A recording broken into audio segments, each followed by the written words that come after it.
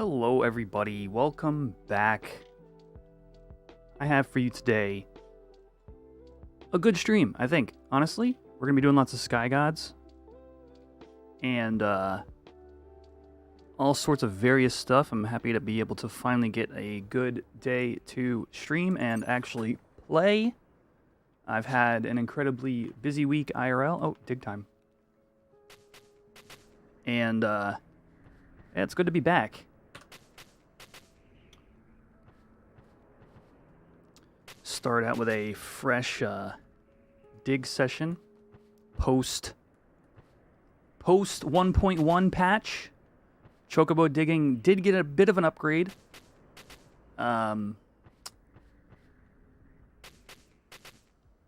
that seriously affects my sort of like workflow at the moment. I typically dig here in the desert. It's got a mix of mats that I like to use for both alchemy and just like guild making purposes, so I like it here. But some of the other zones got an upgrade to their dig pool, and yeah, it's just an exciting patch last night. Yesterday dropped. Lots to talk about, lots to go over, but for now, chocobo digging time.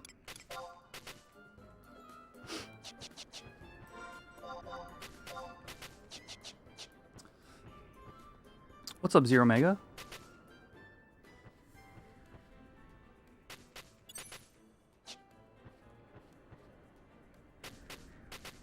Dang, this is pretty good. Shoot! 2 Darksteel ore already? Dang.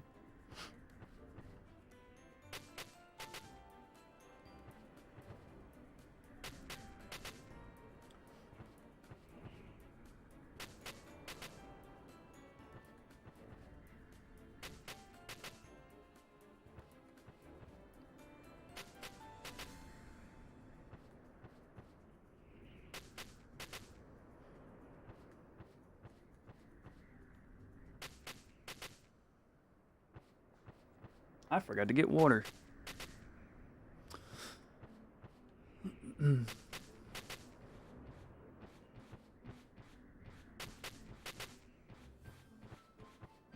Pebble, bone chip, bone chip, bone chip, pebble, bone chip, bone chip. RNG giveth and RNG taketh away.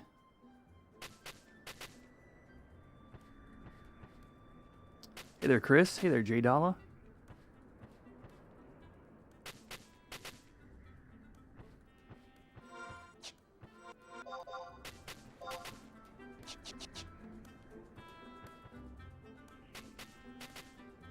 You cannot dig in the exact same spot.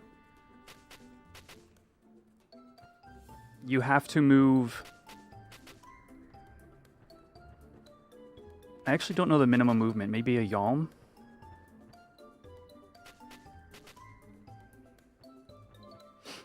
Imagine just pecking in the same area. Like, keep digging there, bird. You'll find something.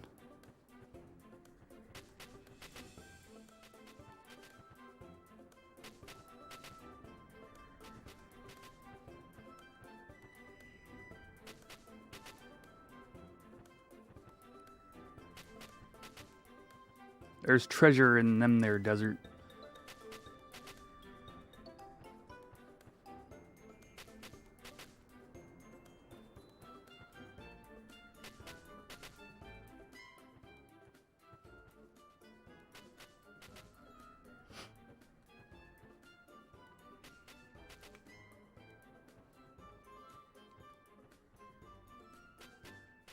And so I've been busy while I've been gone, by the way. Some of you may know that I joined an H&M shell, like, a little over 2 weeks ago now.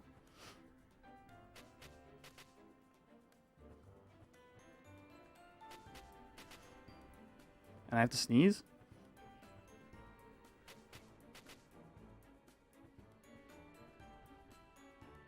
Nope, we're good. And, like, I've been having, like, 12-hour days IRL, and then, like, coming home and between like doing stuff with the new shell and working on the podcast,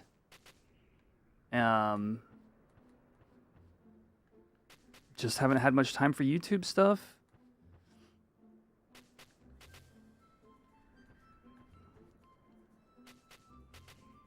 You got rank 6 that night. Oh, sick. Congrats. Yeah, that was fun. The whole garage trip.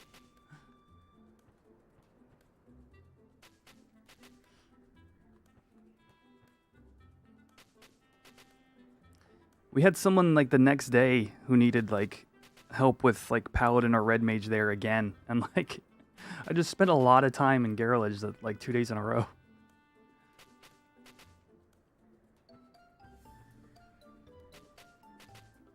Dang, this dig accuracy is good today.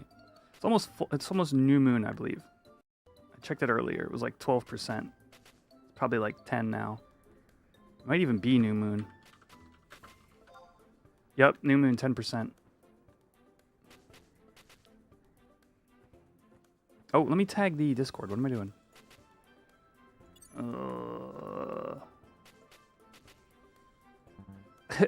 Multitasking. YouTube.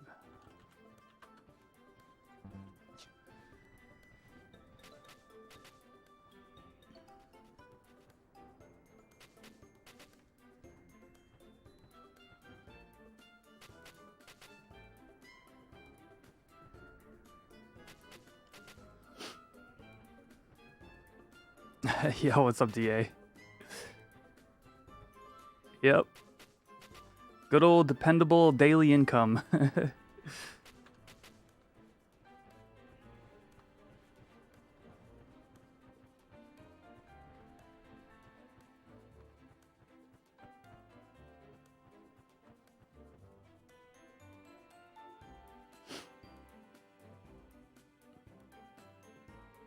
I call it my UBI.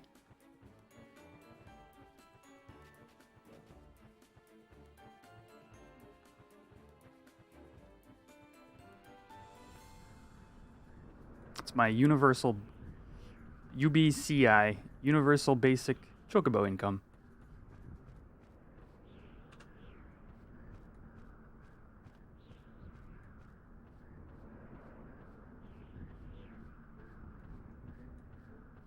Come on.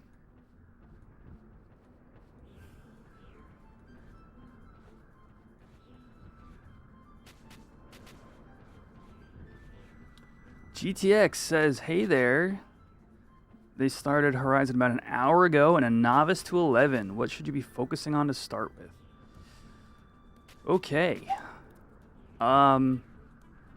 Well, if you missed what the starting NPC said to you, you want to go back to the very place you started and trade your adventurer coupon to the appropriate NPC, and they'll send you on a small string of quests that results in you getting a ring that increases your EXP gain. Has a few charges on it. That's the place to start. That quest, that little quest will eventually have you... Oh, and we're done. Will eventually have you want to go outside and level up to like level 3 or 5 or something like that. And, and that'll get you doing things. Let's see.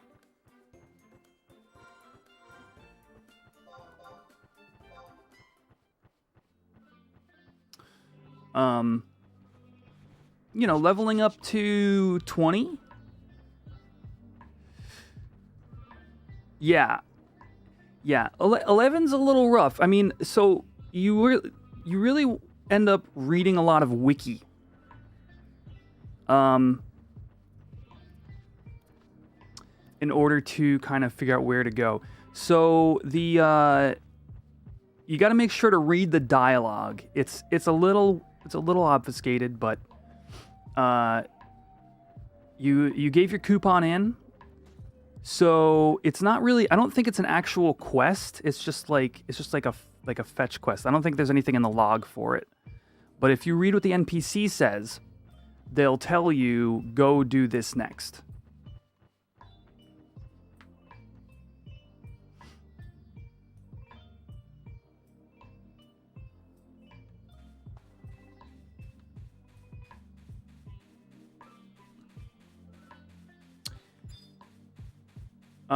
But in terms of like what your normal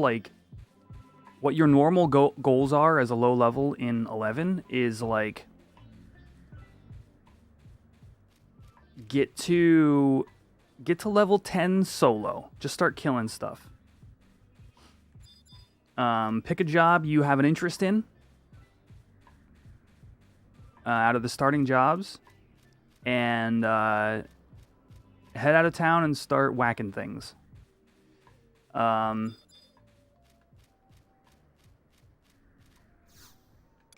Yeah. And don't hesitate to ask the people around you, what you should be doing next. I think that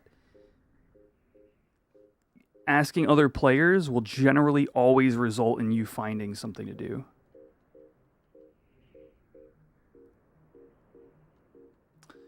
Okay.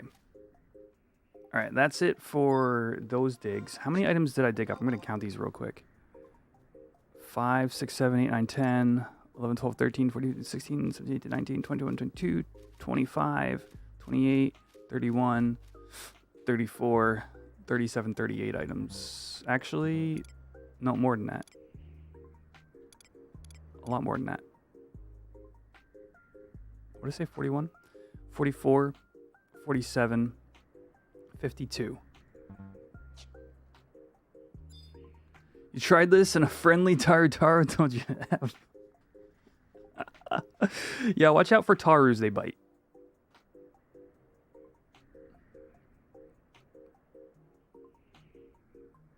So Aaron, you do get your first EXP ring for free. Is the bit of advice that I had brought up. If you trade in your adventurer coupon and then do what the NPC says, it leads you on a small fetch quest that results in your first ring for free. But yes, that ring is an important first step. All right. Yeah, honestly, who like if I were to ask anybody prior to Horizon's release, what happens when you trade in your adventurer coupon? People would be like, oh, I don't know, you get 10 gil, right? I don't even know. Honestly, in retail, I can't even tell you if anything happens after that. But in Horizon, there's a small fetch quest that results in you getting your first EXP ring. And somebody had to point it out to me back in the early days of the server.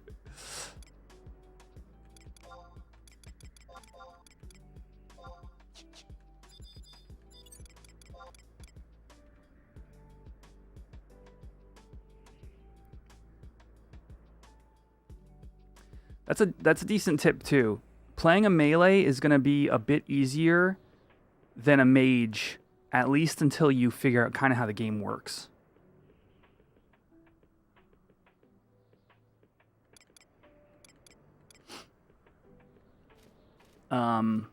Mages require gil for spells.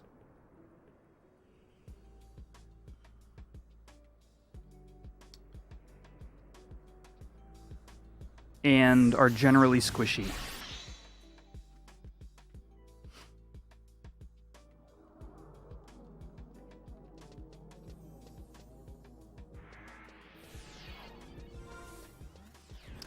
Okay, time to go do guild points.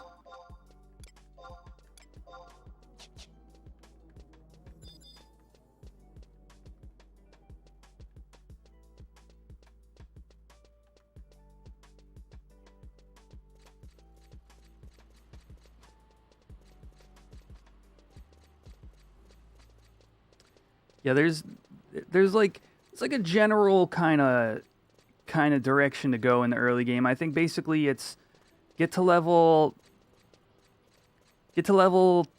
10 solo, killing whatever you want. You can literally kill the level 1 mobs until level 10.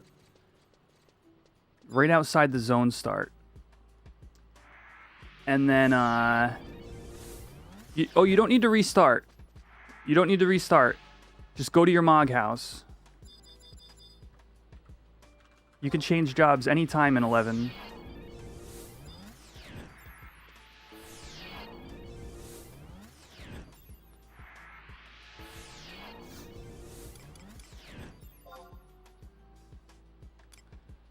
I need some place owned by Bastock. Okay.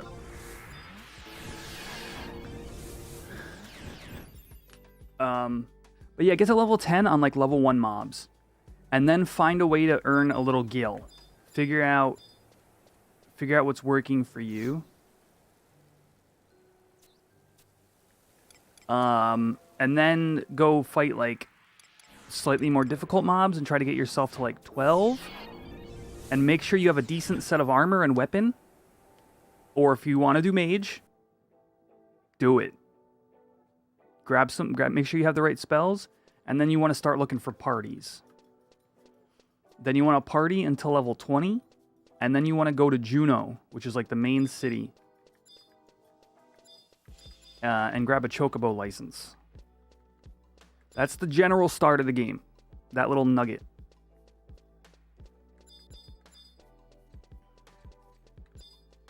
What's up, Terrafim?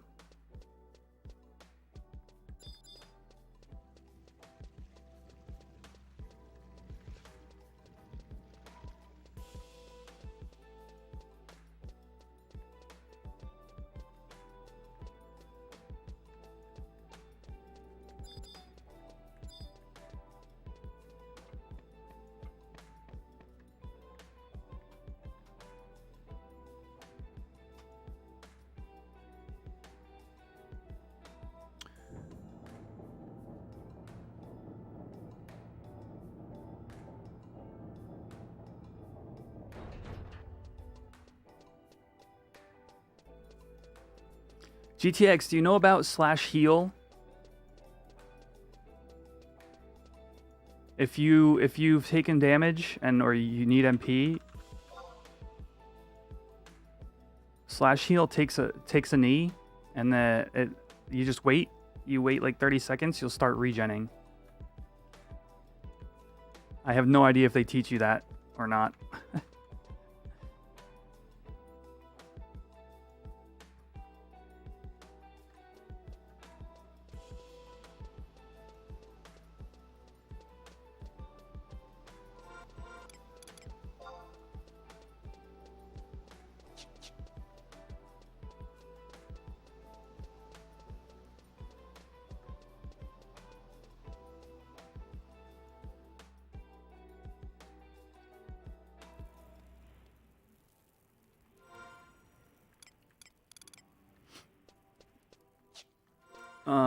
All right, I'm gonna make.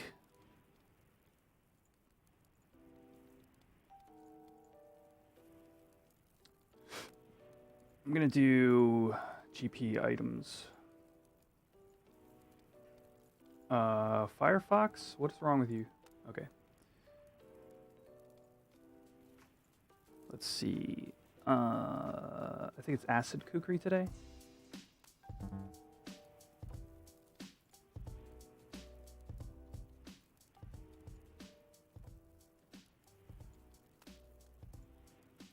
Yeah. Acid kukri. Water crystal, animal glue, vitriol, mithril kukri.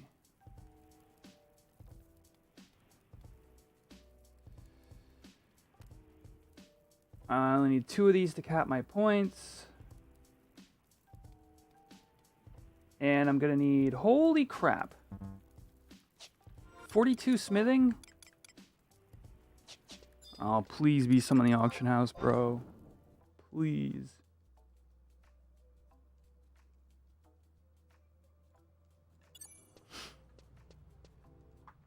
All right.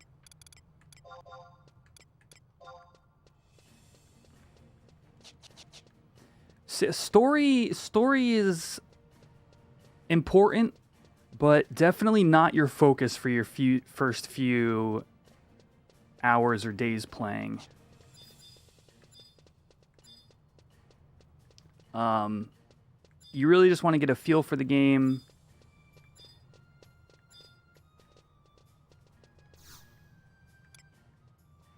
Let's see, bid, weapons, daggers.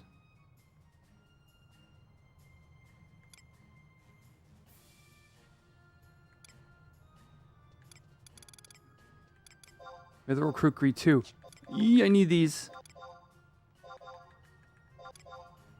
Whew. Okay. Alright. Grab some vitriol. And there's 2. My lucky day.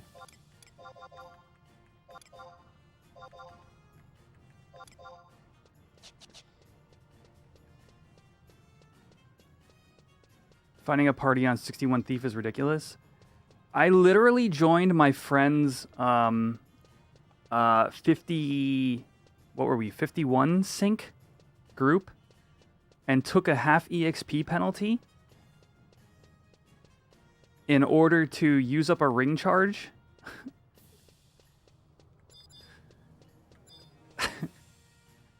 And get some EXP on my thief. I've had no luck getting parties.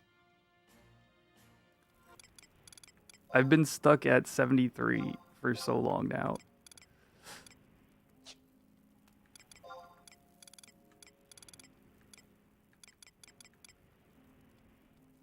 Let's see, actually, I think I have. Yeah.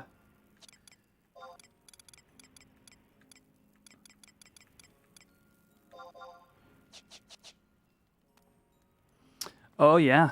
I got a full grip of them. They're through with their first feed. But I basically grew cuttings into saplings, and then I used my gill to buy the rest of the saplings, and I have a full clutch of 30, so good luck me.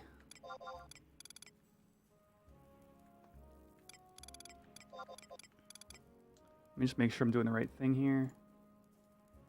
Acid kukri. Vitriol, mithril, water crystal, yep.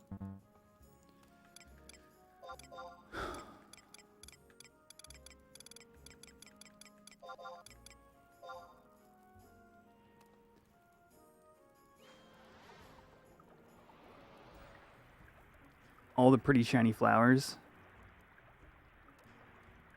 I could do a short on that, yeah. No! Oh! These ingredients are hard to come by. Is there a subcraft on this?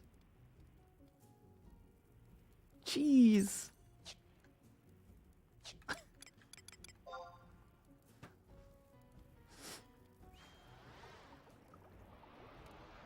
Yeah.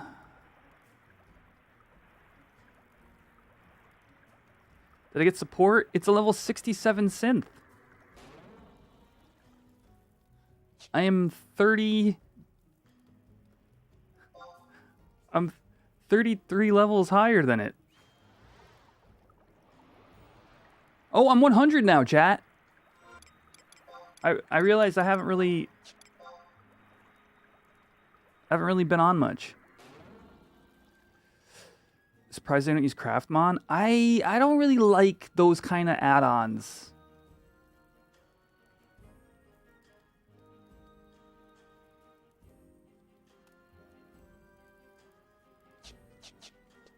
I like to wait for my results. I don't like to instantly know what the results are. It makes it feel just makes it feel dirty.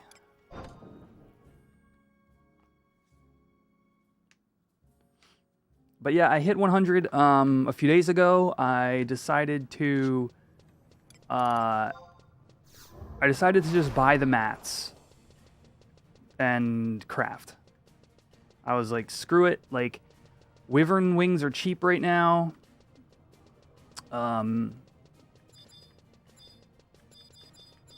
Ahriman wings were moderately priced, so I was like, screw it. I'm going to put in the extra work. I'm put in the extra gil and just make it happen. See, the thing is, the end result sells for 5K, but the synth itself, like 3 or 4 weeks ago, was like 30K per synth. So a loss of like 25K, and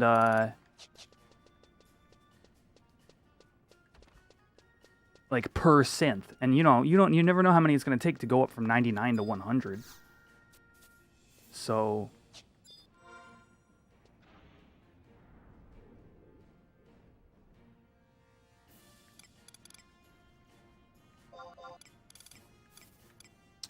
I figured let's just do it while it's cheap.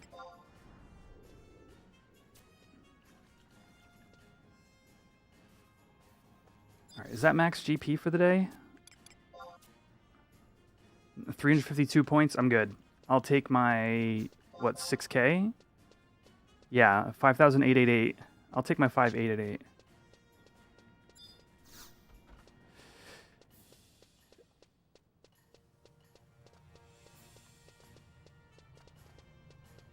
Make a beast party with 1 thief. I mean, I guess I probably should just make my own party, but like every time I go to make my own party, I'll look at everybody INV and it'll be, you know, maybe 1 support, 0 tanks. Like it's just like I've just been having bad luck with it, I think. What's up, Wasteland?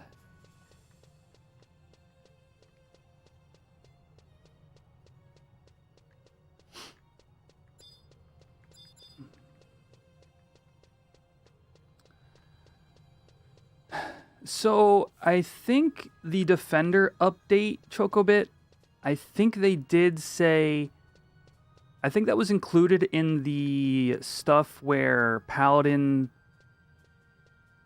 The issue is, later on, Paladin will become practically unkillable. And that's why that buff had to go. They said that like future additions to Paladin will make them have to remove it anyway. So they removed it now to get the band-aid off. So like right now is a bad example of usefulness. Because right now it was good. But they had said that because of future patches and future plans, they're going to have to take it away anyway.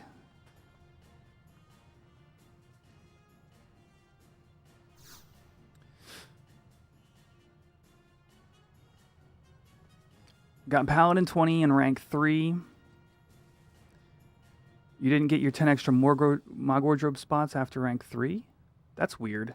I mean, maybe you're experiencing the glitch that they're working on. Did you turn in your rank 3?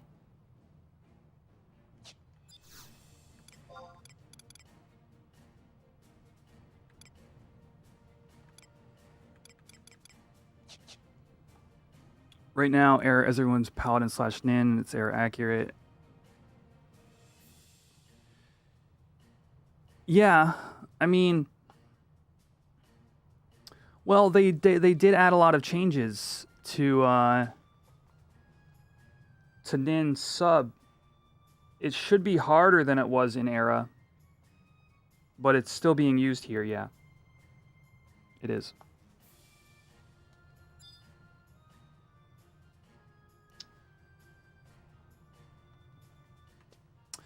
Let's see. Did my GP, did my digs. We're waiting. It's going to be a little bit before we get to Sky stuff. So we are going to go over the patch notes for 1.1 here, here on this stream. As well as my podcast chat. Have you all subscribed? Either Apple Podcasts, Spotify, or right here on YouTube. We had our 2nd episode released this week. It is a Horizon Final Fantasy XI podcast.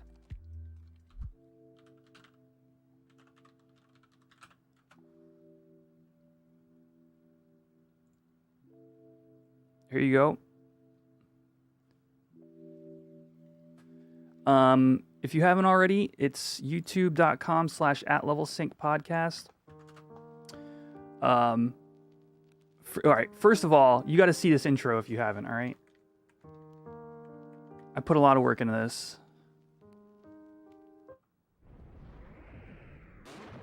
All right. You ready for this, chat? If you haven't seen this, welcome. Caladrius, and I'm... Oh.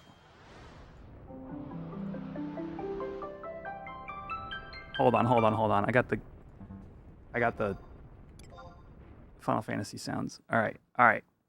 Check it out, chat. We're super proud of the cast, and I bring it up because we're going to be doing a patch 1.1 episode. We're going to be recording on Tuesday. I'm not sure when it's going up exactly. We haven't come across the regular release schedule yet, but yeah. Anyway, if you haven't already subscribed, it's linked in the in chat right now. But here you go.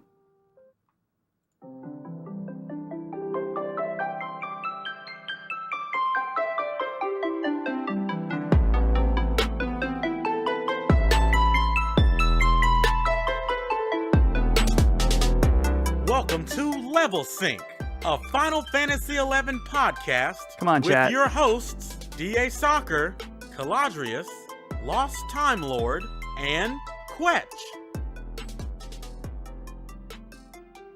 And welcome everybody to the second episode of Level Sync podcast. All right, that's your teaser, all right? If you haven't already subscribed to the podcast, please do so.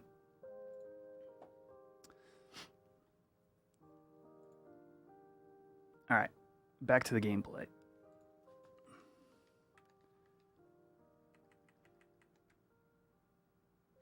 Yeah, that remix is courtesy of Space Roast, the absolute legend.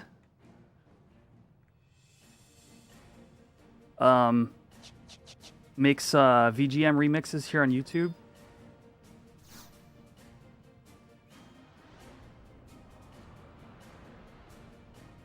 Yeah, that's exactly how you described it.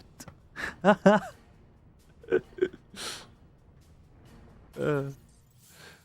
right, so crafting, digging. We got a little bit of time before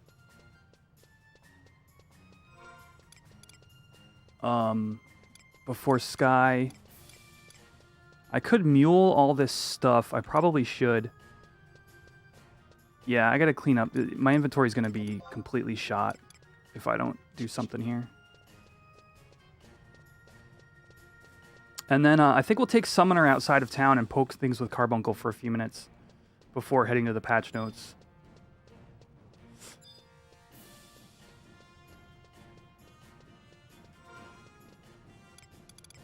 I think I already have my D-box full. Yeah, not exactly. Actually, let me do this.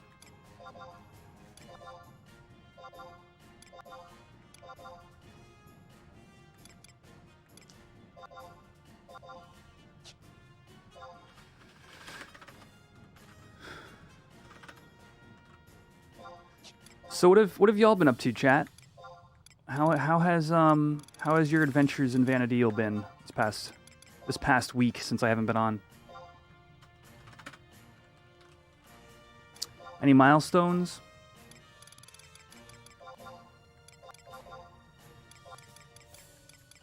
Chocobit, did you pick a second job yet?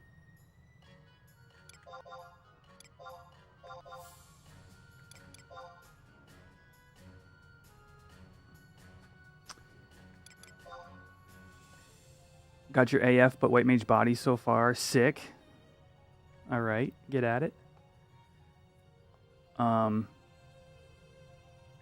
Surprised I haven't done at least 74 from sky farming.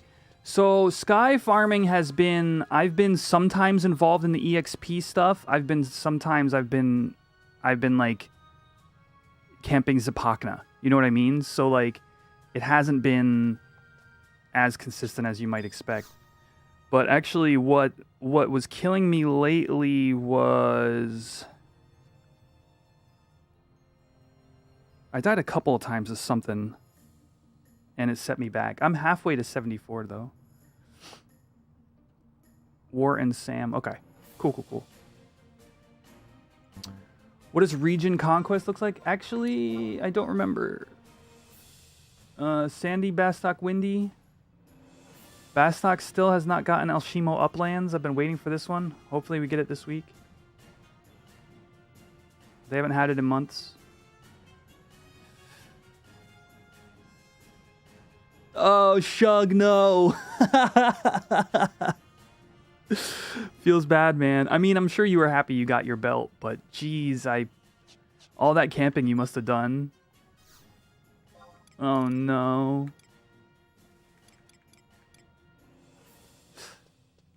All right. I got a mule, so we're shutting down. War to 37 to 46, Sam to 1 to 33. Oh, yeah, okay. So you're making progress then. Sick.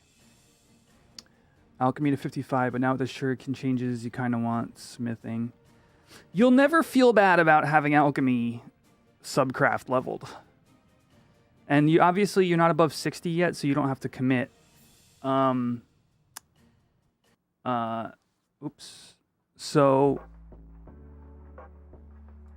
it's not too late to pivot. Battle Royale, there's gonna be 4 of us. Now get ready for a battle royale.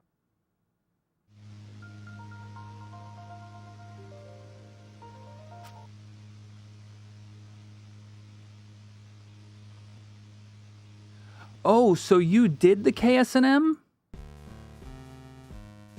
to get your brown belt item with the old drop rate.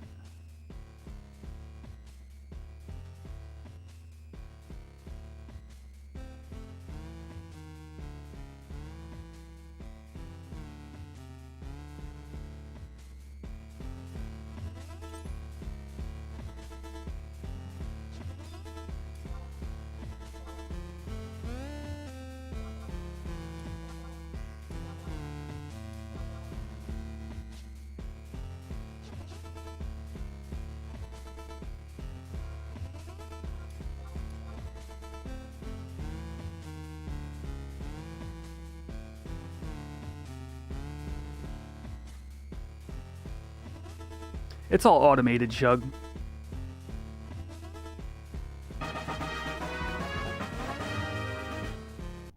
Boko whipped all y'all. Myself included.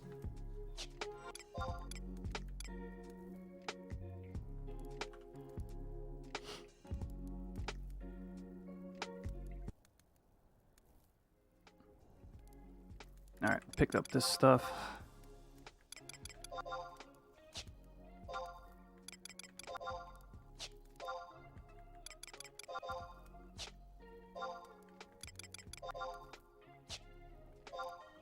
You saw you were holding everybody up. That's funny.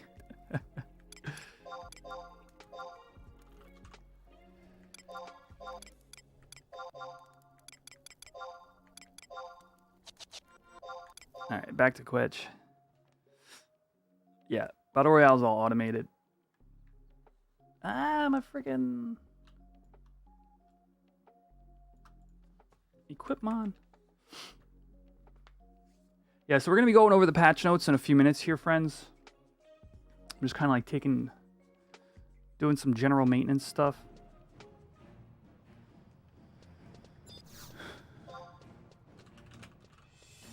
Ah, caps. But in this screen, you can do this. Exclamation attack.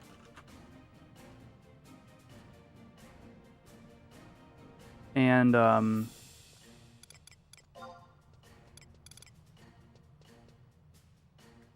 You'll punt somebody.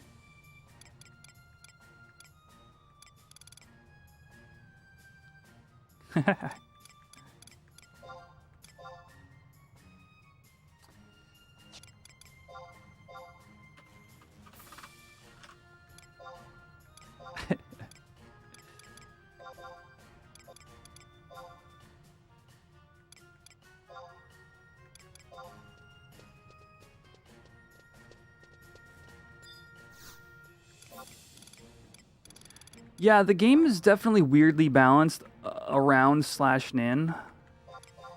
And I mean, to their point, you know, to sort of like the original kind of impetus for the changes was we understand that /nin is part of what the game is balanced around, and we just want to make it not so prevalent.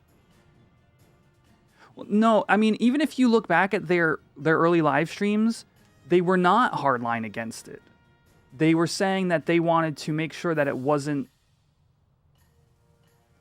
so prevalent. I mean, I believe I'm even quoting Eric when I say the game is in some ways balanced around having shadows as a subjob. So they wanted to make it not so easy to perform well. And I'm not sure that is completely right. As a crutch, they wanted to make it less easy to maintain. Like, and the reality of it is, so I know in Era, I remember back in Era, sometimes Utsu ni on subjob was enough to keep your shadows up. I haven't gotten to use it yet because I'm still 73, but I'm pretty sure that you're going to need to be weaving Ichi more than you would have done in Era simply because of recast timers.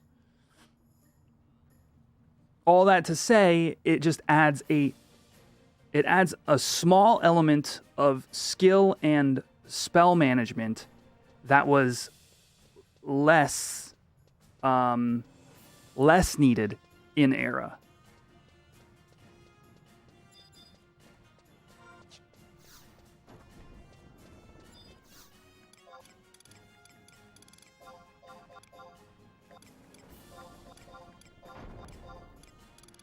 All right, I think that's enough prep for now. We're getting close to another dig. Do I do that? Do I go ahead and do that, knock that out? I really want to smack stuff with Carbuncle, so I think I'll put that off.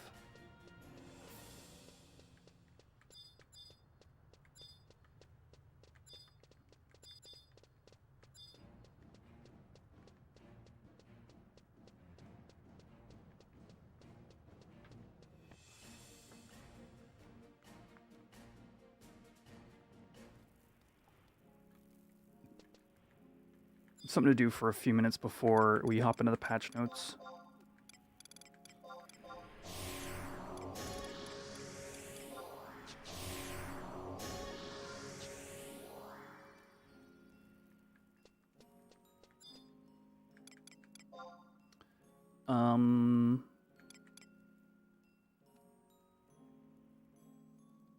Which is a good one? Port?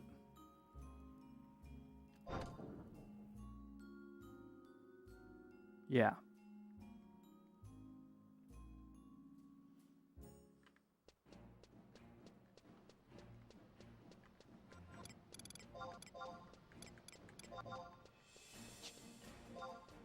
Did I throw out my Mithra gear? Yeah, I did. Ooh.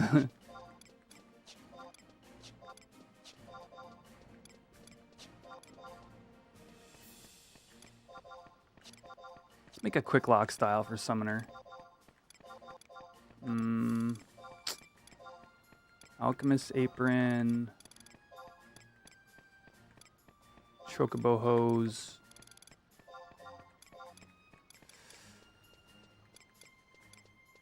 Chocobo Boots. Chocobo Gloves.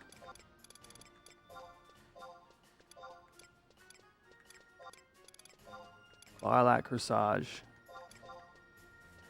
There we go.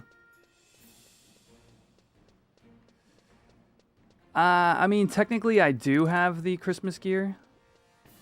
What level am I on Summoner, Brian? Level 2.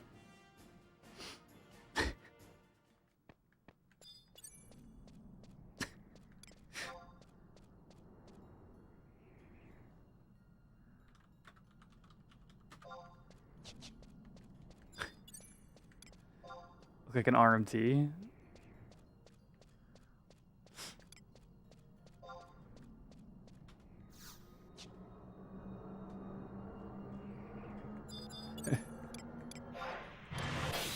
Whoa.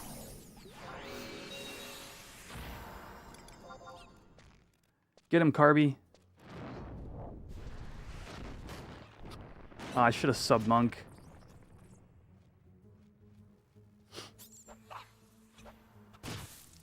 Oh, there you go. Some, you know, even just some orange juice right now would go a real long way. Signet! Alright. Hold on. I came out here prematurely.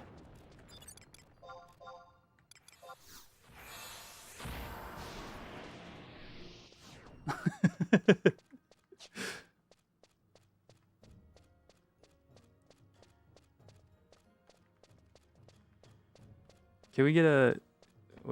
What is the emote? Is it just Signet? I forget.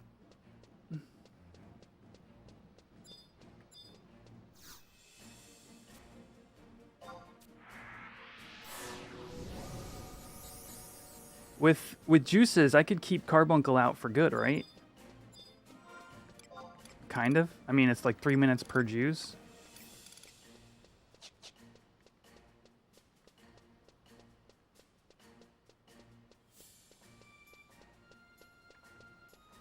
Until level 10.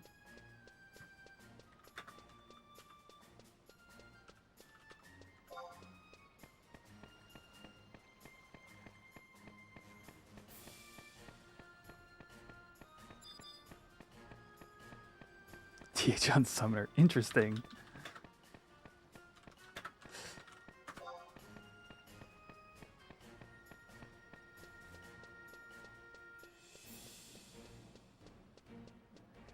Yeah.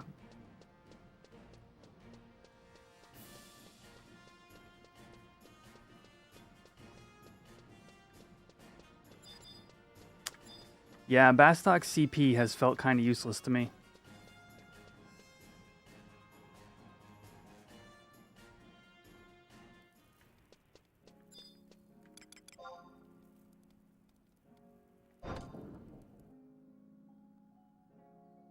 We'll just pick up some juices here and then go out and from the mines.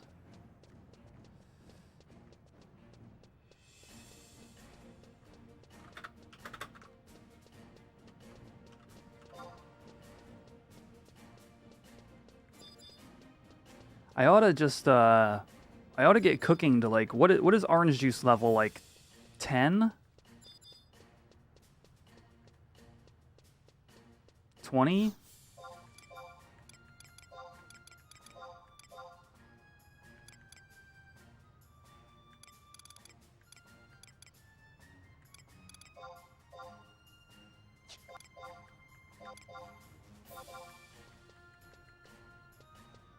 It's 10 and then apple juice is 20. Okay. This is 1 minute and 30 seconds.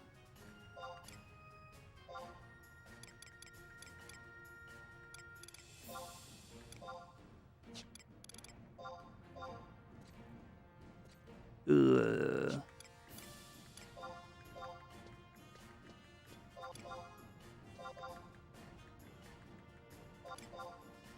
I'll spend like 10 minutes EXPing or whatever. Pineapple juice is 3 minutes? Okay. On the next run, I'll use pineapple then. That makes more sense.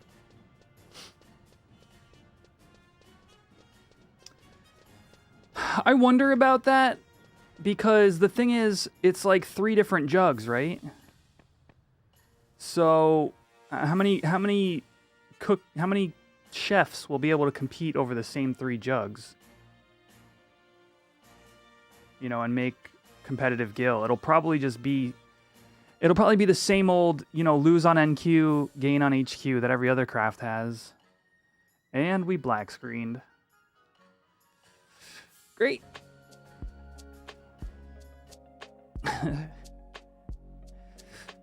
For those of you who don't know, channel memberships are $2.99 a month. It's cheaper than a Twitch sub, but you get a chocobo next to your name, access to all of my emotes, as well as your own custom Final Fantasy XI themed avatar on screen during my live streams. And you support the future of Final Fantasy XI content here on YouTube and on this channel. Channel memberships. Avatar stuff. Also, there's mini games for the avatars, so super fun.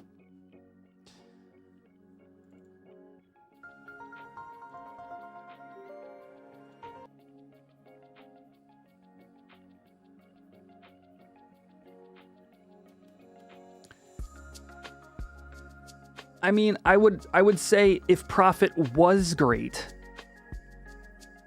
how good is it going to be now? Because so what's going to happen is the demand is going to go up. So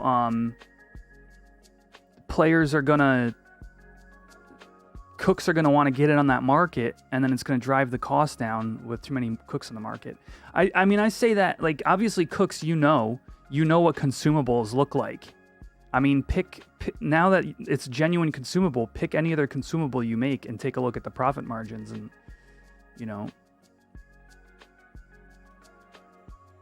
I would just think that. No, we're going to be going over the notes here in a minute, Terrafim. Hey! Thank you for the re-membership, Terrafim. All right.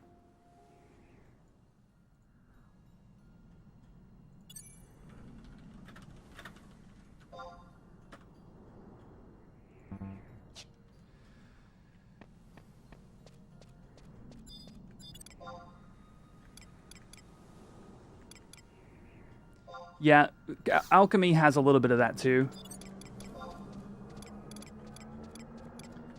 It can be aggravating some days, and then some days it's fun because you find an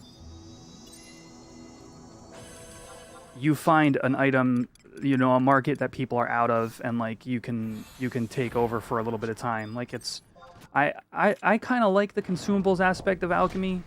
I don't know if I could full time it like a cook does. But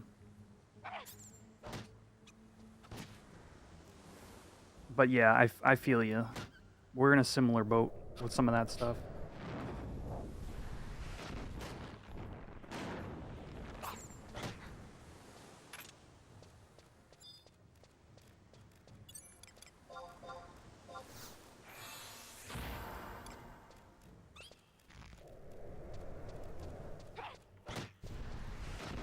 Carbuncle's basically a tank for me. Get him, little buddy.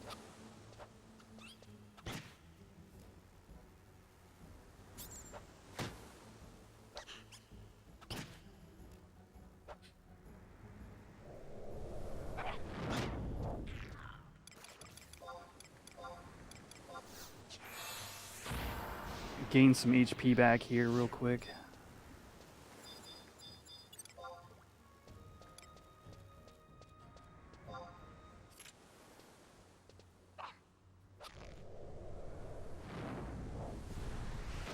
I've made a grave mistake. Did I get my other avatars for skill ups? No, we're gonna do that, I think, on Tuesday. It depends. I want to do like all the summons on one stream, except for Leviathan, who I already have.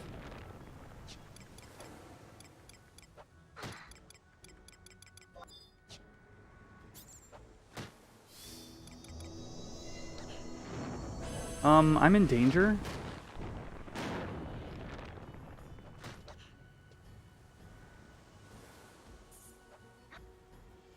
If it goes to cast stone on me again, I might... Okay.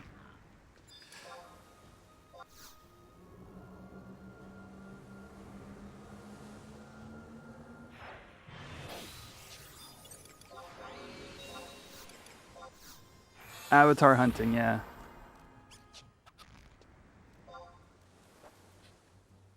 You can't heal while you have an avatar summoned? Jeez.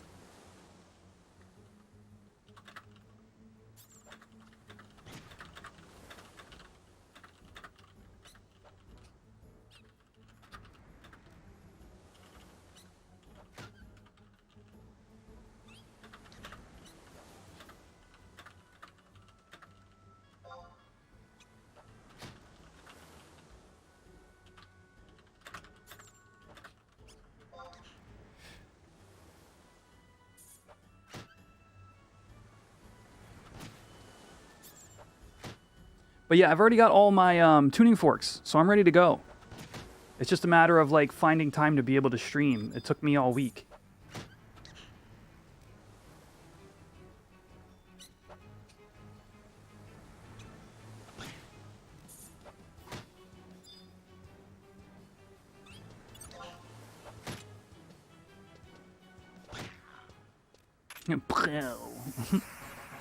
Hey, MP refill. All right.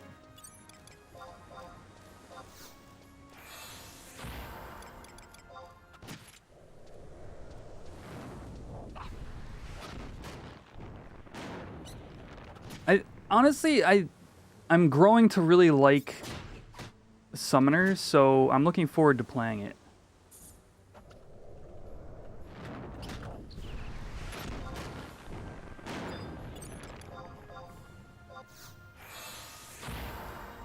Like this, just like the pet job. I never really gave it the time of day. Like in retail especially, the thing is, I knew pet jobs needed their own special sets of gear. So it was like, okay, I don't want to have to deal with more gear, so I'm not even going to think about it.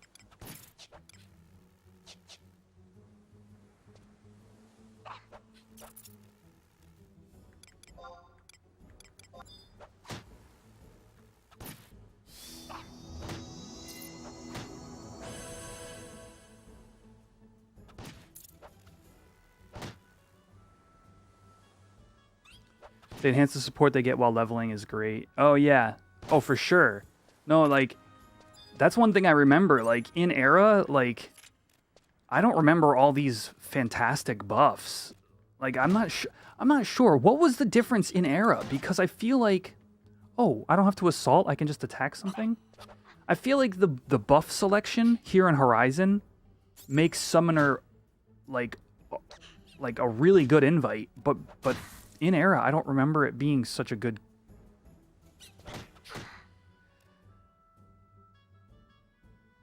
Eraseka and Refresh. Now, Refreshka, yes, that's a really good point. You can't deny how good an AoE refresh is.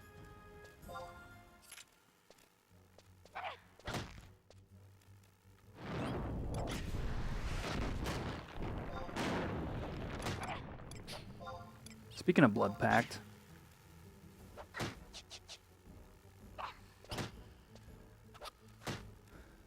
yeah, Blood Pact damage. Now, don't get me wrong. I, of course, have my eyes on being able to do good endgame damage with Summoner.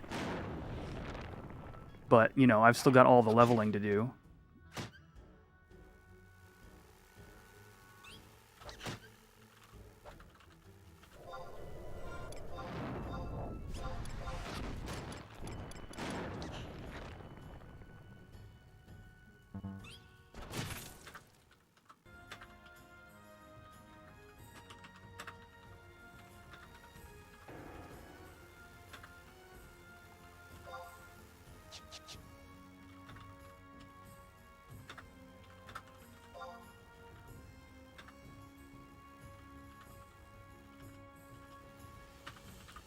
One sec, chat.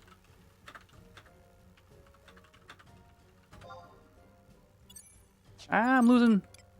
Goodbye, Carby.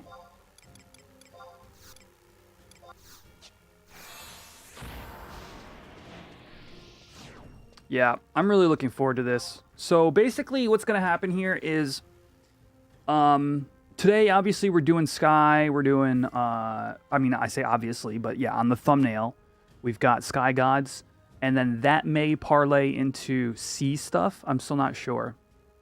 And then depending upon how long that takes, we'll determine like if we're gonna do like some summoner leveling or maybe try to get a thief party together to try to hit 74. But basically, I'm gonna be streaming a summoner run to 75 over the next few weeks.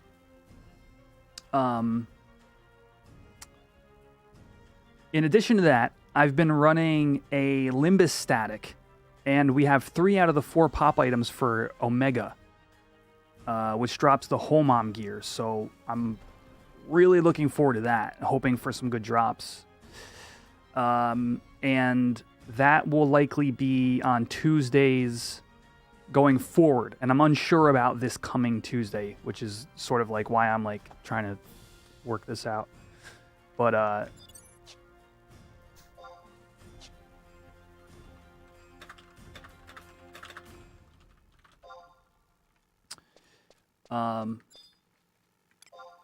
anyway, obviously I still want to hit 75 on Thief, like ASAP.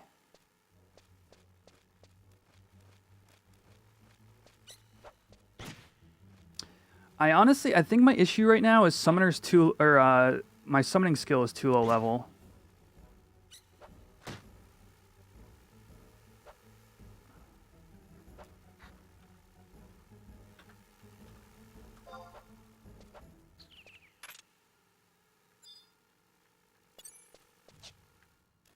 How,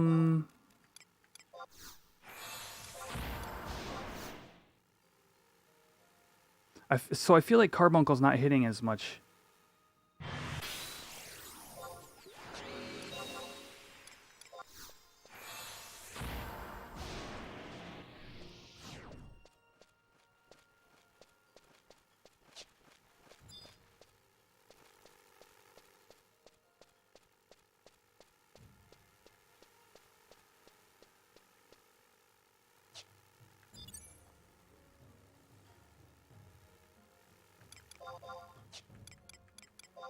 Let's see.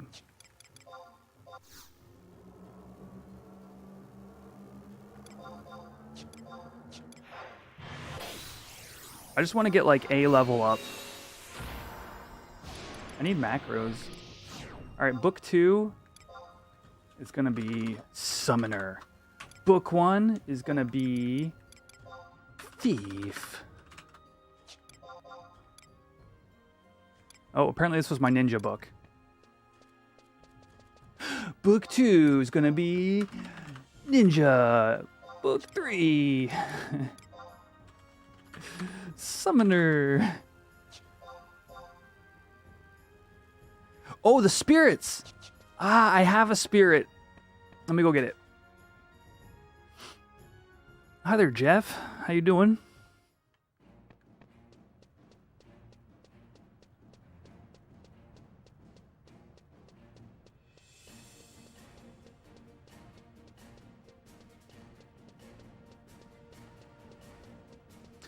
I feel like Carby should be stronger right now.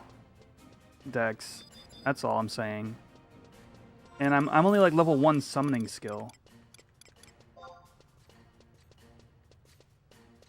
And it just like seems too low. Summoner, yeah. I'm having fun.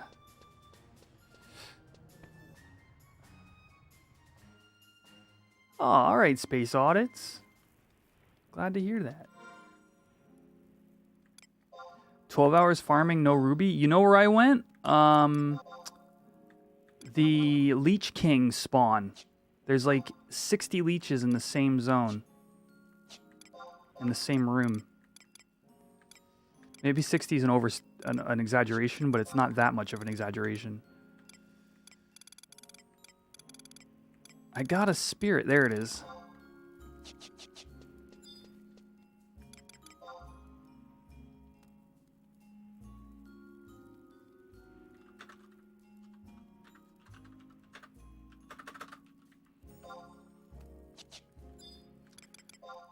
Bastock mines.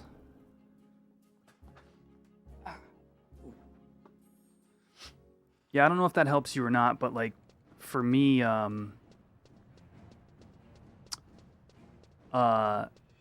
it was a density issue. I couldn't find enough leeches, so that room was like really good.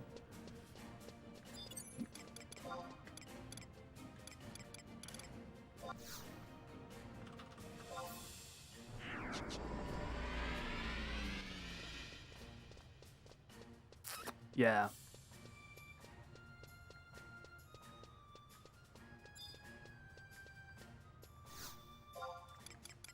Bid, scrolls, summoning. 4K, 2K. Let's try 1K. 1.5? 1.8. Hey, alright. 200 gil. I'll take it.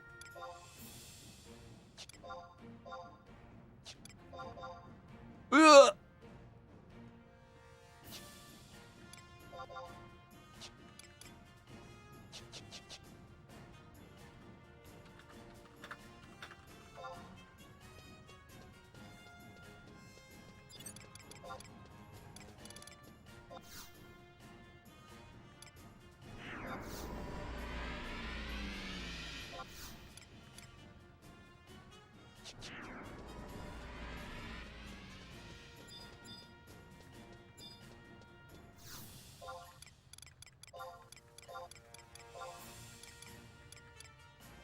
Pineapple juice.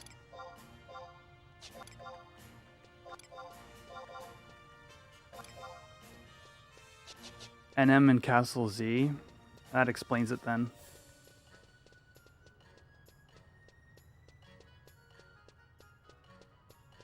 Yeah, I had TH on mine, Minx.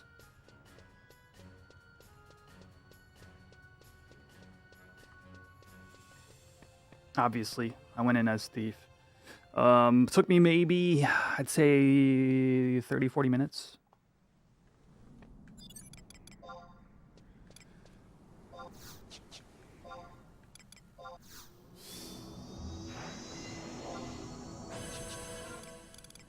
Macro. Release /JA.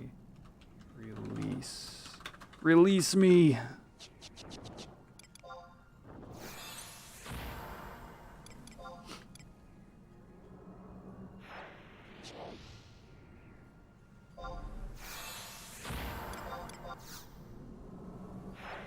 I just want to get like a reasonable level. Because right now I'm horribly underleveled.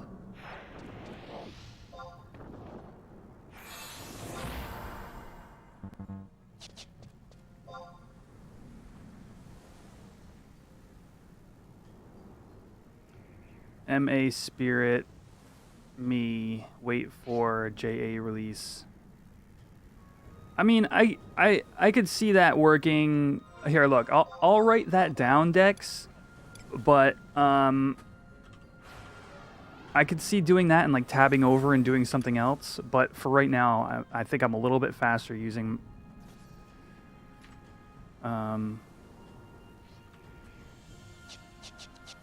just doing it manually.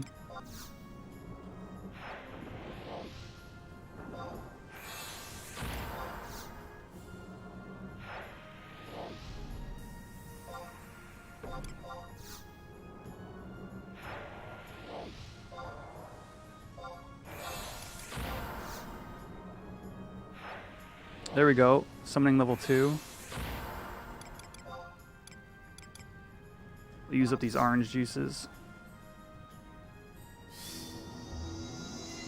That was just to get claims? Yeah, claims out there were a real pain. Which is why I moved to the other spot. Is it Fire Spirit? Me. Wait for /JA.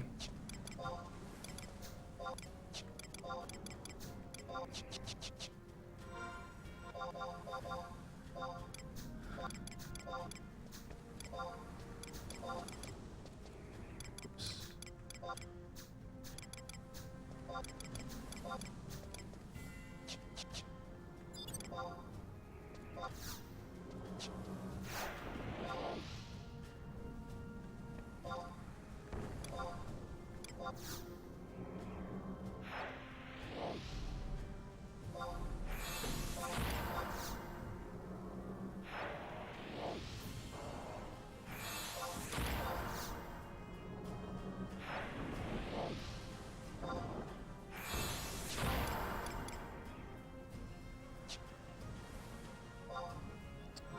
All right.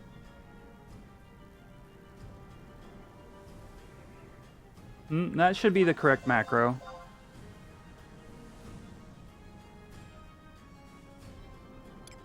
This should work. Although, obviously, Fire Spirit, Thunder Spirit, Earth Spirit.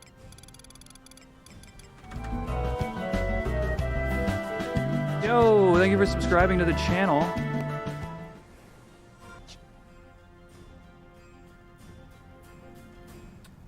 Chris.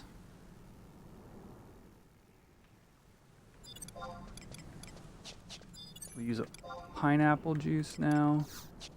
That'll last nice and long.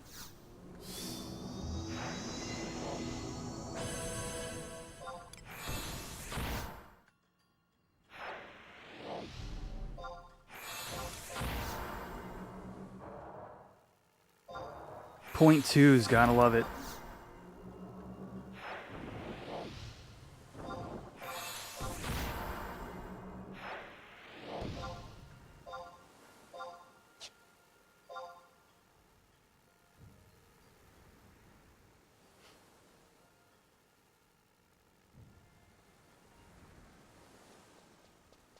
All right, I'm gonna cap my skill because we can't be far. It must be like 7.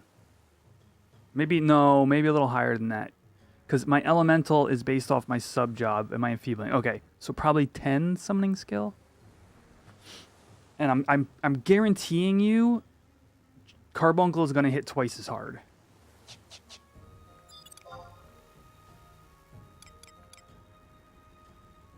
Level +1 times 3. So like 18, really? It's that high?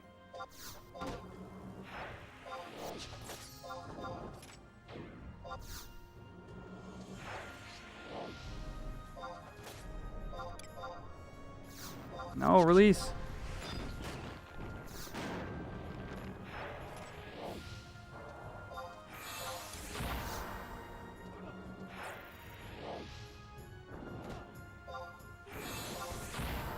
I feel like summons... Alright, here's my question.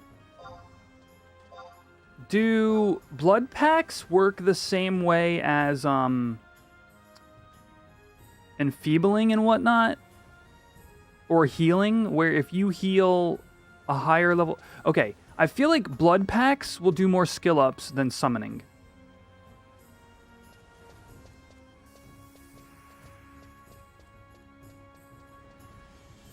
Like, because you're using it on a target.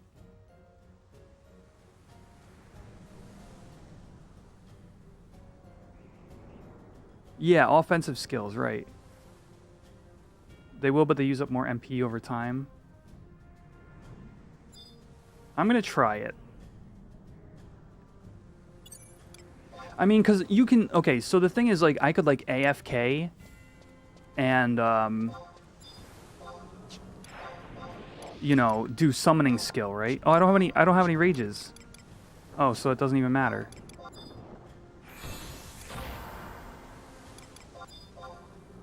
But what about, like...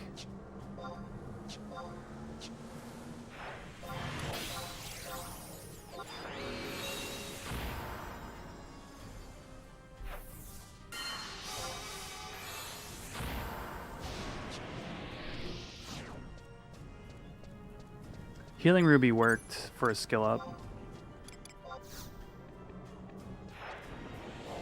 They cast spells based on how much perp they've taken from you? Really? Is that how a spirit works?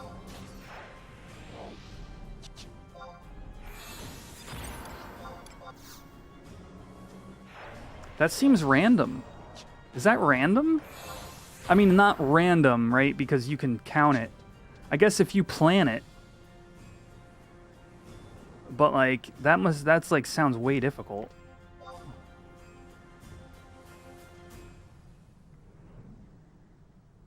I don't know about all that.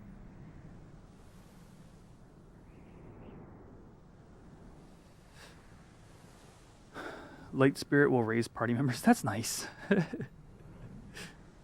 Especially at low levels.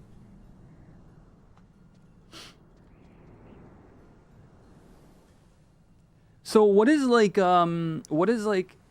chat, this is like beginner summoner stream, okay? We're taking a little bit of time to just like touch on the basics, okay?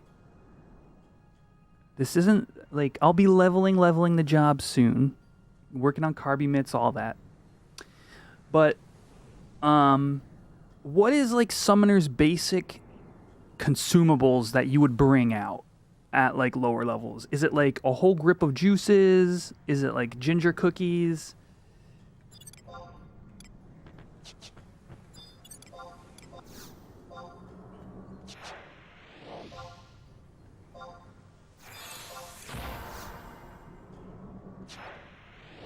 It is cookies and juices. That makes the most sense to me.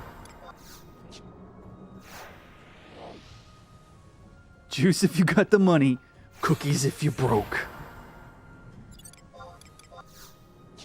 Just like IRL.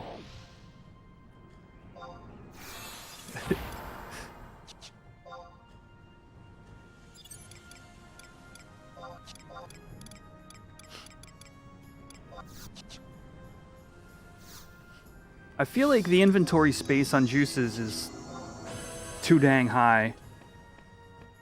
So maybe I like get cooking to 10 and just bring out ingredients and just synth my own juices in between pulls or something.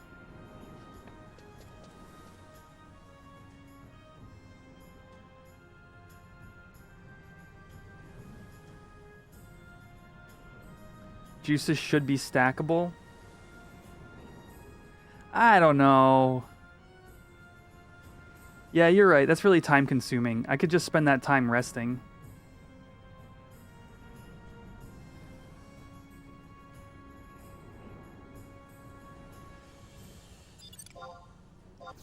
It'll go quicker if I just level up a few times. Is that because of my MP pool?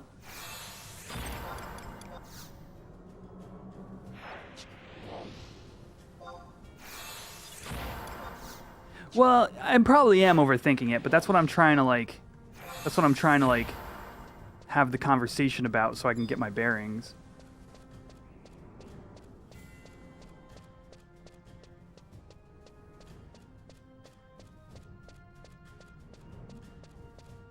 Yo, Findo.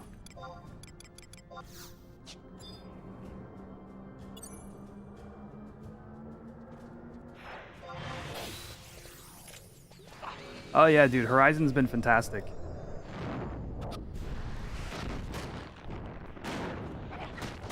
There's a lot of things I like about Era 11 that I didn't realize I missed so badly in retail.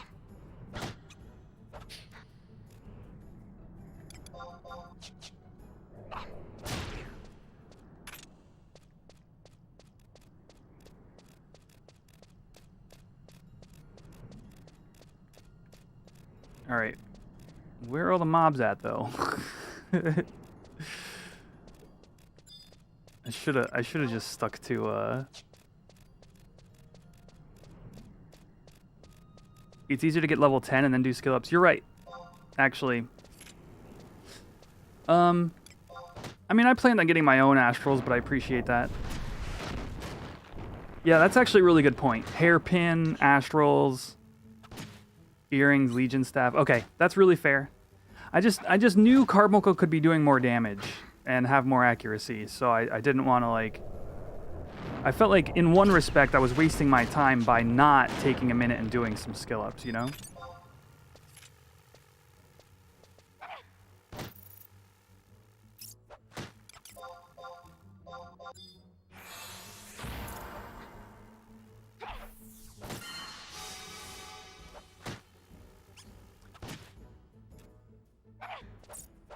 Get the shepherd's gear. That's gonna require beastman seals, my guy.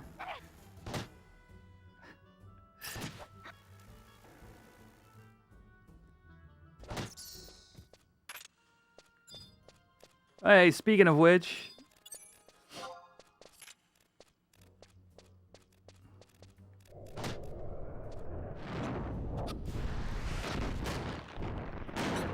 yeah.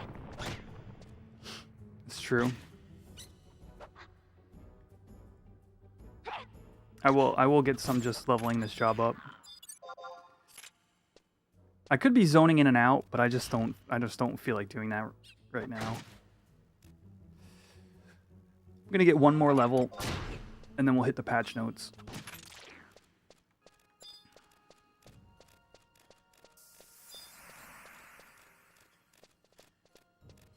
You won't be able to play much over the next few weeks. Oh yeah, aren't you going somewhere, Dex?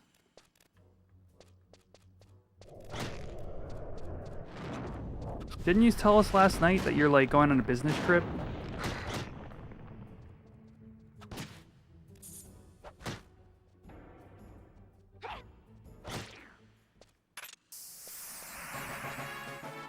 All right. Good job, Carby. Does Carby dance?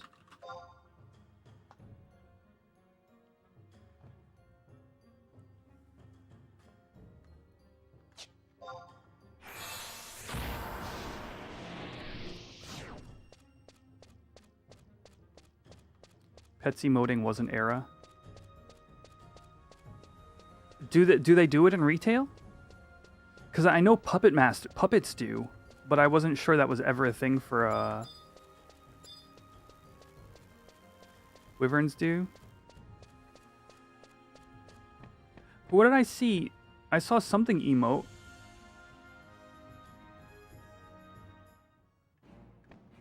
I seen sheep. I seen sheep doing backflips, so I don't know. Oh, that's what it was. I seen Beast Pets emote.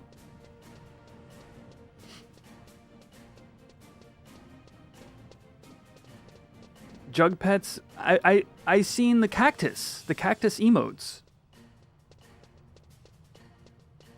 That's a fact though. Avatars are way more smug.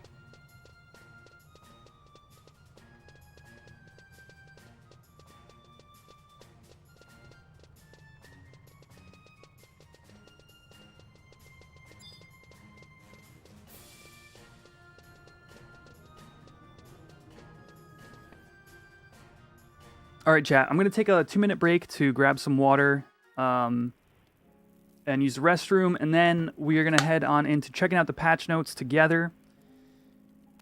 Yeah, so hold tight.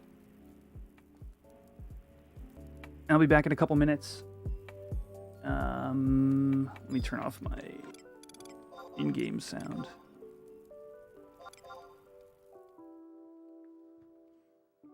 All right, I'm going to run Yojimbo for you while I'm away, too. So here you go. For those of you who are channel members, you know what to do. Type left or right in the chat when the gong strikes. Good luck, everybody. Did that work? It didn't work. There we go.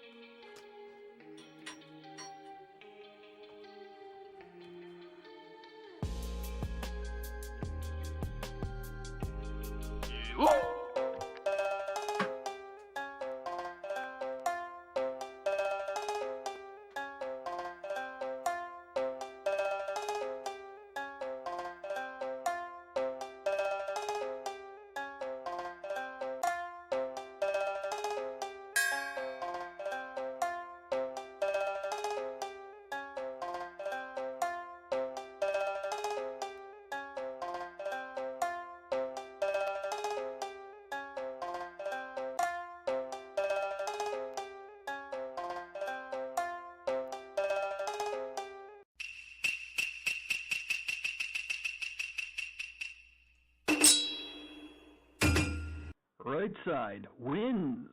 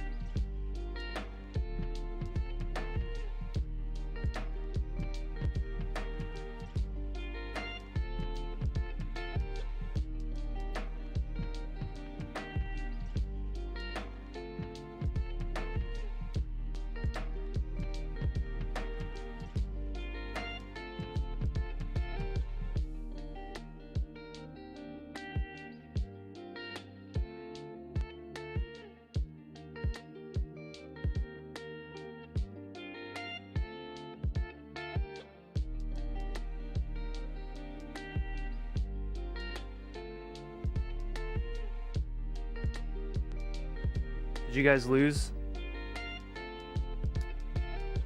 Team left. Congrats. I decided to make a burrito before we get started.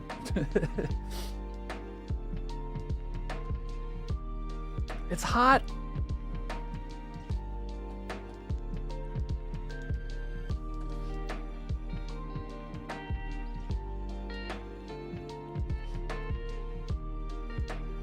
Hot.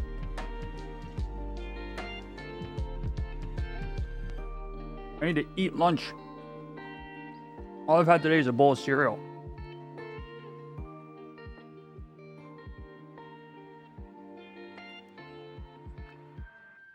Let's do a battle royale.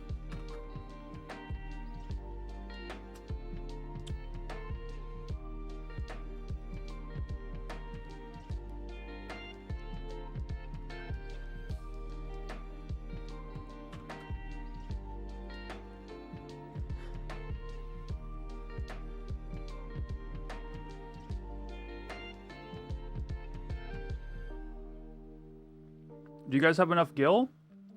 Why is it not working? Now get ready for a battle royale.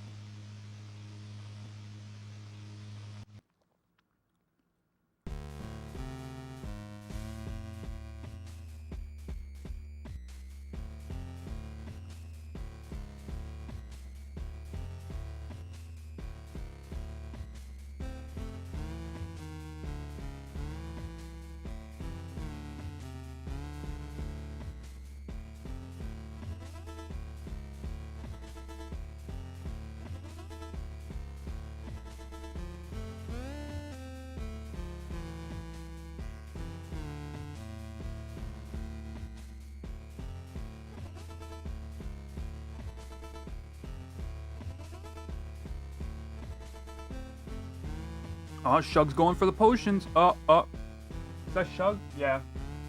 Oh, I'm going for the potion. That's GG, right?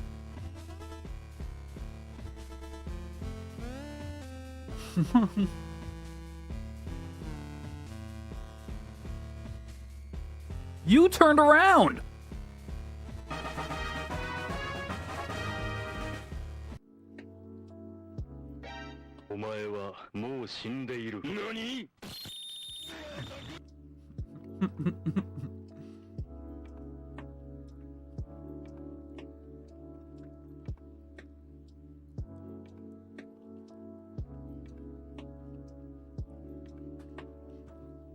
Alright, let me pull up the patch notes while I finish my burrito.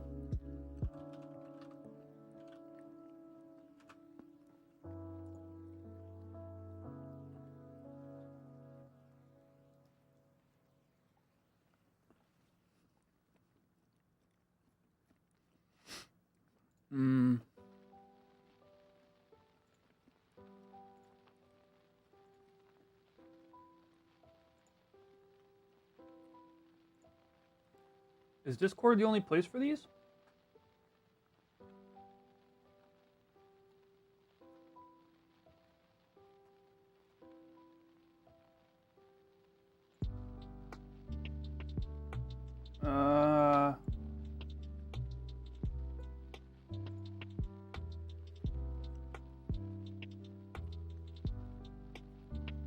Oh, there's so much notes.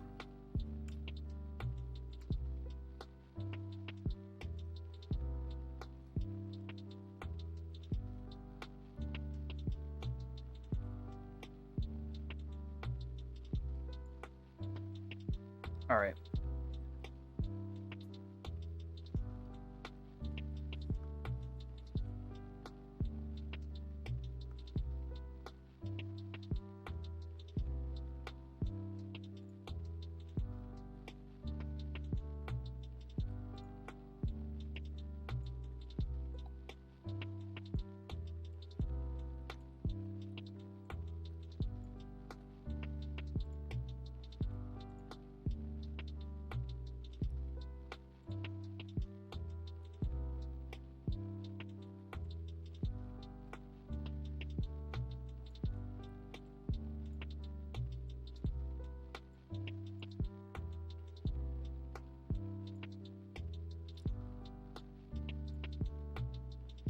That's basically good.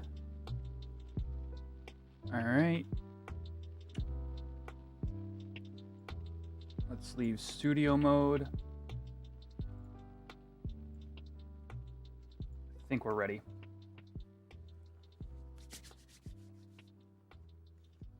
All right, Chocobit, take care.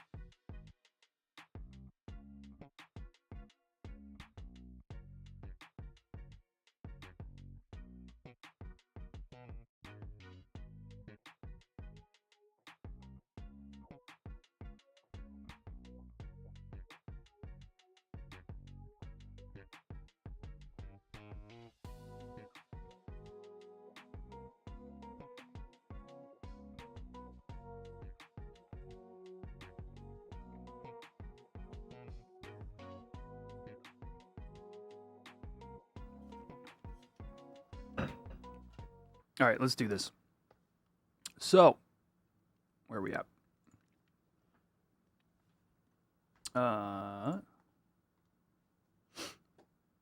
Patch notes are pulled up. Okay, so here we have the patch notes for Horizons patch 1.1, the first major patch since release in December. There's a lot of stuff in here that I think is really good, some of which I had mentioned on last week's or this week's episode of our podcast. If you haven't seen that, it'll be linked in the description of this video down below. It's not currently linked in the live stream, but basically it's Level Sync Podcast, the YouTube channel. And so some of which is things I was interested in changes being made, some of which kind of caught me off guard, and some things are sort of maybe missing that players wanted, and some things the devs have told us are in the works. But we're going to take a look today at what exactly has been released and just talk through it.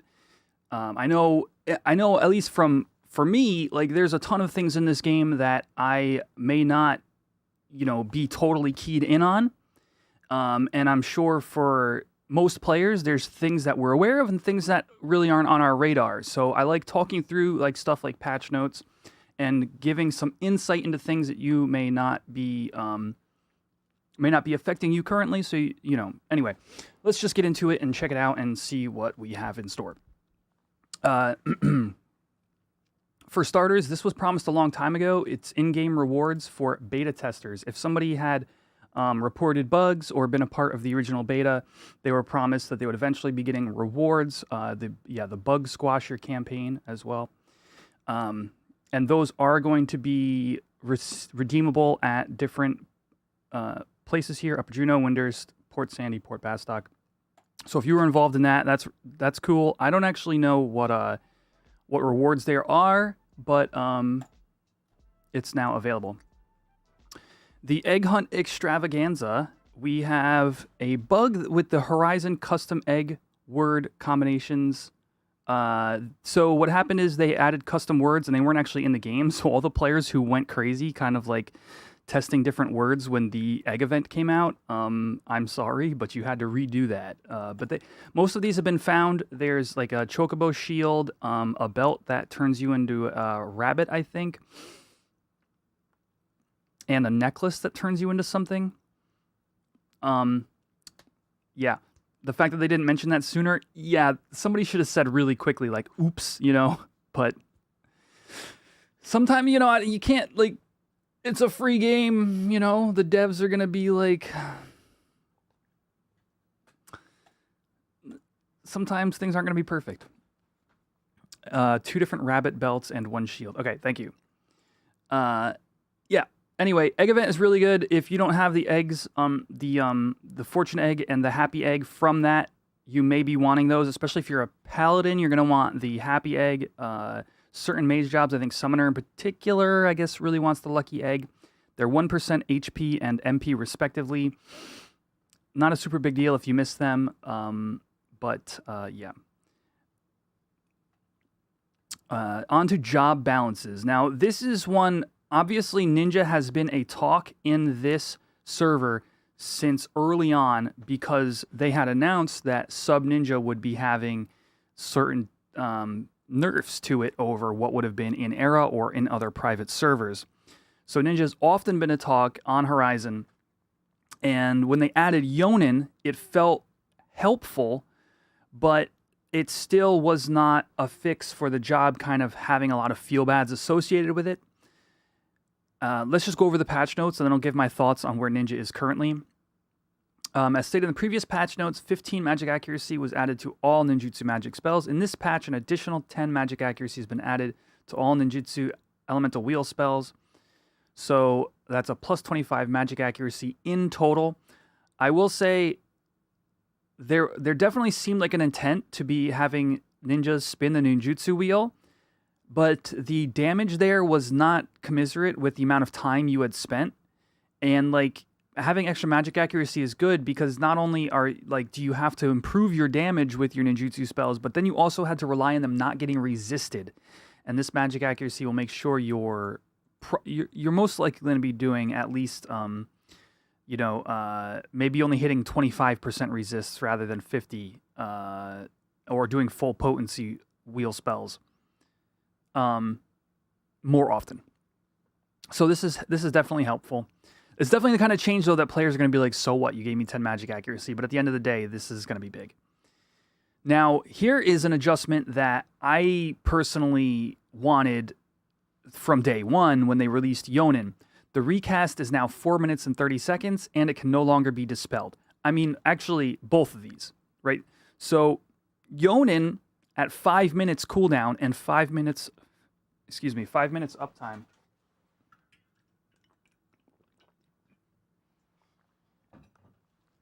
5 minutes cooldown and 5 minutes uptime meant that it would be down for X amount of time before you could put it back up again. Whether that's 1 second and then you instantly put up Yonin again because you're on top of it, or more than that because you're too busy recasting your shadows. It just had these, like, you just feel weird when it's down. You want to have it up full time if you're planning on using it. Now you have a 30-second window where you can reuse Yonin, and it'll refresh the timer on the uptime. Excellent change, the perfect kind of change you want to have. And then Yonin being dispelled was really annoying.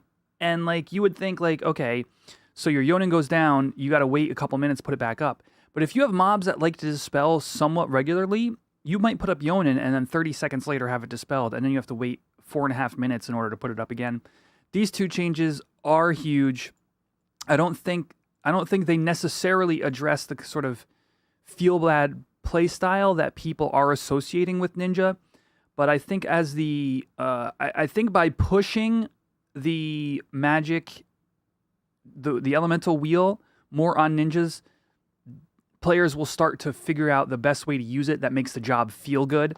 I think players were already experimenting with this, like Red Mage sub for fast cast and magic attack bonus, as well as maxing your intelligence on the job in order to do better damage. I think there was a lot of that already happening, but it's very difficult to get players off of Ninja/Warrior for provoke. And like I said, I think that pushing this more will allow players to utilize and understand that the playstyle is or can be or is better with elemental wheel plus full Yonin uptime. Like I think as a community we're going to come around to this more with this change and a change we're going to talk about further in the patch. Next up is a really cool 2-hour change to Ninja. They have taken away Mijin Gakure and gave us Mikage. So no longer will we be blowing ourselves up. We now have this very interesting 2-hour. Upon activation, you instantly receive 4 Utsu Semi-Shadows. So in a pinch, it could help you survive. But additionally, the player will receive a buff that lasts 30 seconds and allows the casting of multiple copies of the same elemental ninjutsu spell at once. The number of copies is based on the number of Utsusemi shadows remaining, plus an additional copy for the player. So, this is basically something you'll use to magic burst a very, from what I can tell, a very good burst. So, say you have a magic burst coming up, you crack Mikage, you get 4 shadows. If you manage to cast, let's say, an ice burst, your ice elemental, while your 4 shadows are up, you will do 5 copies of your ice burst. So I would assume, you do 4. Okay, you do 5 times, so 4 copies. 1 copy for each shadow and 1 for your actual cast. So that would be 5 instances of your ice burst, which just sounds really fun. It does consume your shadows. They don't say it here, but it was confirmed in the dev stream that that's what will happen. And that's a total of 5 hits, for example, assuming you have all 4 shadows. And I don't know. It's just a nice big burst. It's going to look really satisfying in the chat log, I assume, where you just like hit, and all bursting. Really cool ability. And like I said, in a pinch, you will just instantly be able to put up 4 shadows with a JA. Very cool. I like this a lot. It's a good SP. It's a good 2-hour. Next up, the increased shield block rate provided by the warrior job defender now only applies when the warrior is the player's main job. Honestly, when I looked at the defender changes on server release and saw that it gave you both increased block rate and damage reduction as on sub job, I thought that was weird. There was no bonus to the player's main job being warrior. You would get all the benefit from sub. To me, that was needing a change anyway. So the fact that they went and added the block rate only to the warrior's main job, I think is a step in the right direction. Their reasoning on the live stream, though, was they were looking ahead to future patches that are going to be involving Paladin and saw that there was an opportunity for Paladins to have 100% block rate, and that they did not want to overtune Paladin with this later on. So instead of waiting till that moment, they just took it out early. And so now there's going to be a little bit less reason to be using Defender and Paladin sub, but realistically at endgame, Paladins are mainly subbing Ninja anyway. I'd say about maybe 20% of the time you're subbing Warrior at endgame. So overall, it was more to prevent future shenanigans with Paladin than it was to nerf them currently, which makes sense. And also give Warrior a little bit of Defender identity along the way. I would like to see more changes to allow Warrior to tank, but I don't know what those changes should look like. I just think that the current selection of tanks in the game is a little light. I don't know if the devs necessarily agree with that, but we'll see as time goes on. This next change is basically a red mage and white mage change. Haste has been decreased by 2 seconds recast. Refresh for red mage has been decreased by 2 seconds recast, helping keep up your rotations in a way that doesn't feel oppressive. I remember in Era playing red mage, and even then, especially until you got access to your more fast cast, it just felt like keeping a full haste and refresh rotation was eating up a lot of your time.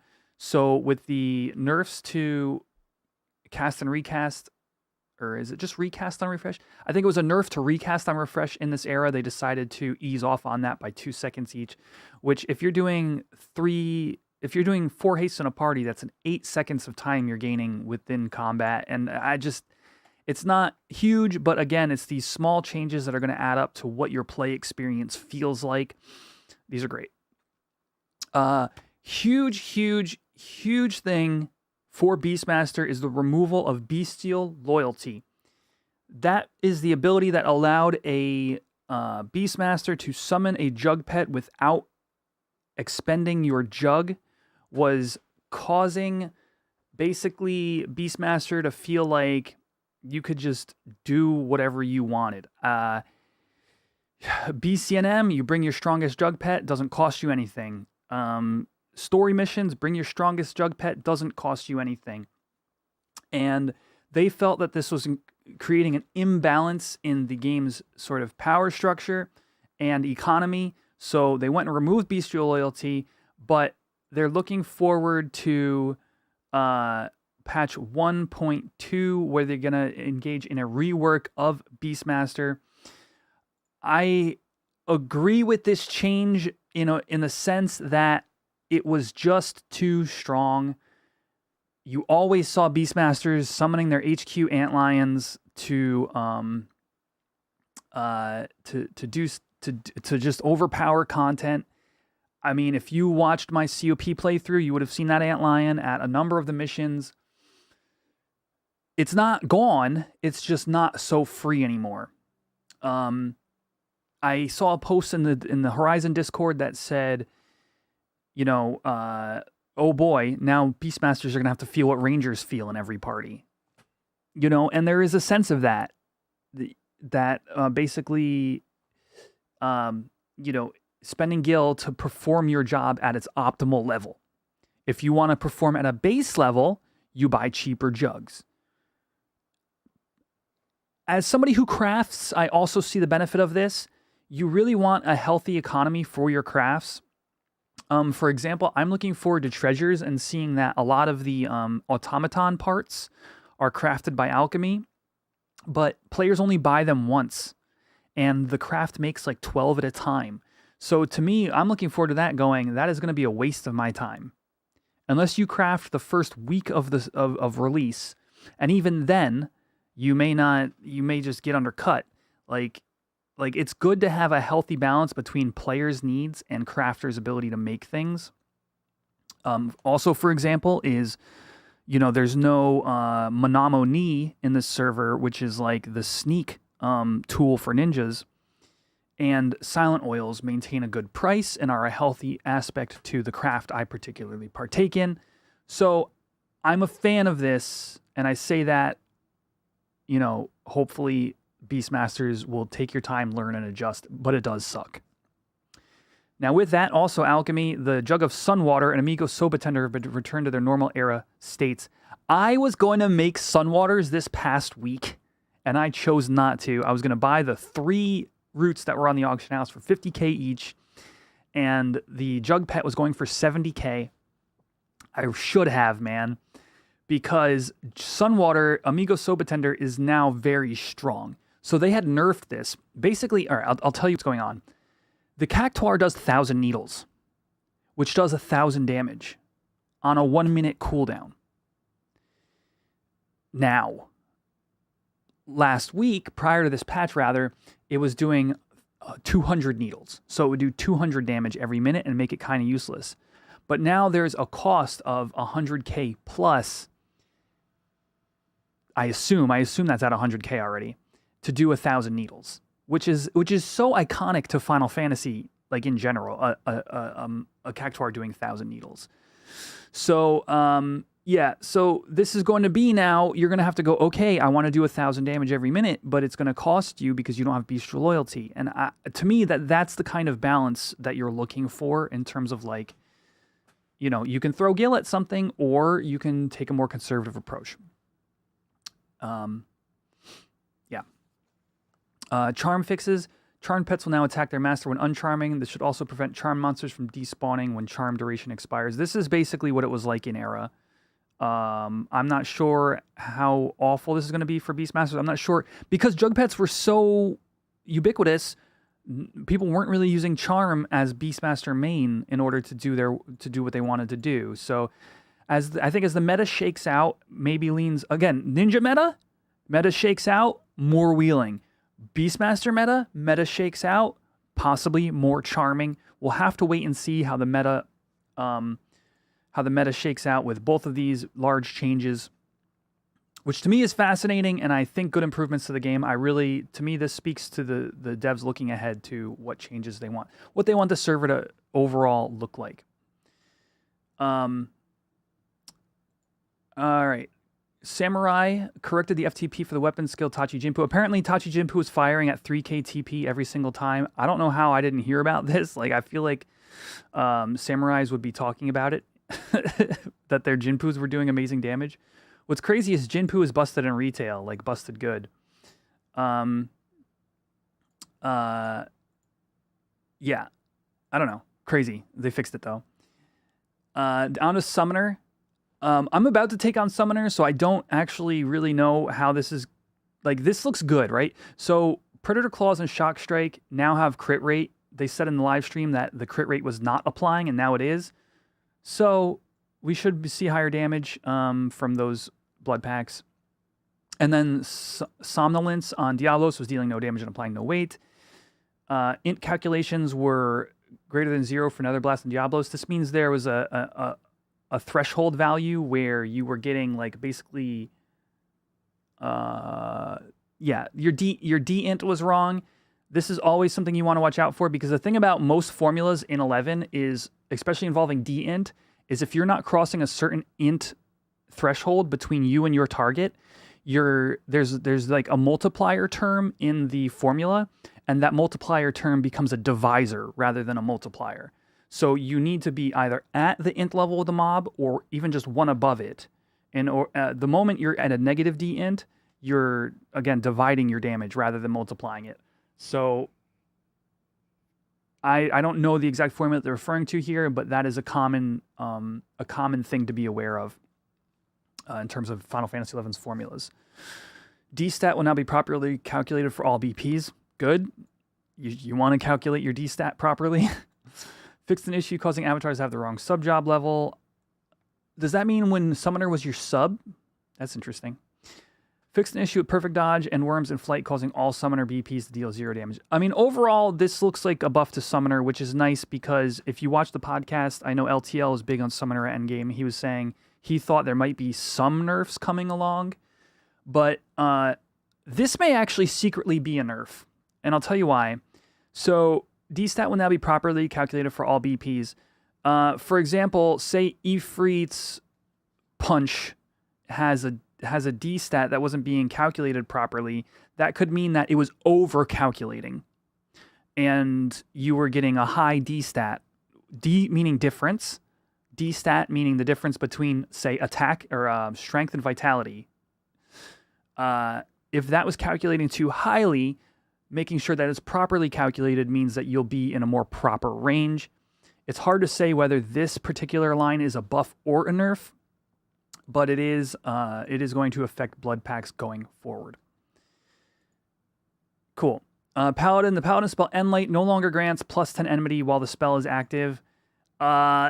This one's a bit of contention. I don't have feelings one way or the other. I will say that +10 enmity is a lot of enmity. So, we got a subscriber. Griffin Southern, thank you for subscribing. It was a nerf. Summoner magic is getting resisted heavily yesterday from what you saw and heard on other summoners. Okay, I'll have to keep an ear out for that, Kyle, and see if see what's going on in the community. So yeah, so Enlight no longer granting +10 enmity. So here's the thing. Okay, I'm going to tell you the three things that Enlight does. It grants accuracy to the Paladin. This is what it did. It granted 10 enmity, which is 10% enmity generation on any action performed or damage dealt. And it gave you a ticking down damage buff to your weapon that started at like 40 or something, 41. And then it would do 40 and then 39, then 38, etc. Some things you need to know. That damage buff does not generate enmity. End spells do not generate enmity. The accuracy, however, is very good because Paladin is typically under accuracy cap in content. If you're using a maul, you're going to generate more MP over time. If you're using a sword, you're going to generate more damage over time, which enables you to hold hate better. Those two things, Enlight damage plus increased enmity generation through damage, are already a way of generating enmity. Okay. They're already adding damage to your fight and generating extra enmity through higher accuracy. Having the +10 enmity was not necessarily needed to accomplish what the spell is trying to do. So I understand why the plus and enmity came off in that respect. Personally, I think that the place this is going to be felt the most is the space between when you get Enlight and when you get your final AF, so 60. So that chunk of time is going to feel a little worse for holding hate than it did.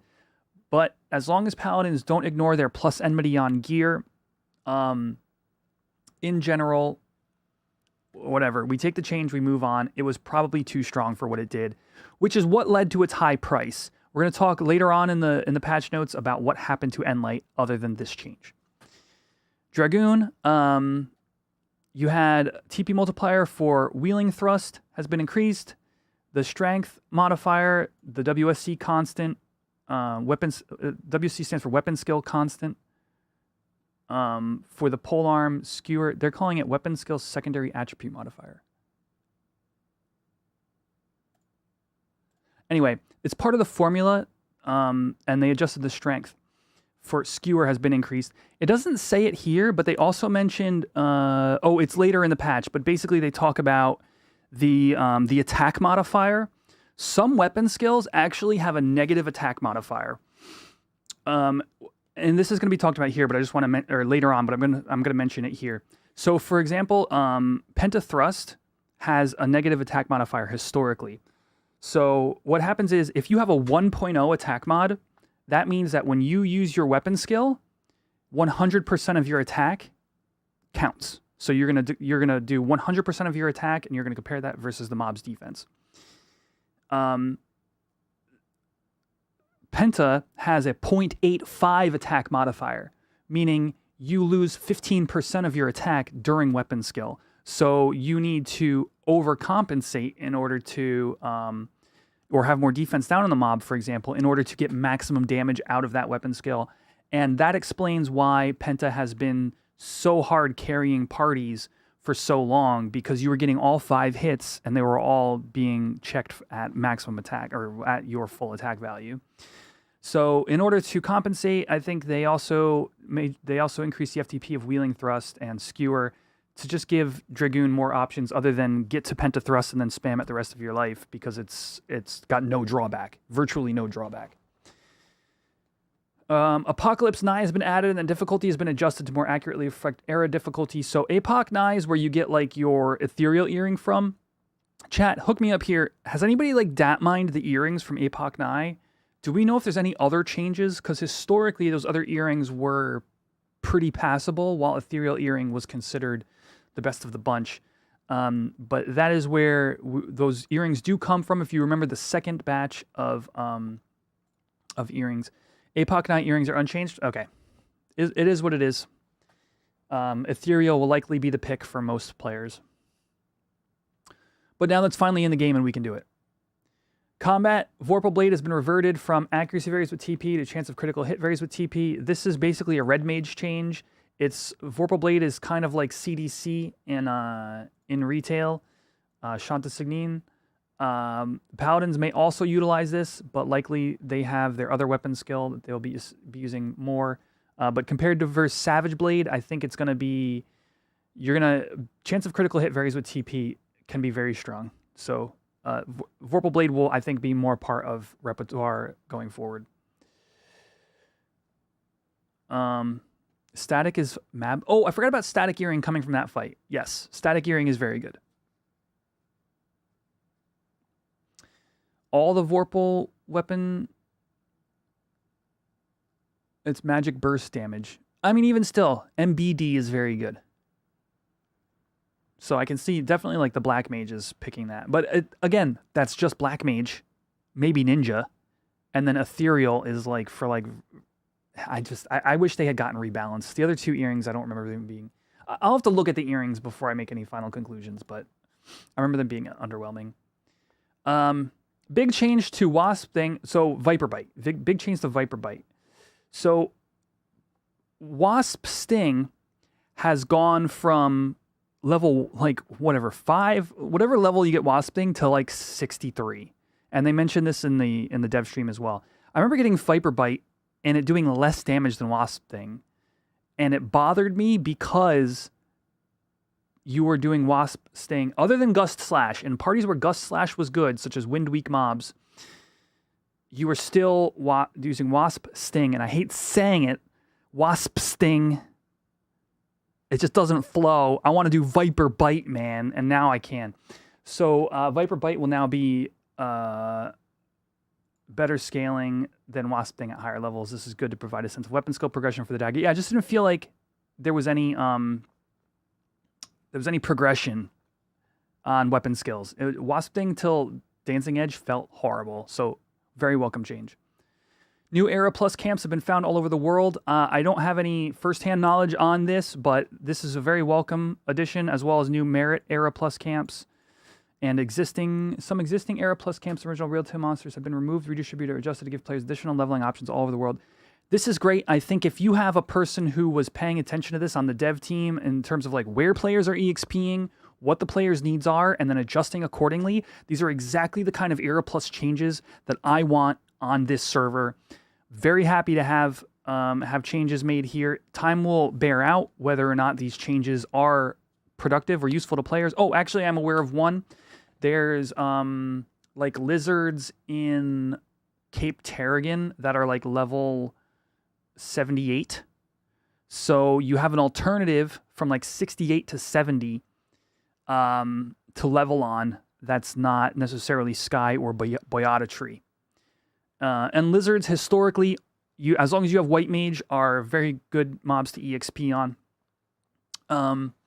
So yeah, on top of that, however, whatever other changes they've been made, players are going to be discovering those. I'm sure if you check the Horizon Discord, people will be talking about this stuff. Awesome change. Very welcome. Sky adjustments. Now, this is the other thing that I did call. I called two things in the podcast this past week that I wanted. Specifically, timer reduction on Sky Pop NMs and changes to N-Lights availability. We'll be talking about that when we get there in the notes. But here we go. We have adjusted Sky to normalize all NMs within a 2 to 3 hour window. This has been primarily to combat congestion while still preserving a sense of competition. The following adjustments have been made. Despot, 2 hour cooldown. Steam Cleaner, 2 hours. Zipacna, 2 to 3. MG, 2 to 3. Faust, 2 to 3. Cortana, 2 to 3. Diorites have been added as a drop to Aura statues. Uli Kimi now spawns by trading Diorite at the Shrine of Ravito.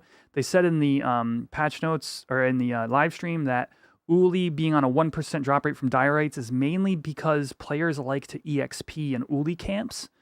So now, while you're doing that, you can get Uli pops, and then those Uli pops will translate to overall pops on overall pops for your Linkshell for Sky. I really like this 2 to 3 hour window. I'll tell you, my attention span in Sky farming pops is about 3 hours. Any longer than that, I'm now in a state of like, I don't want to be here anymore. But, you know, Zipacna window is opening in 30 minutes, so let's stay. You know, or something like that.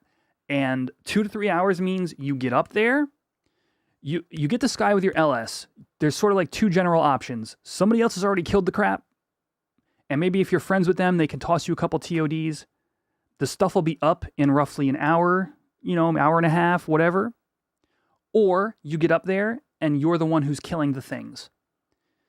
You then maybe track a couple TODs, whatever, or maybe you just bop out and then soon after another Linkshell will come up and be doing that. When like you're talking like the 3 to 6 hours of Faust, players are committing their time for potentially no end result. I love this cooldown. I think that they're correct about the sense of competition still being preserved. If you were at like an hour repop, there would be no sense of competition. Players would just go up when they feel like it. They would get all the pop items they needed, and Sky would dry up. So really good. I don't really have too many opinions about the Diorite thing. I think that this will bear out. I've heard complaints about this on other private servers, but I think it's fine. Go up there and do some EXP and get yourself some Diorites, I guess. Kieran will always drop at least one abjuration. throwing us a bone because I can't imagine having no abjurations drop. That would feel awful. Cooldown timer for Cosmo Cleanse will begin to count down when the key item is obtained, not when it is consumed. Huge. This means Cosmo Cleanse will function similarly to how empty Notorious Monster key items on Horizon. Huge, huge, huge. I've been doing Limbus. I've done 3 runs now. And the ability to pick up my Cosmo Cleanse one day and then save it and then do 2 runs in one night is a quality of life adjustment that is just very simple to have created for the players. And also, if you grabbed your item at, say, 8 p.m., and then you had to wait 30 minutes to get into a Limbus because other Linkshells are already in there and you have to wait for them to come out. If your start time was supposed to be 8 p.m. for your group, you're now waiting till 8, say 40 to actually get into your run. The next time you went to go, if it was 3 days later, you would have had to wait till 8:40 for your start time for your group. That, honestly, is probably the better balance. I mean, I wouldn't say the better balance change. The more important immediately thing that's solved is you can have a consistent start time because that's when you grab your KI. Of course, being able to bank a KI is also incredible. So those are sort of the 2 side effects of this change. Very good. Proto Ultima has been adjusted. They actually explained this on the live stream, and it made far more sense to me when they did. The Armory crate spawned by defeating Proto Ultima will now always drop a silver chip, cerulean chip, or orchid chip. And then they made it tougher by increasing the damage of Holy 2, and now it always will Citadel Buster. I think Citadel Buster is like a one-hit KO. I forget. Something you got to watch out for. I think you have to blink it with shadows. I forget. But to fight Ultima, you had to do 6 different zones of Temenos. To fight Omega, you have to do 4 different zones of Apollyon. Omega is generally better regarded for its gear drops, while I think in general, Temenos has better coin drop rate, and the mage gear is not as good as Homam. But 6 zones compared to 4, but now they're guaranteeing you a chip which saves you, I think it's 2 zones. So yeah, so whether it's the silver chip or the cerulean chip or the orchid chip, basically that means you don't have to do, chat, help me out here. Is it 2 zones these are saving out of the 6 if you get one of these chips? So yeah. So now you go from having to do 6 down to 4, which is what you have to do to fight Omega. Awesome change to anybody who's working on Nashira. Again, I'm currently working on Homam. I'm really excited to get some of that for my Thief. It really helps fill in a lot of gear slot sort of issues. Anyway.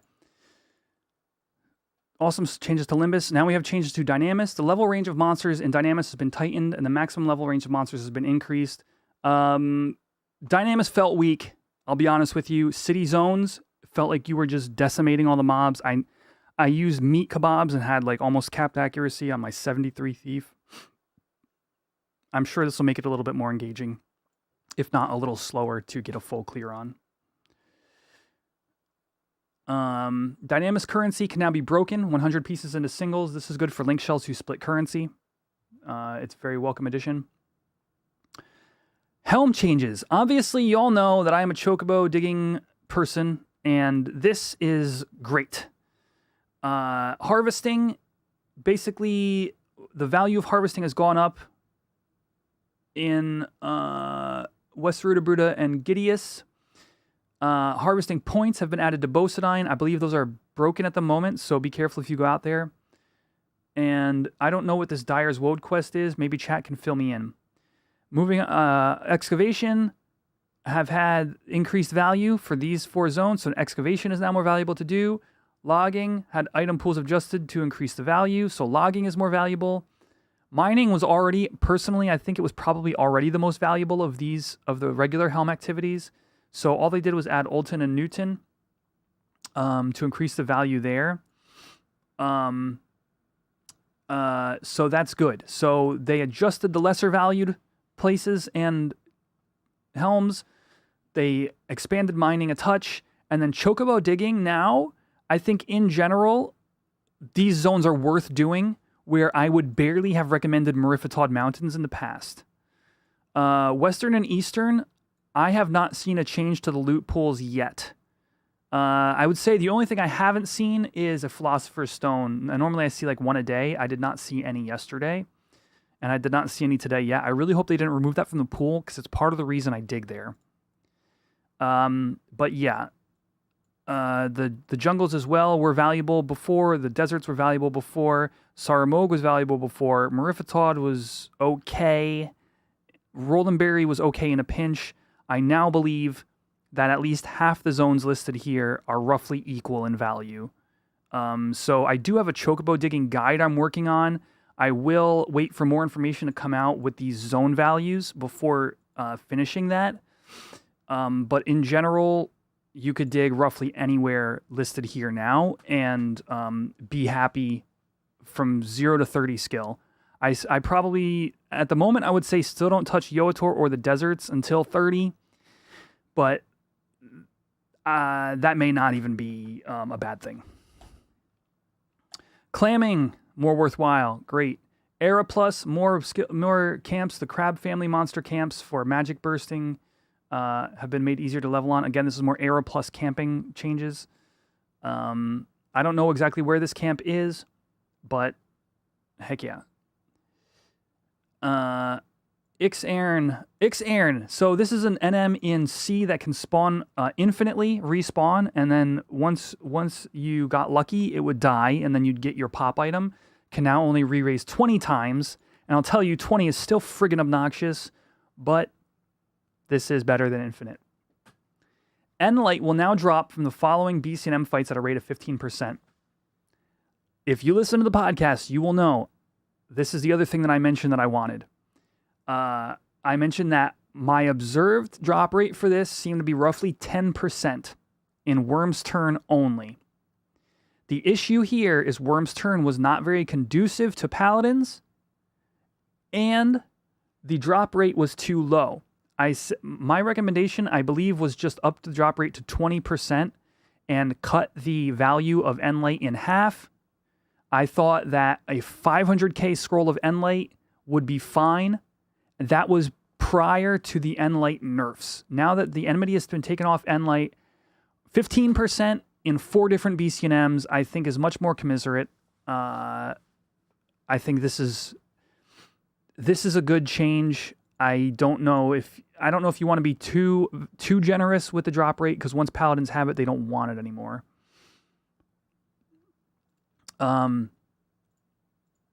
Yeah, very welcome. Morbulgur Vine, this is awesome. The drop rate of Morbulgur Vine has been increased to 100% to the KSNM 30 Contaminated Coliseum, and now has a chance to drop from the BCNM 40 Seam Sprouts. If you want to make your brown belt, you save up 30 K-Seals and you go do this fight. Or if you don't want to wait till you're high enough to get K-Seals, you try the BCNM 40 Steamed Sprouts. This is awesome. Morbulgur was a 21 to 24 hour NM with no pop windows. For those of you who aren't monks, may not understand the aggravation of a 21 to 24 hour pop with no window. You literally have a 3-hour time where the mob can spawn at any moment, and you have to be part of the claim shield in order to even have a chance to claim it in an over-camped spot, because every monk wanted their belt. Needed to be changed. I'm glad they picked up on it, and I think this is really fair. If you want it, you spend 30 K-Seals. If you don't want to wait till you can get K-Seals, you try the BCNM 40. It does have windows on Horizon. Are you sure on that? Is there like placeholders? I'm pretty sure I was told it was just full pop window.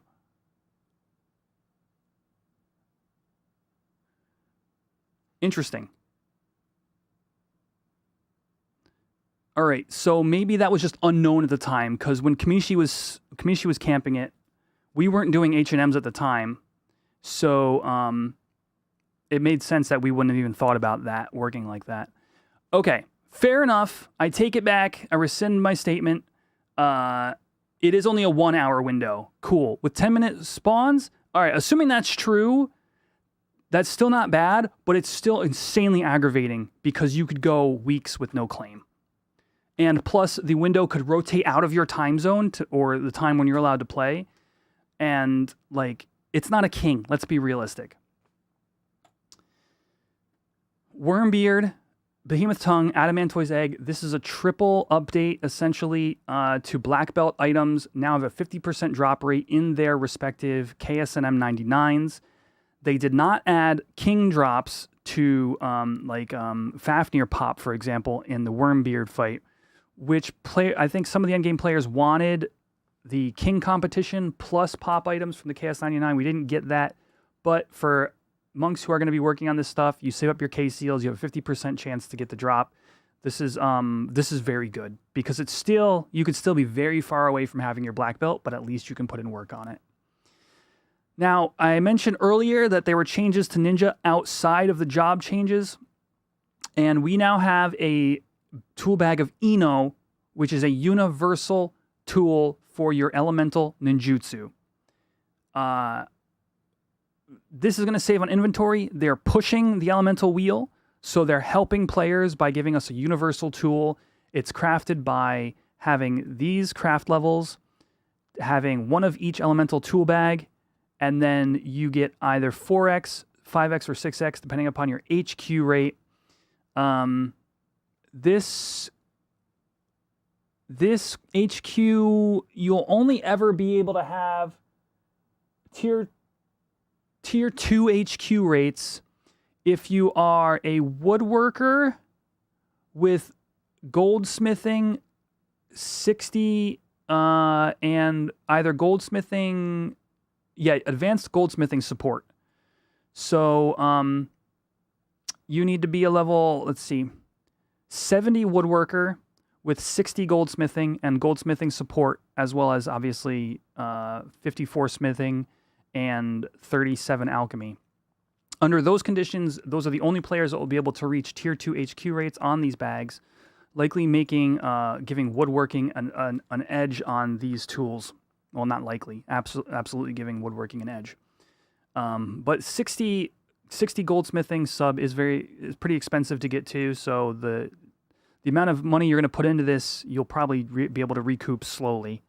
But it is here, and it is, awesome. It's going to save Ninja's inventory space. Congrats.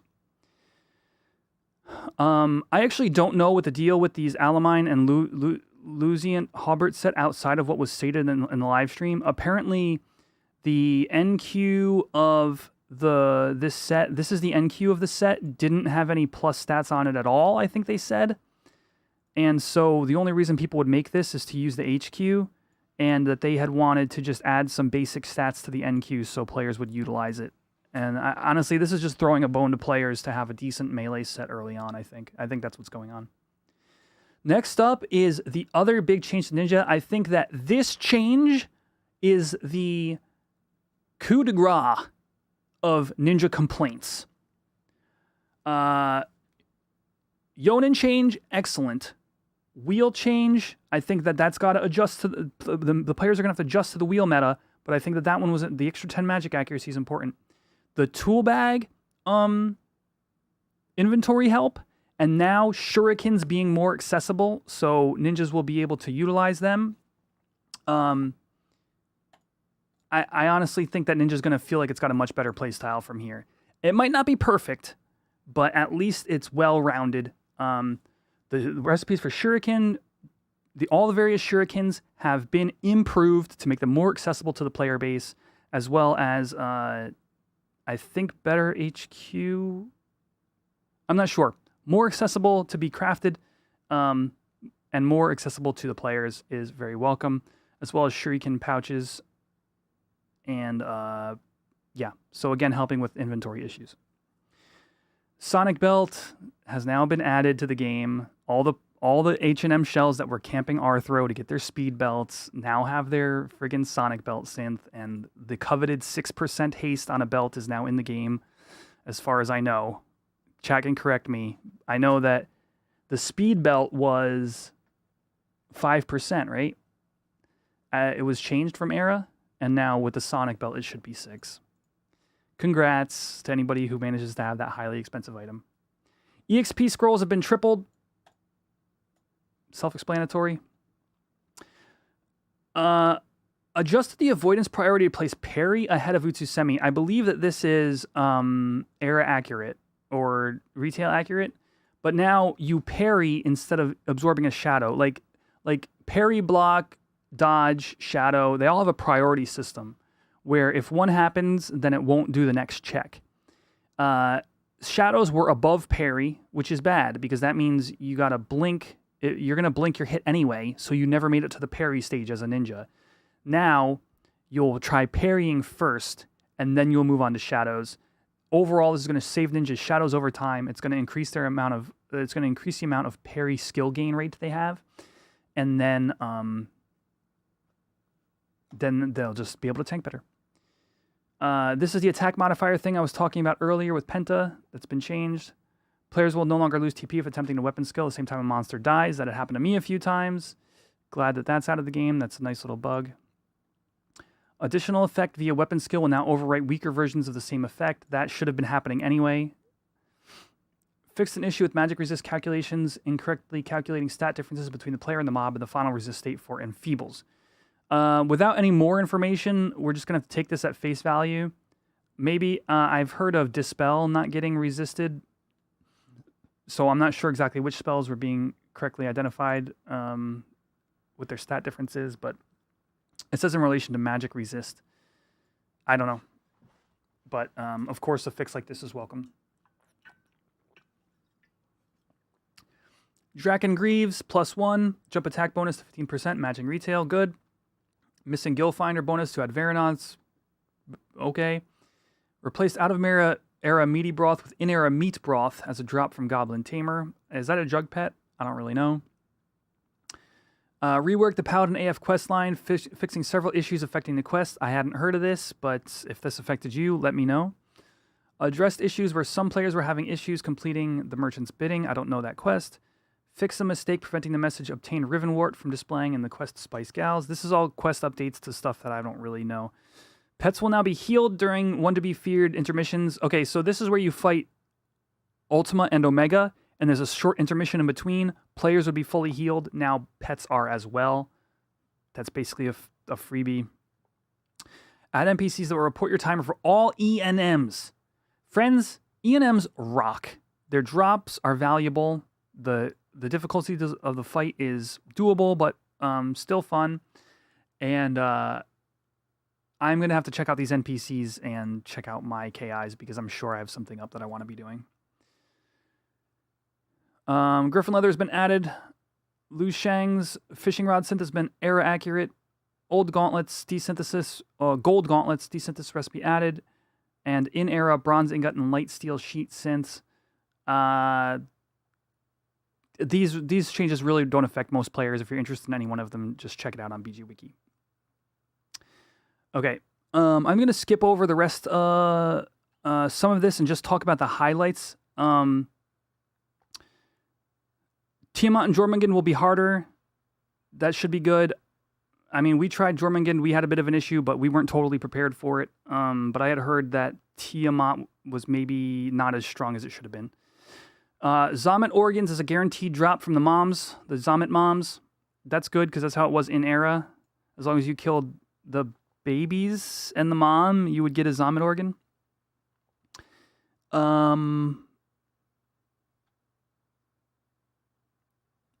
Or You Cometh can now be entered by the entire alliance. That's great because you really want an alliance for basically a friggin' giant worm fight.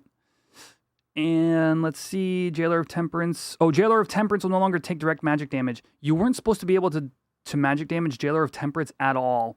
It was that, if you remember that mob that rotated between physical or piercing weak, blunt weak, and slashing weak, isn't supposed to take magic damage, period. And it was.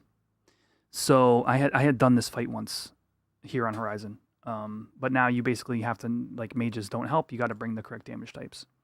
Jailer of Love is now essentially doable. It is no longer absorbing certain types of melee damage. Of course, I one day want a dagger torque. We'll see. Let's see. Slash assist change is really big. Basically, if your main assist target in Dynamis, you still awake, chat? You still awake with me? We're at the very tail end here. Slash assist. If your assist target in Bastok was just looking at a mob, and you did slash assist on your assist target, you would engage the mob they were looking at. In my first 2 Dynamis runs, the leadership were fuming because players were engaging the wrong mobs, not realizing that the assist was bugged. Because the other players would be like, I don't know why I engaged that. I was assisting the main tank.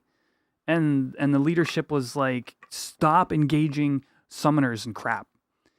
And now we know this is why. And now it won't happen anymore. Other than that, as far as like stuff that affects, like stuff that I'm interested in talking about here, bad paralyzing packets. So if you use timers, it should be less buggy now. But basically, Paralyze had some bugs in it that this person, Winter Solstice, went and fixed. So, yeah, so less issues there with getting paralyzed of ranged attacks, now correctly canceling the enemy. Yeah, Paralyze has been fixed up a bit on the server, which is good. Let's see. Oh, I don't know where it is, but we skipped over the change to status bolts. I'm gonna have to try them out myself and see what changed. But basically, they said that it will no longer show the animation unless you actually do a status down. I didn't realize that was happening before, but I still would like to see Bloody Bolts be doing well. I don't think they made any changes there. I think they said in the live stream that they're planning on it. Yeah, so that's going to do it for today's 1.1 rundown. It's a bit long. It is their first big patch, and I think that there's been a lot of really great improvements. That doesn't mean things are perfect, but I personally think we're on the right track towards making the server just run real smooth. Like, again, the live stream, they mentioned some of the other things like black screening and login issues and how they're working on that. But, like, here's a bunch of stuff taken off the plate. You know what I mean? Next patch, a bunch of stuff more. As we start to look towards treasures, which is still X number of months away, confirmed on that live stream, they want to have stability improvements, and, like, they want some of these tunings on, like, Ninja to be finished so that the jobs that are currently in the game are playing well.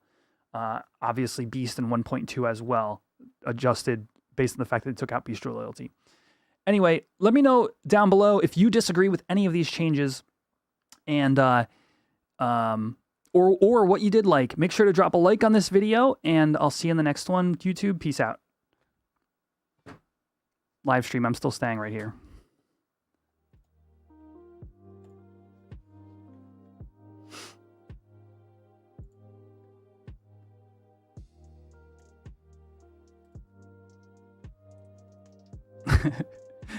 People ask me every time.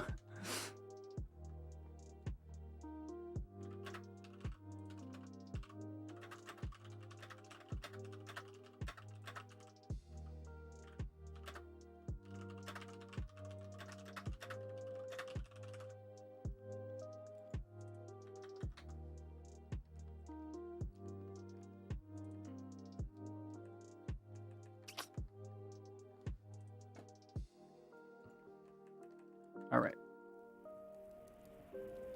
You were so mad with your assist, Shug? Yeah.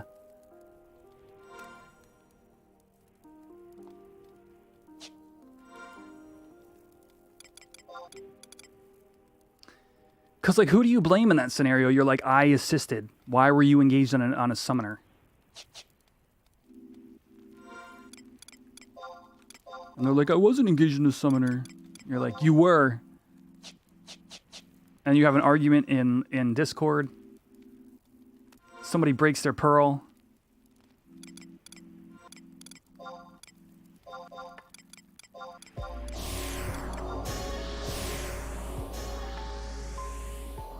Drama ensues.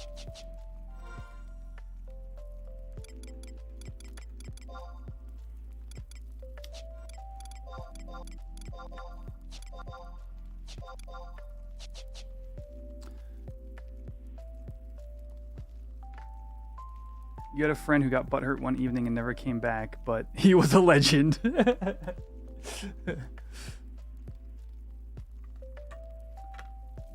What's up, Shane? Sheep literally everywhere. Oh my gosh. As a Beastmaster, do you do like a macro that's like /assist / it's not assault. What do beasts have?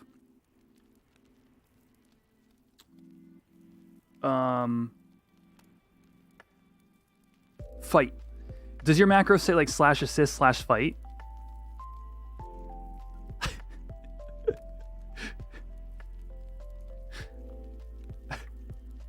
Because that sounds like mayhem. As like you're tabbing through targets as the main assist and just people are sticking their sheeps onto the different targets. Dude, how are you not on the Shadowbringers yet?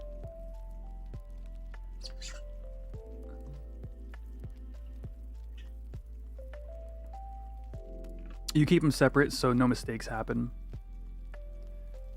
Okay, fair enough.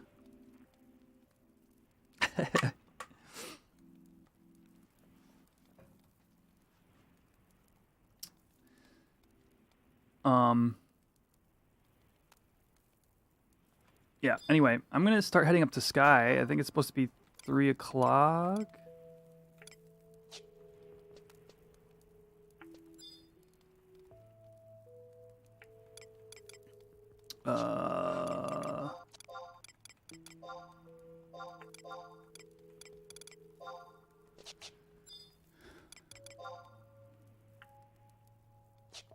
Time is it? I could potentially do my next set of digs before heading to Sky.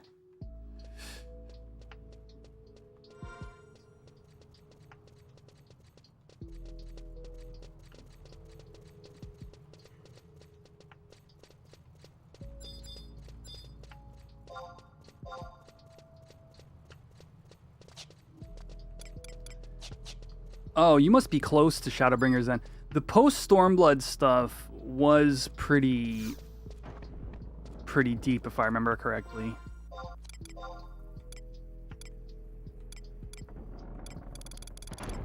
I have plenty of greens.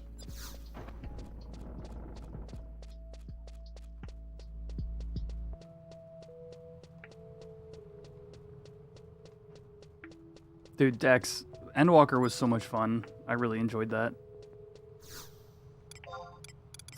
Such a crazy conclusion to all those years of story.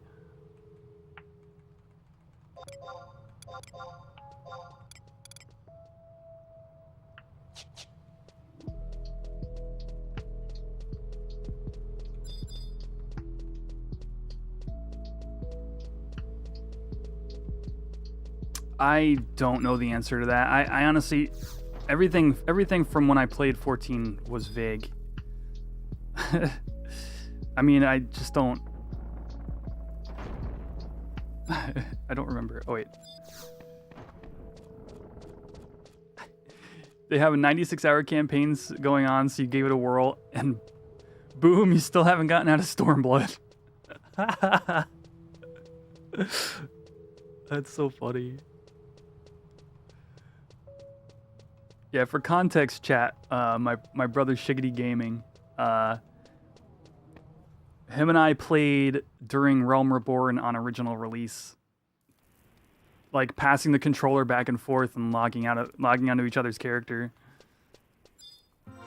and then over the years have kind of gone back here and there.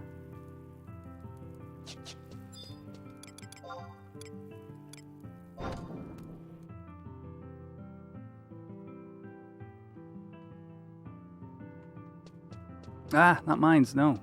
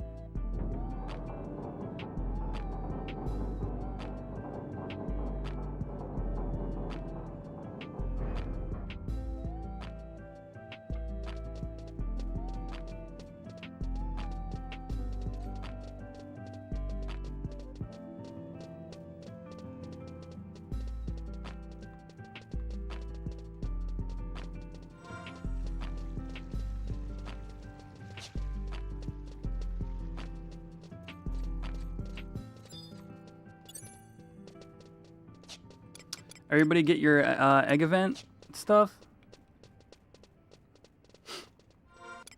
I got... You might have seen it while I was on Summoner, but I got the MP egg going.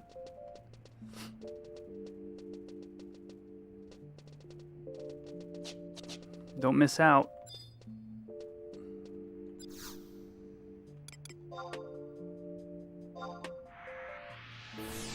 You get the 3 equipable eggs. Doesn't one of them have like singing skill on it? Seems so pointless.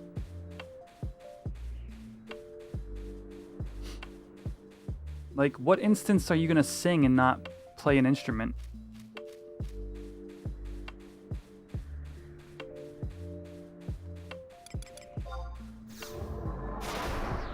You know? Singing is combined with the instrument skill? Yeah, but it's... You can't have a flute with an egg on. You're gonna shoot the eggs out of your flute?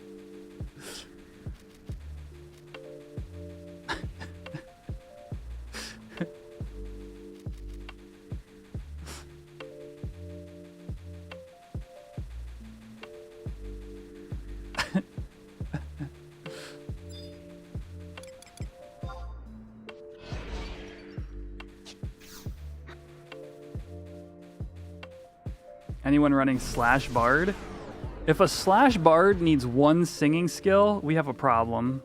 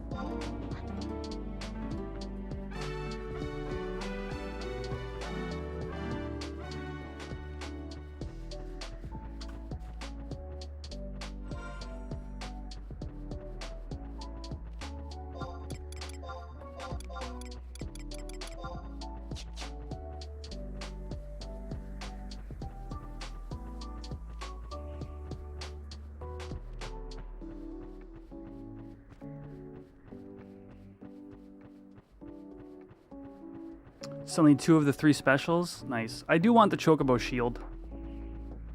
I'm a fan. Fan of burbs.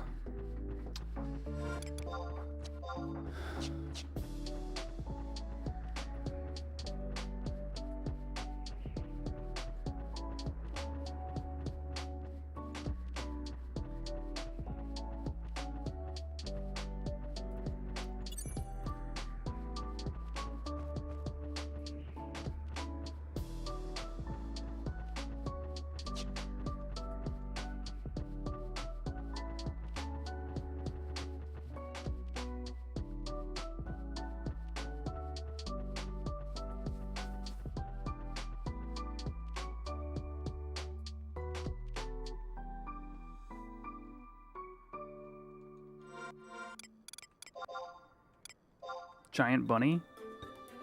Nice. Oh, I did see that in Upper Juno or Port Juno.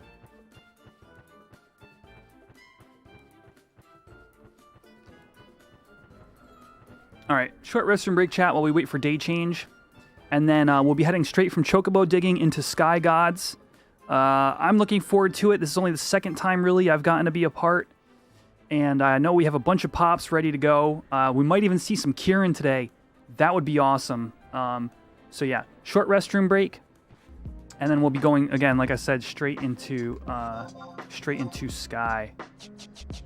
All right, be back in a couple minutes.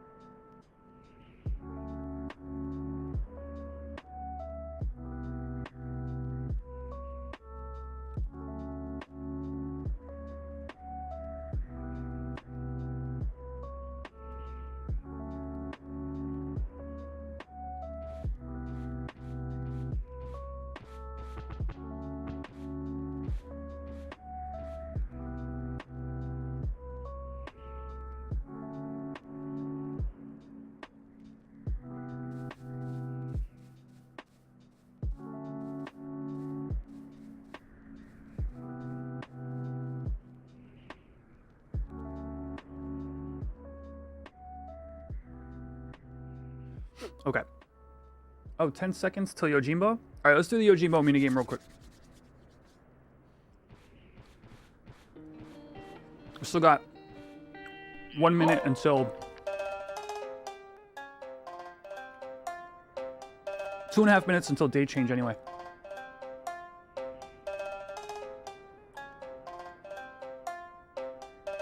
Just left or right, ill wicket. Once the gong dings.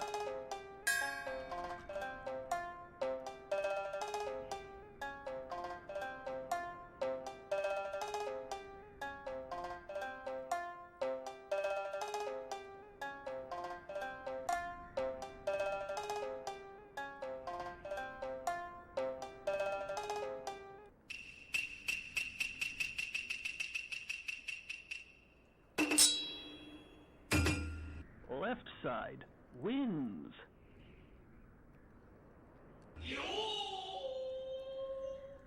Team left for the win.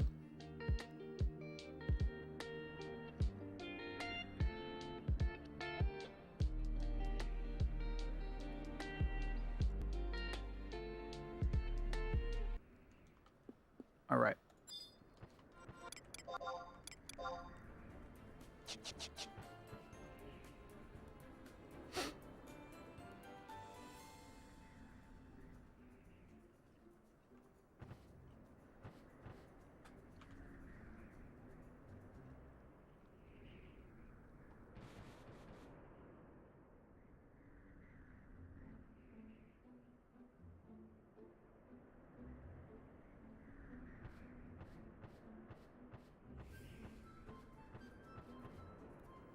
Minute and change.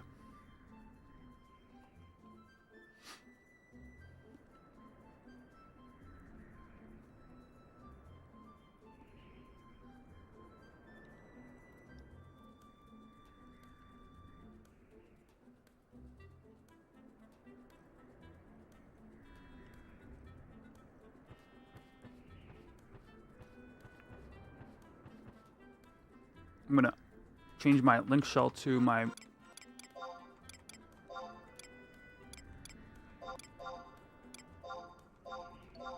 endgame shell as shell 1.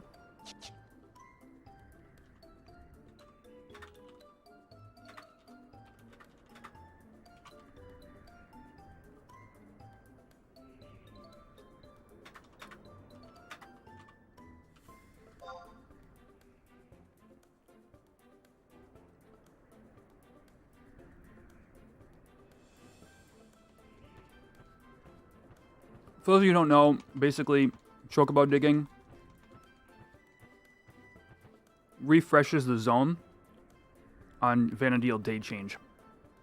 So right now there's nothing in the zone. We gotta wait.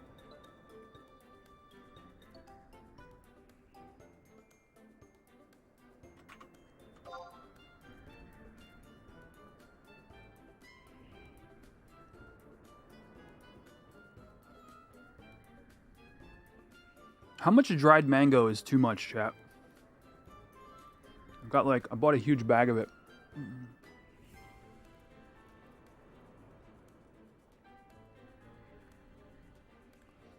Costco, Sam's Club. Sometimes you just buy large amounts of things and don't think about the implications.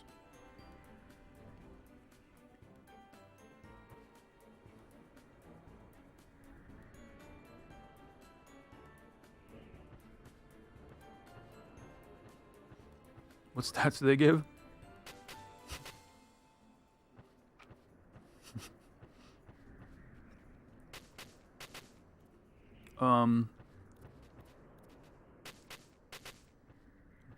Tasty ones.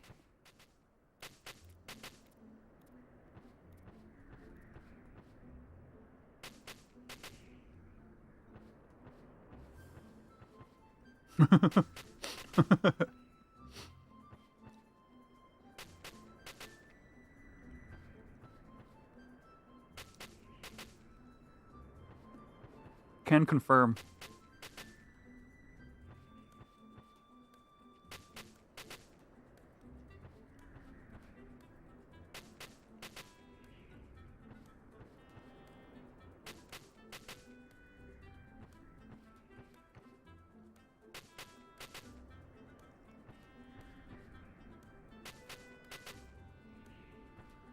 What did we have earlier? Like 50 items, Doug?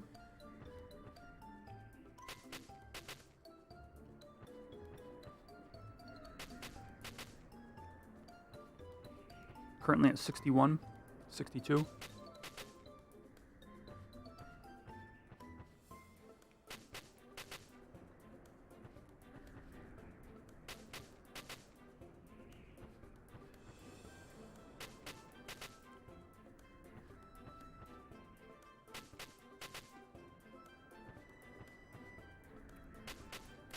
All right, chat. What is the craziest thing you've ever bought too much of?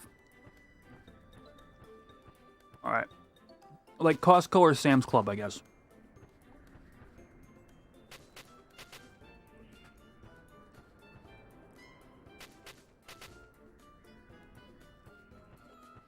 And you're like, I regret everything.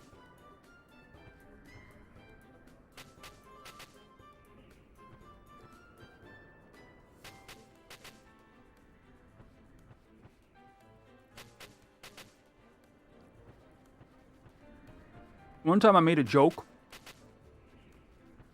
My roommates were going to Costco and they're like, "Do you need anything?" I was like, "Yeah, I need like an 8-pound bag of M&Ms." And I'm like, "Ha ha ha ha," because who eats 8 pounds of M&Ms? Ha ha ha. And then they brought me back like a 5-pound jug of M&Ms, and I still have pounds of them. The giant Rice Krispie treat. Did you eat it by yourself, or did you figure out a way to share that thing?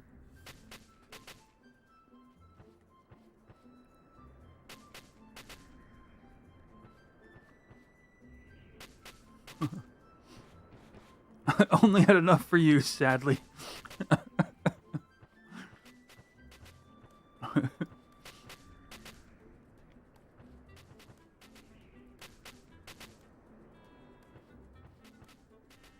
Zone's empty.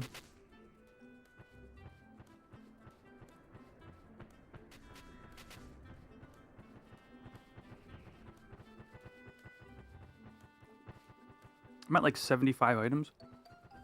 About halfway, a little more than halfway done with my digs.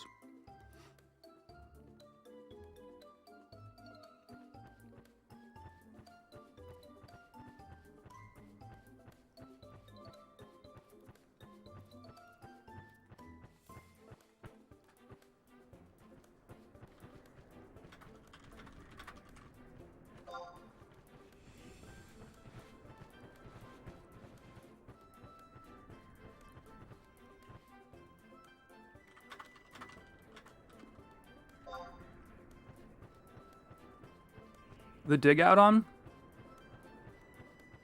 takes up a lot of my screen. I didn't feel like loading it.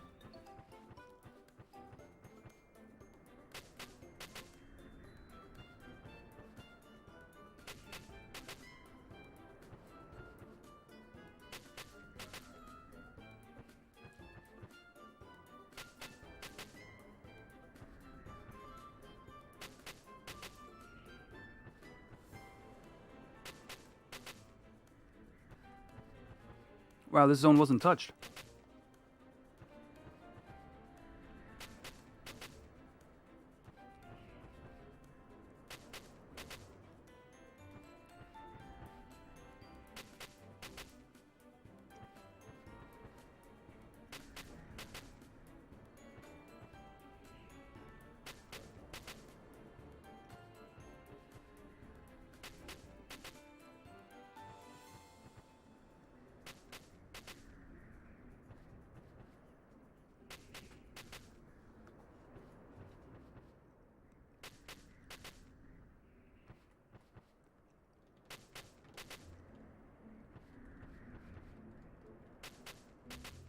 Okay. I want to go to Sky now. Stop giving me items.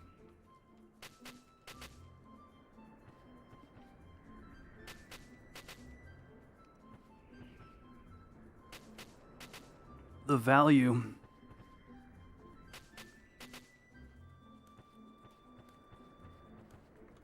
The digging skill. The more value.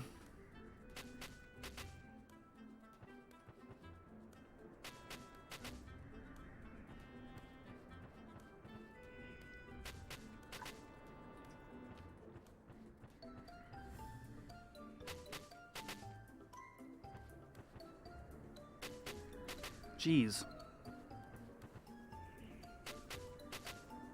That feeling when it's a Saturday and you have the full desert to yourself. How many greens do I have left?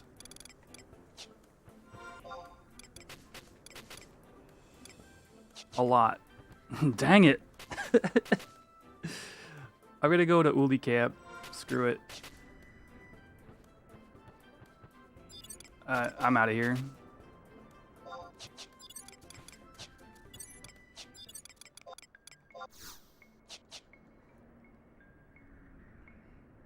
Time for Sky.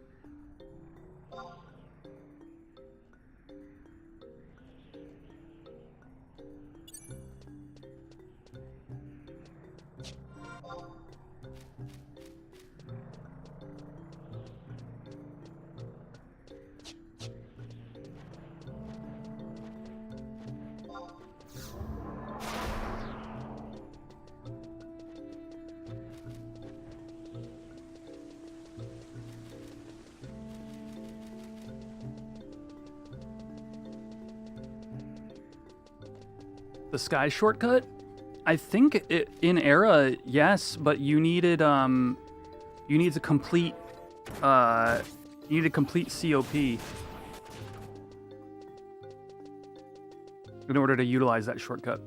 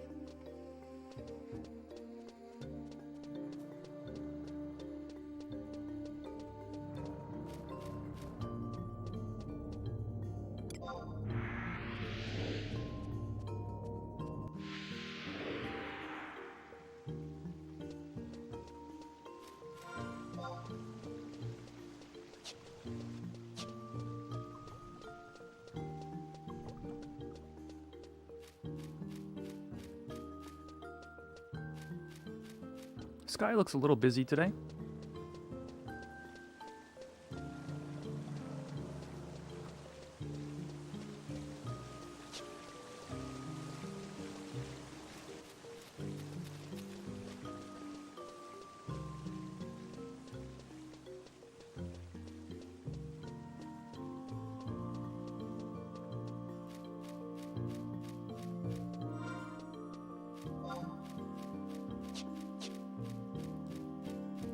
Never did figure out how to navigate Sky properly, just used to follow everyone else. Yeah, I was the same way in Era.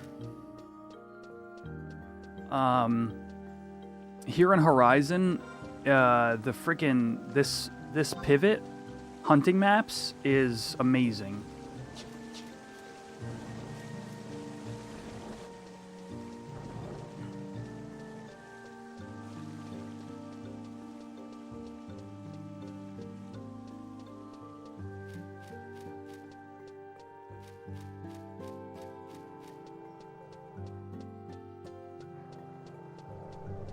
And slowly but surely, I'm learning. Is this active or no? Slowly but surely, I'm learning the routes just by using the map. Oh.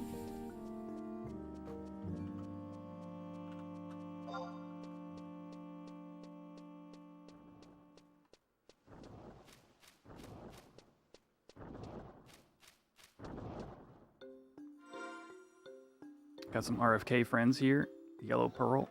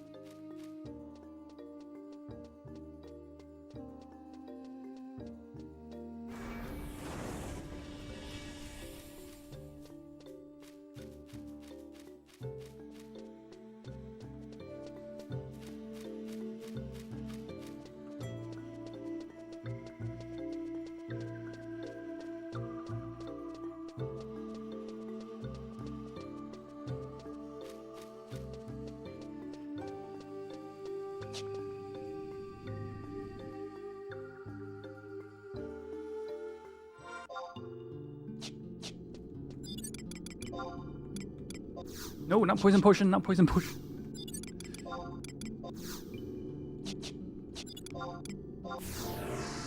Actually...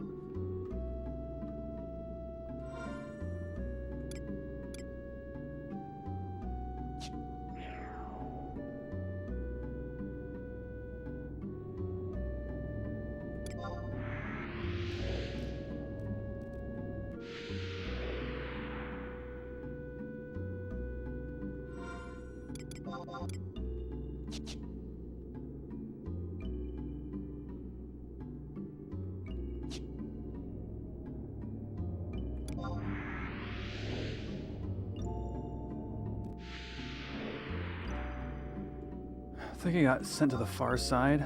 No, I'm on the good side. Heck yeah.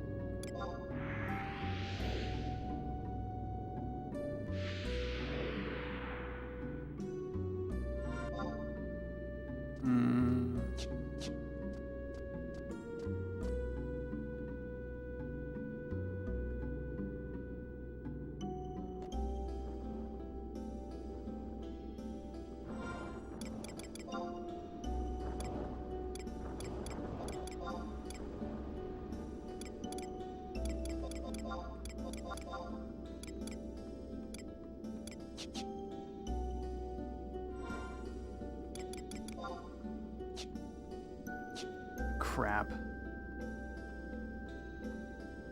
People at this gate. Crap. Let me in. No, I knew it! I freaking knew it! Ah! Oh, go.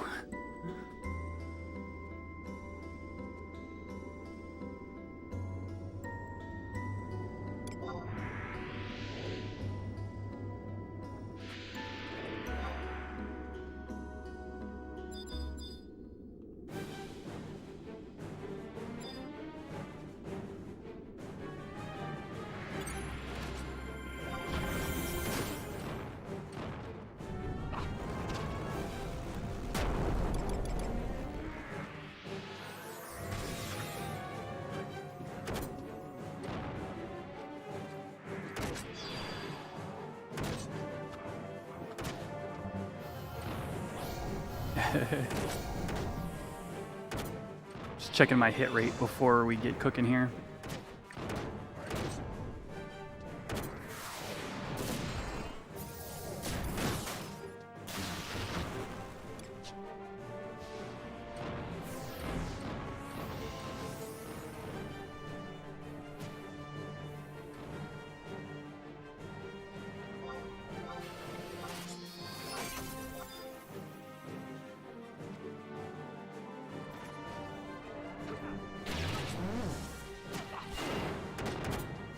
Alright, looks like my hit rate is 100%, so...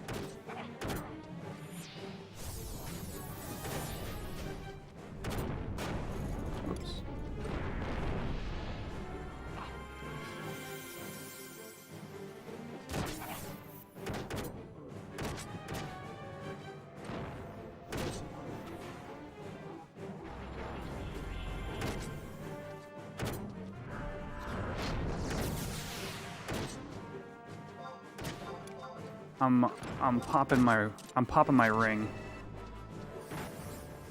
I've got a charge ready to go.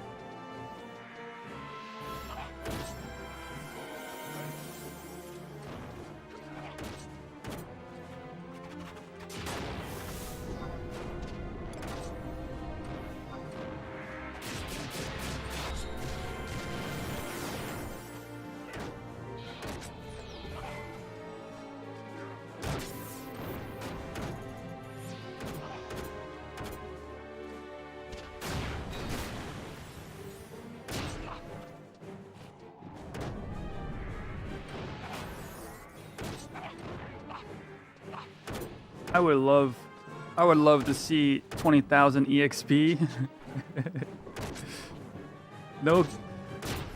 No guarantees, but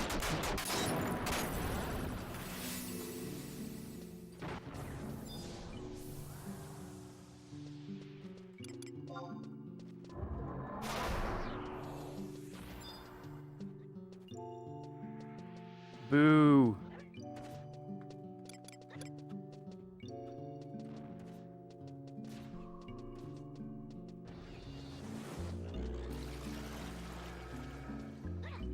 Oh, I didn't realize we were claiming against them.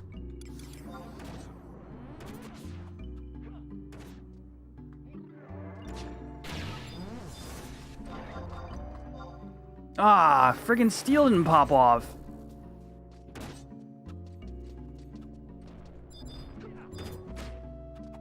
What am I checking you for?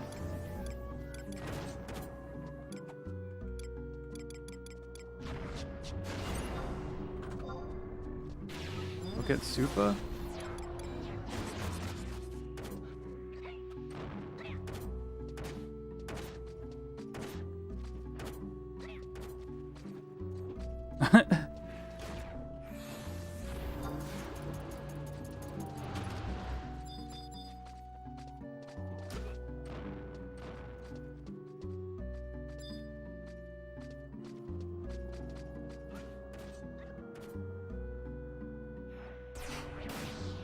Why is Dave telling me to do things, chat?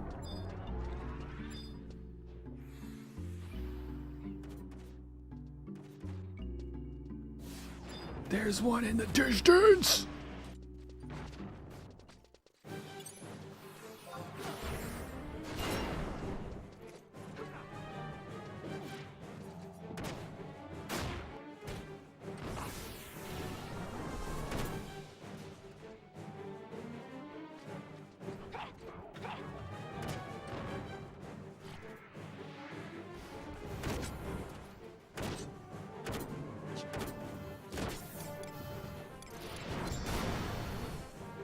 Oof.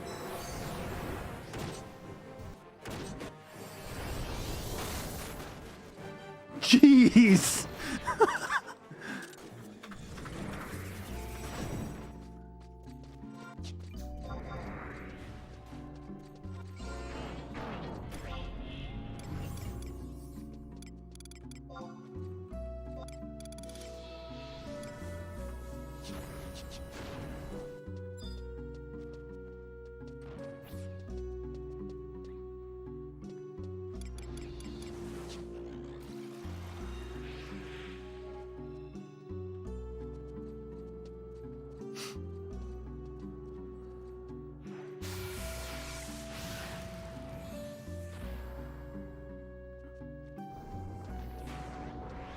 So this is Uli Kimi. With the recent patch 1.1, they added diorites to the drop table. I see him. I see him. And those diorites spawn Uli, but they're a 1% drop rate from these mobs. So with Treasure Hunter, I believe that is the very rare loot table.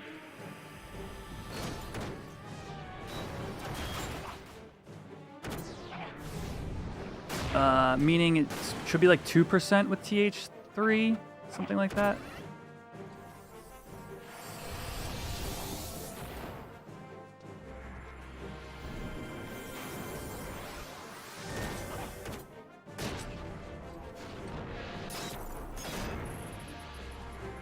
Oh no.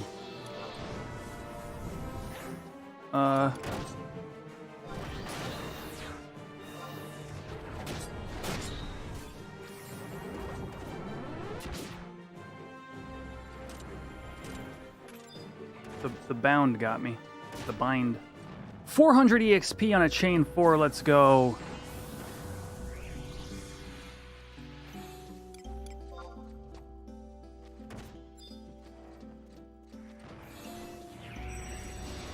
You'll love to see it.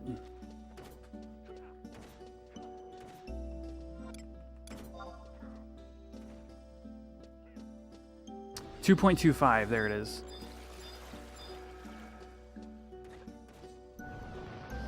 With TH4? Yeah, okay.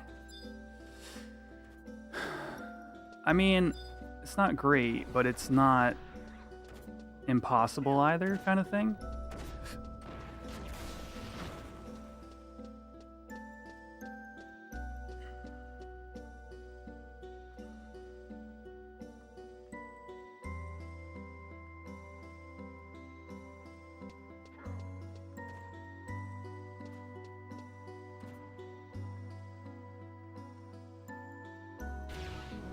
Yeah.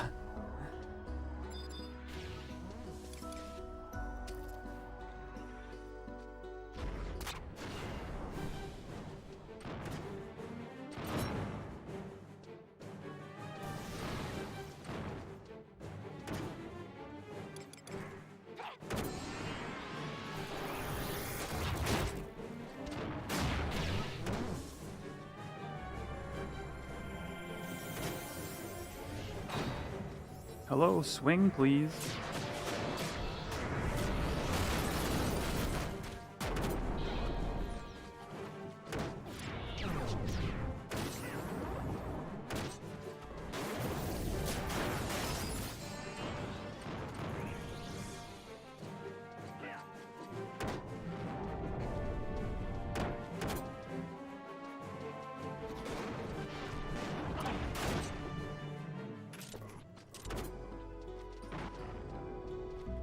Check your bizarre comment.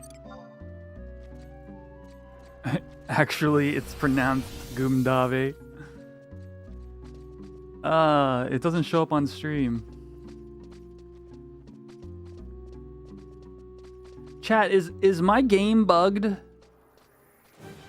I'll show you what I mean.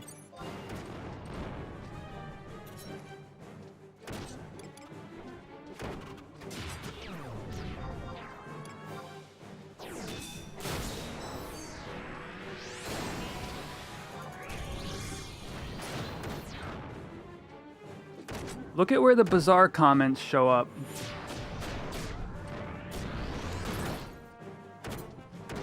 When I check somebody. Oh, hold on.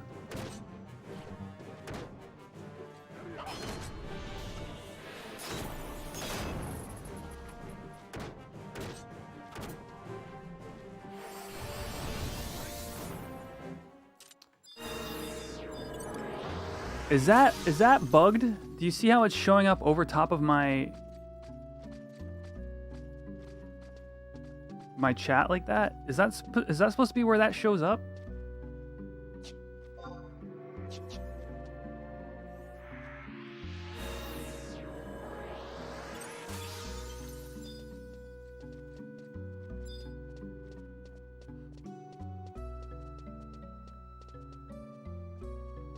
Oh, they got Despot. Nice.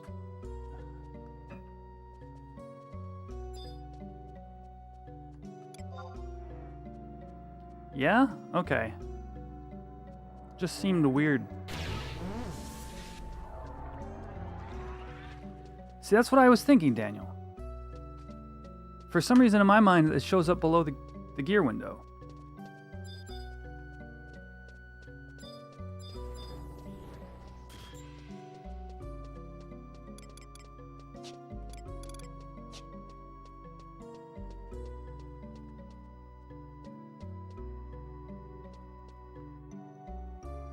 Yeah, I might just be thinking of retail, and this is like the way private servers do it. I don't know.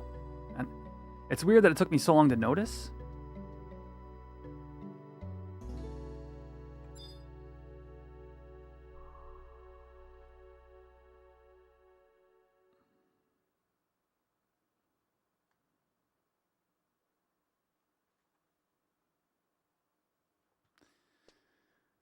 Something else was showing up down there. I think it was some kind of menu thing I was doing, and I was like, why is it so low?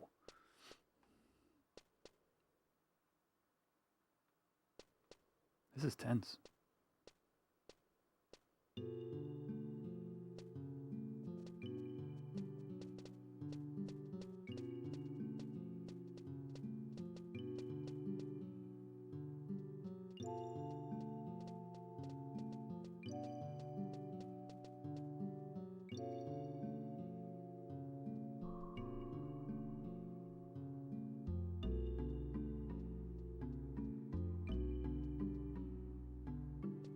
Oh, shoot.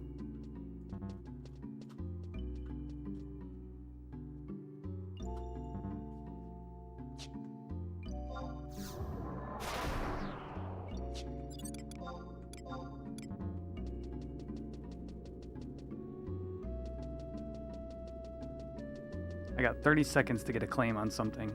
Let's go.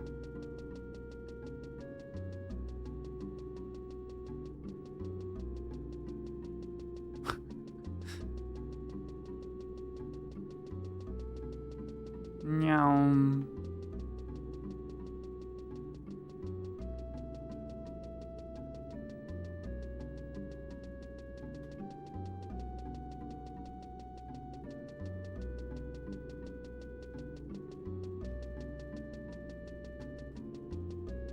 Dang it.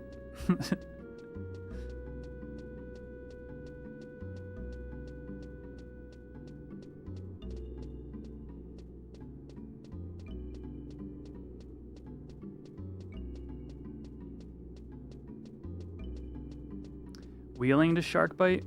Is that light? Because I think I can only make grav with penta, yeah, Jake?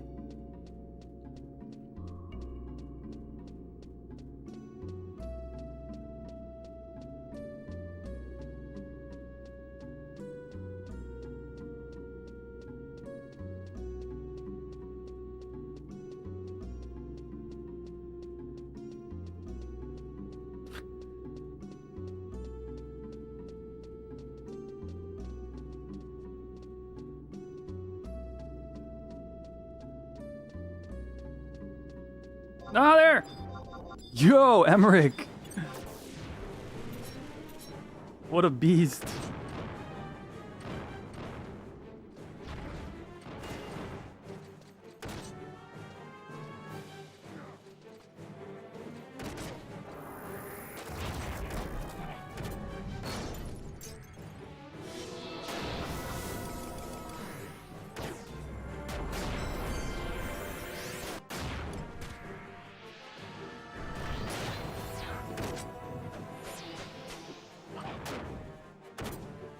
Dude, where does Dragoon get all this TP from? Friggin' insane.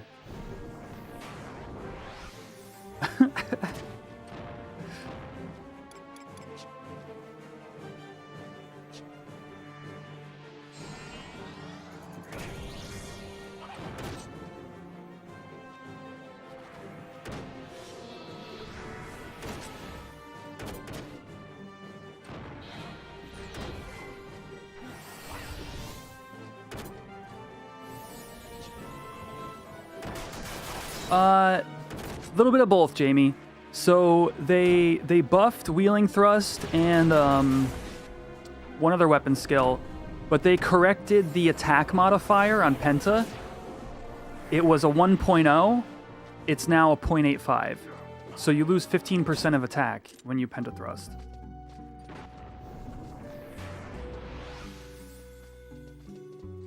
It doesn't help that I'm staying toggled into my friggin'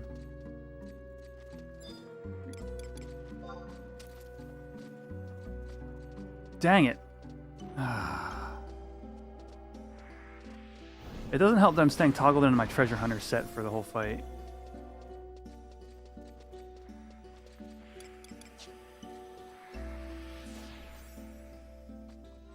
What is my delay? I think I need darts. That's my issue. The delay is way too long on...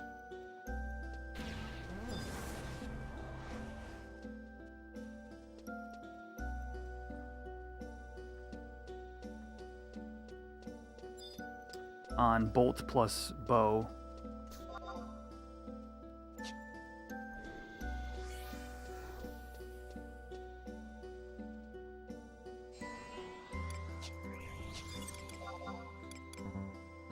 Yeah, I'm gonna pick up some darts just for these kind of situations.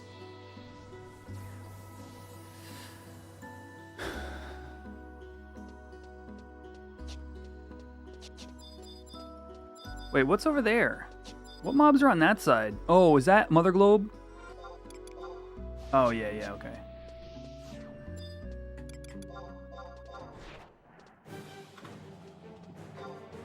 Oop.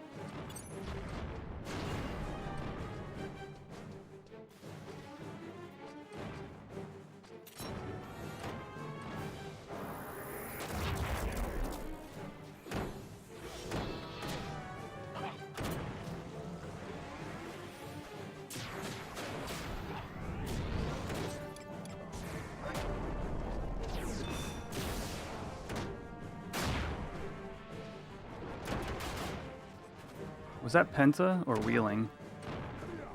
Oh, he's Penta. I gotta pay attention for what the Dragoon does.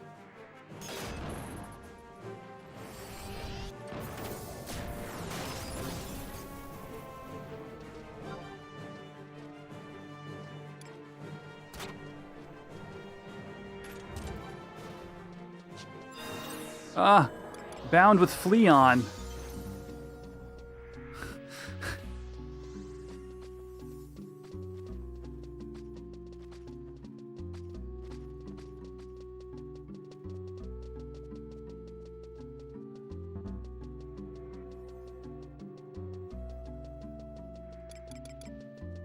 There's one in the middle, Yeah.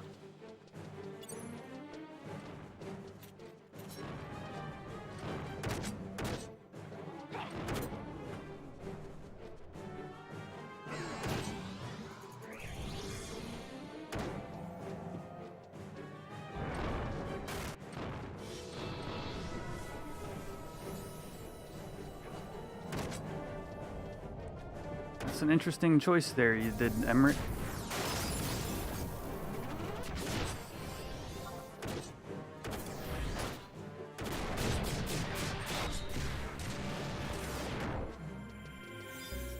Deciding to tank the mob like that.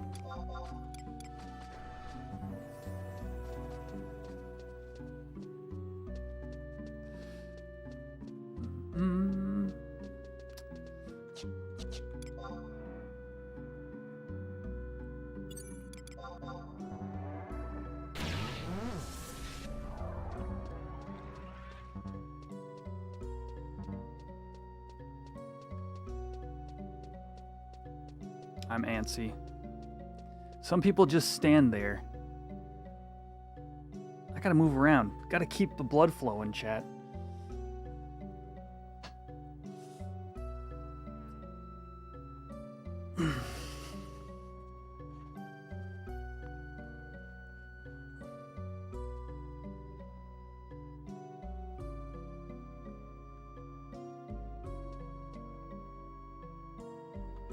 Statue.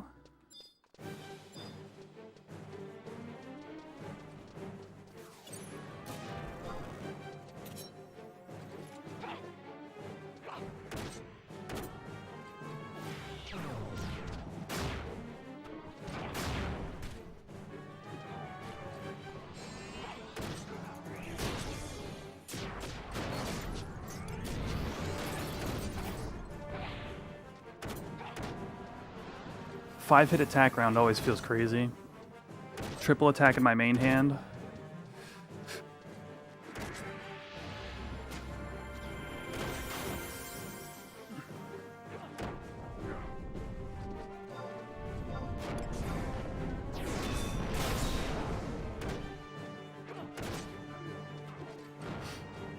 OAT in my offhand.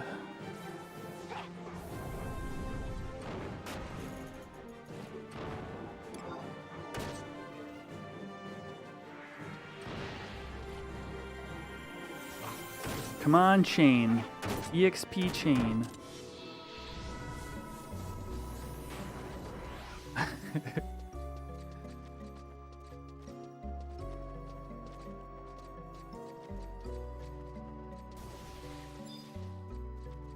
Silent and still. Perfectly engaged to my prey. Ooh.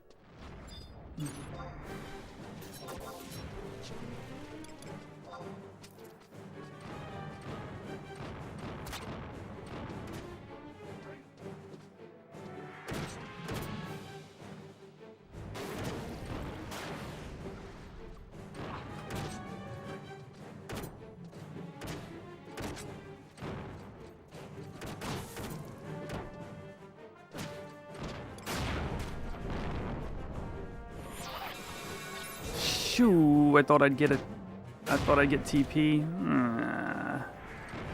Ah, thief. Ah, stun.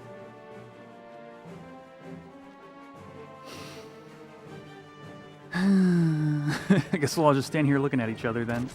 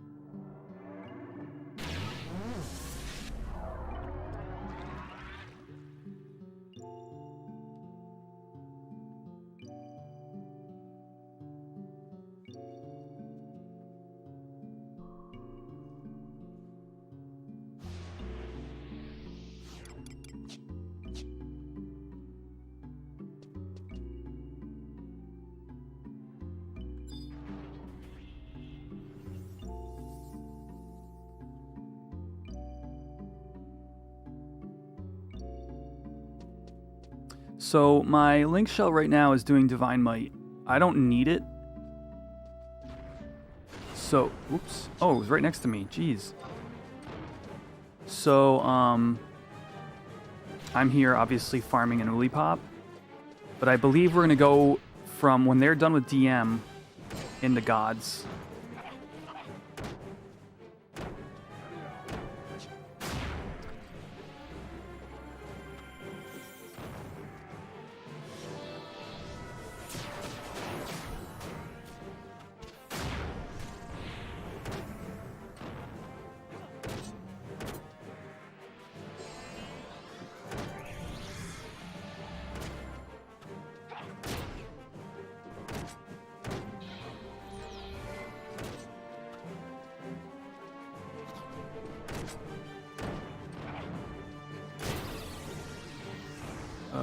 I don't think I have hide, right? No, I don't.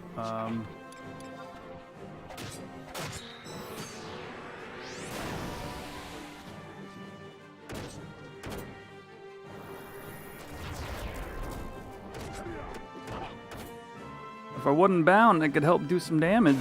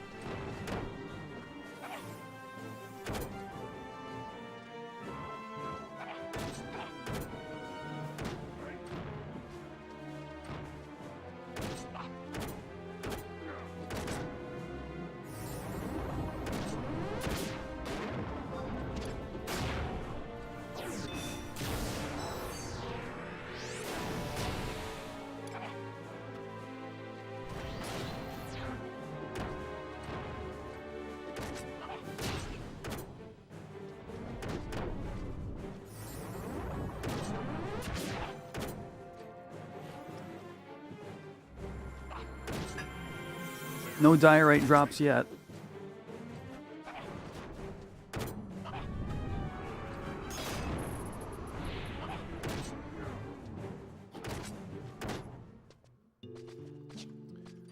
All right. Oh, I need to blink though for those changes to happen. Oh, I'm not gonna blink.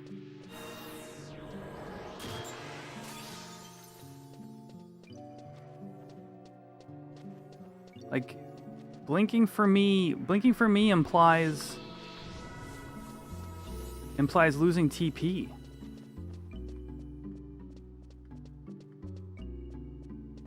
Like, I have lock style on at all times.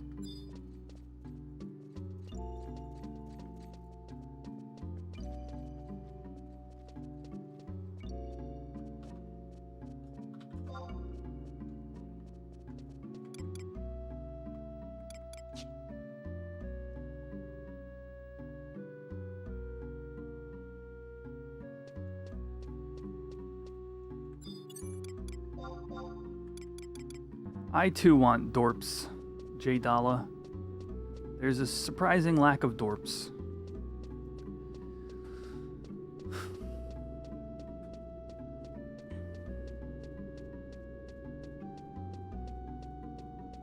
How much EXP do we earn so far? 4K. 4K in 30 minutes. This is an 8K an hour EXP party with Ring on. If we get claims.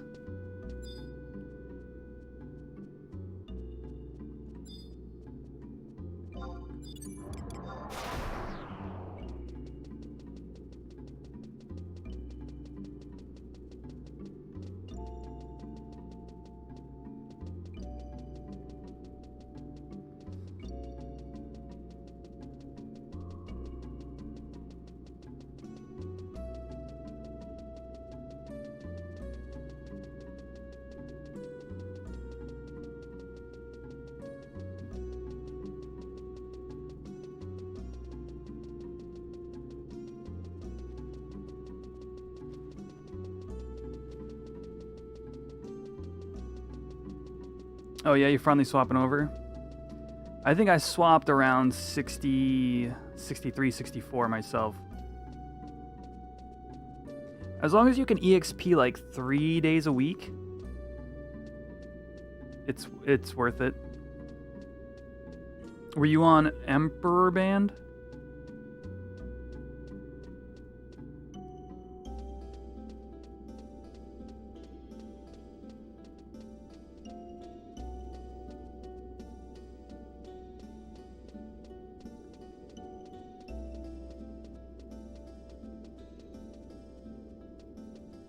Empress to keep with syncs.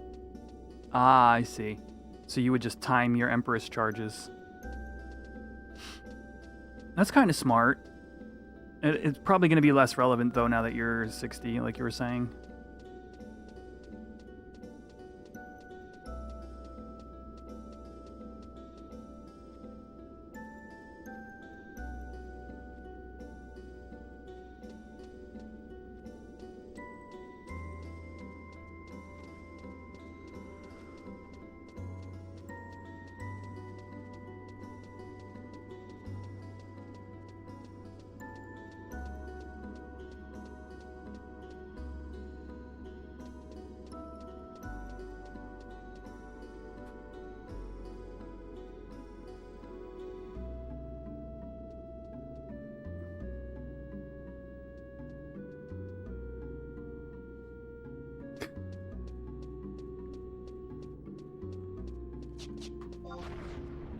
I was right next to it.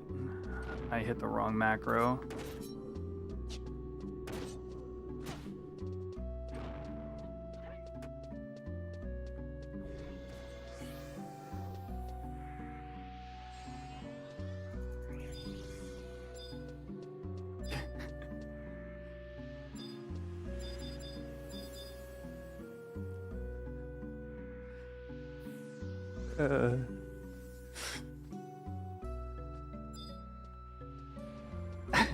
You totally were complaining, Dave.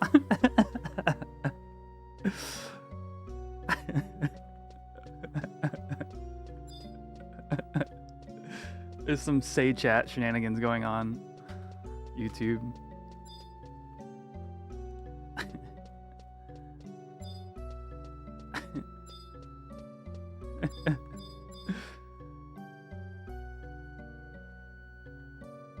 I don't care either way. At least this way, you can just come up here and EXP and then hope for diorite drops.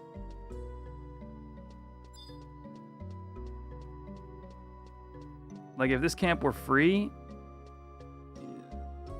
merits, diorite drops.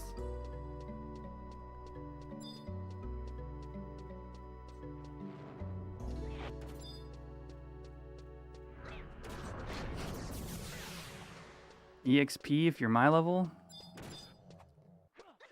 My hit rate's 90% without sushi.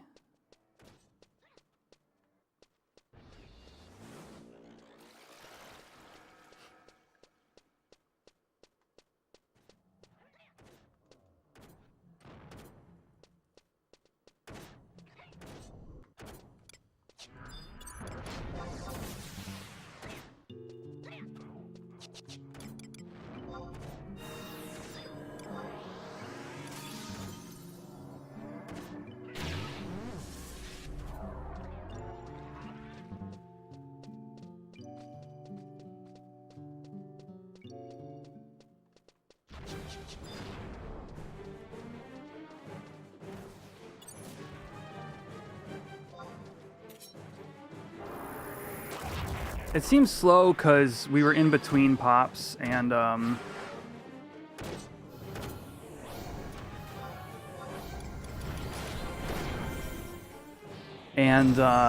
there's another party here.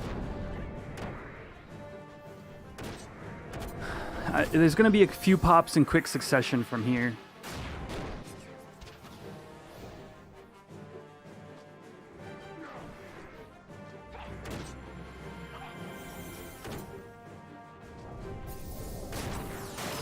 Please don't bind me. Thank you.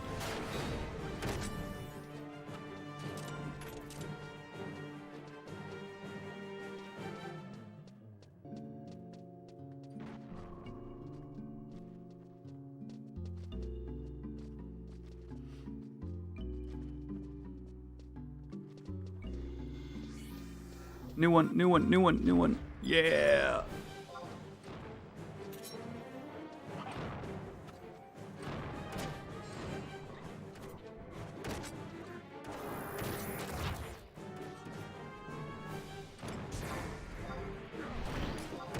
I thought he would turn it.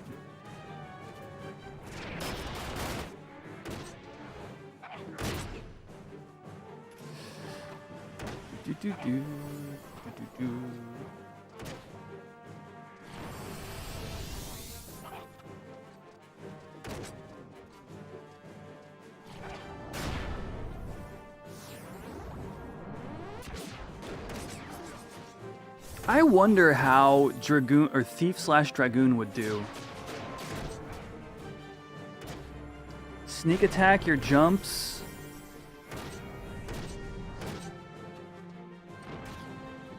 Listen, my treasure hunter, just because I don't have 4 yet.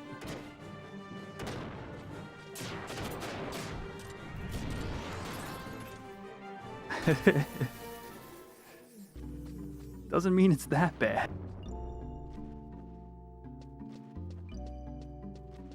Dune boots? Isn't that kick attacks? What are those? Dune boots. But like I'd have the haste 5% earring.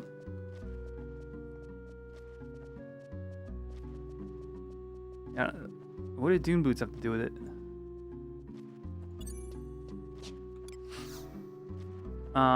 Haste 5% earring. I'd have sneak attack, trick attack, jumps. I'd have accuracy bonus. I'd have attack bonus. Sure, I'm only single wheeled, but you know, Slash Warrior gets away with single wheeled.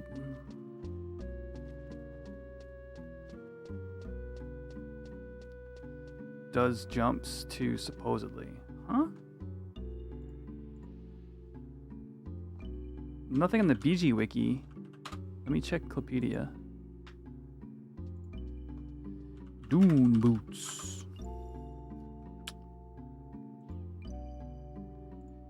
Hidden effect. Enhances kick attack damage. Yeah. Doesn't say anything about jumps. I could see why that would be considered though.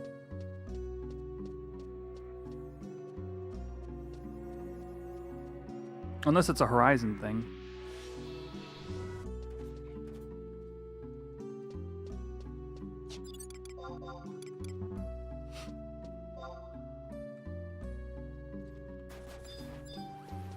Got one.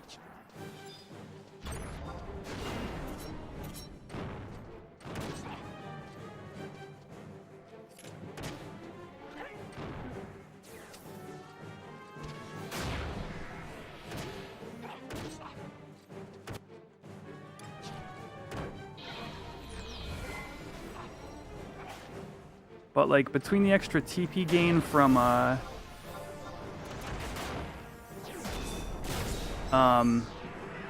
jumps, the attack bonus, the accuracy bonus, the extra haste.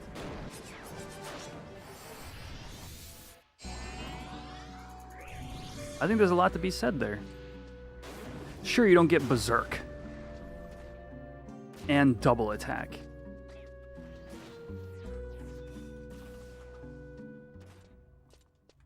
Right? Like, those things are obviously very good.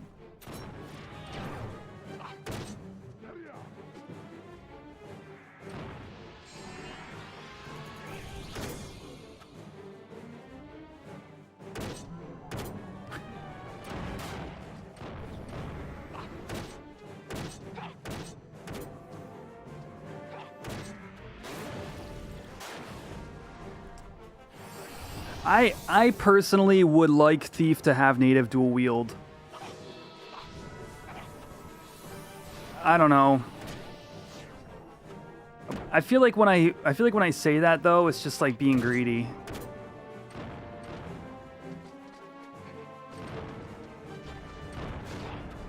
Sort of. So you do get a lot lower attack delay.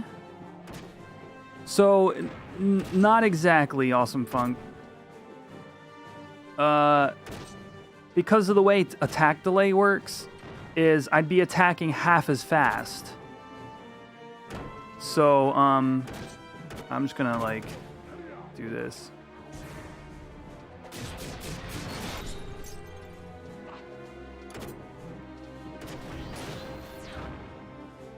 I mean, Slash Warrior is still used on Thief.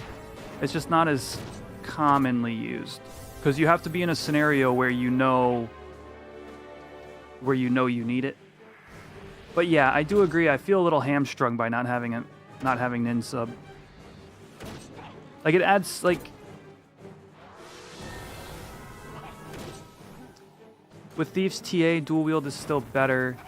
Only because dual wield lowers your attack delay by 10%. And that, so really it's like 10% better. Because if your main hand is attacking at 150 delay, you're still getting the same amount of chances as you are at attacking with 300 delay with two hands. The difference is, whoops. The difference is because dual wield lowers your combined delay by 10%. It is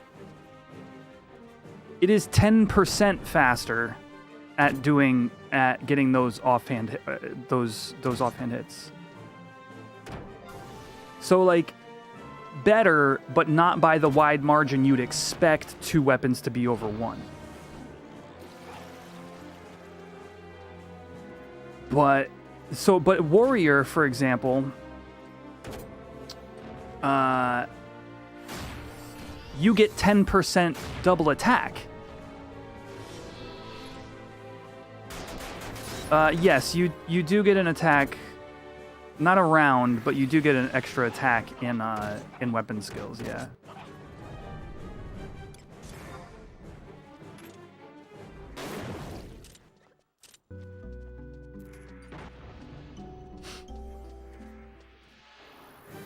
Yeah.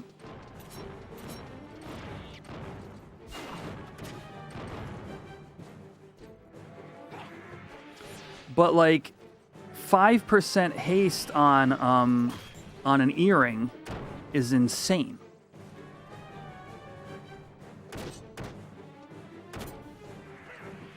Just to bring up the Dragoon sub thing again. And I have no idea how much jumps would add to the job.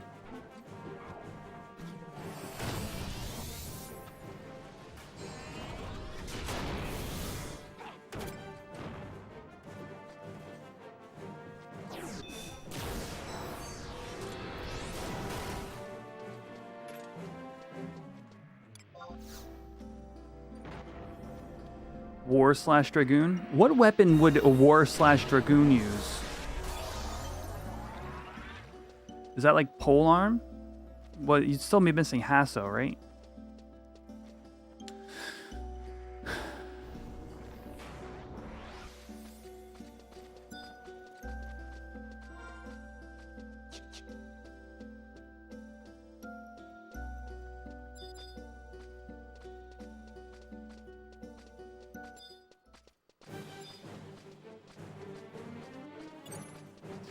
No, just attack and accuracy bonus.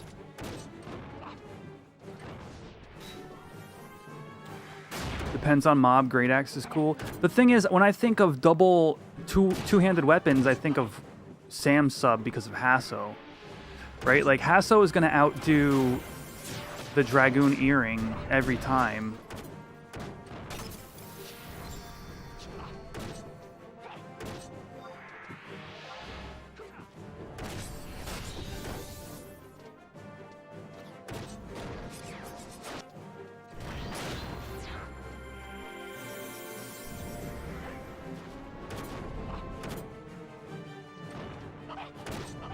Yeah, dude.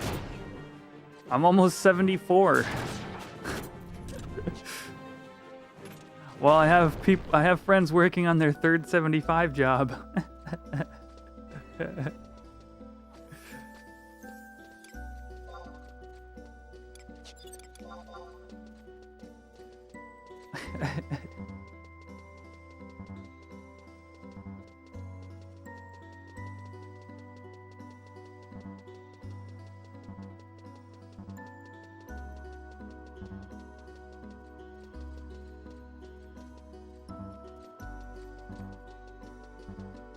That's just how it is as Thief. Yeah, I have a Thief's Knife on. The Horizon version.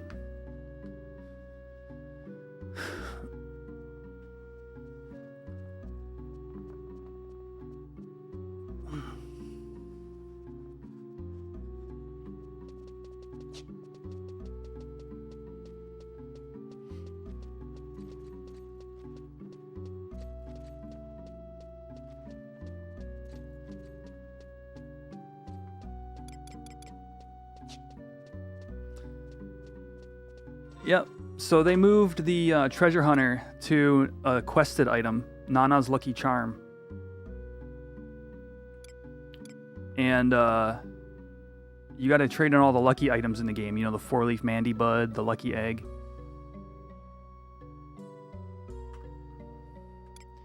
And then Thief's Knife is a drop from the Tonberry.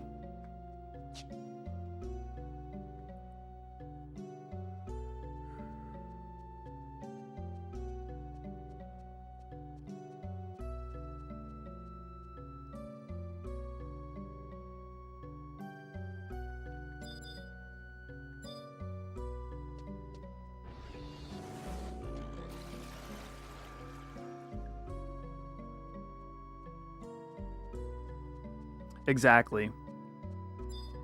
You're not locked behind infinite years at Sozu.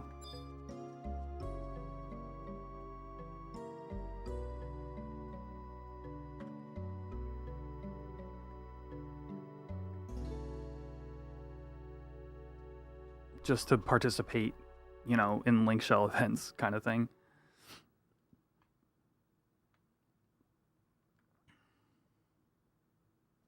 I'm gonna have to come up here on like less populated hours and farm this and try to get myself 75.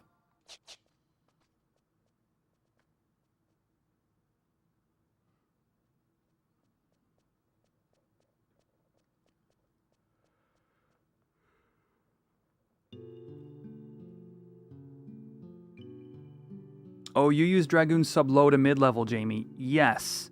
There is a point where Dragoon's offering attack and accuracy bonus makes it a good sub, and I think it's somewhere around 30 maybe.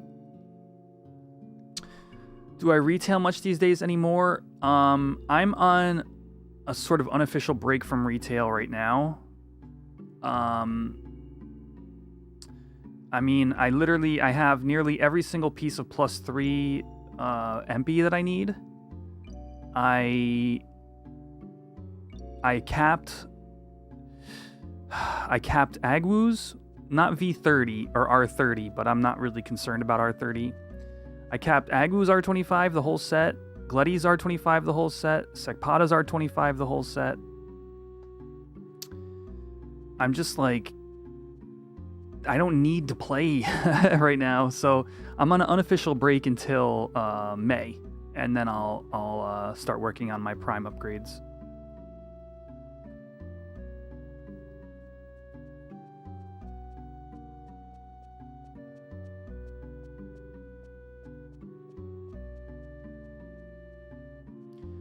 The prime gun, obsolete death penalty. No words needed. Thank you for subscribing.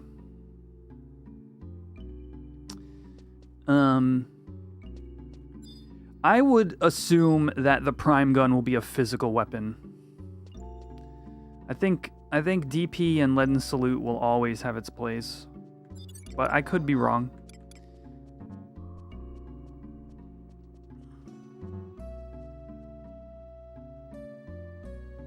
Still trying for the Ongo V25 here. Sortie will keep me busy forever though with all. Yeah, you have a lot of jobs to go.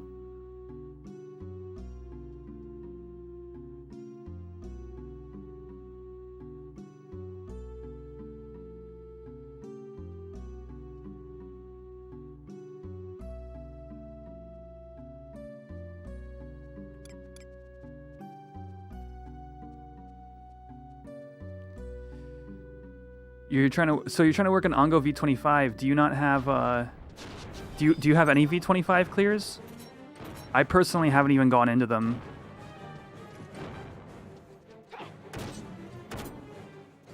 I was kind of burnt out when the V25 was released.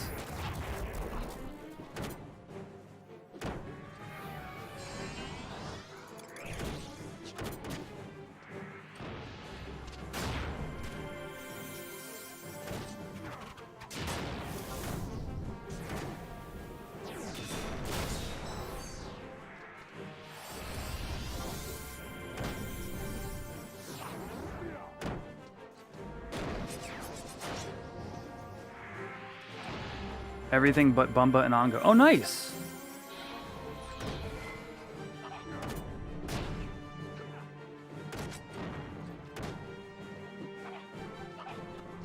Did you need to do a lot of two-party setups for those, or are people like oops, are people like doing them in one party now?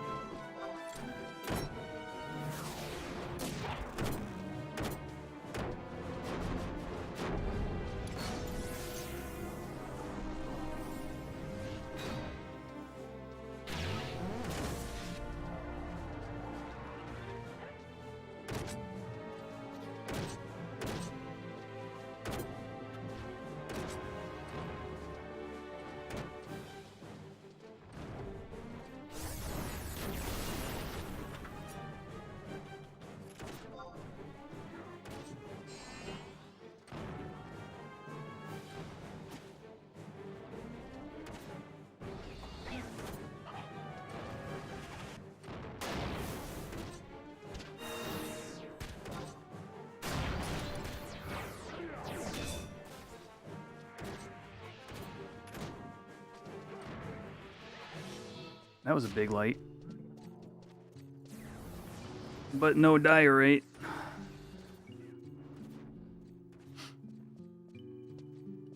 Only Erebody and Embos.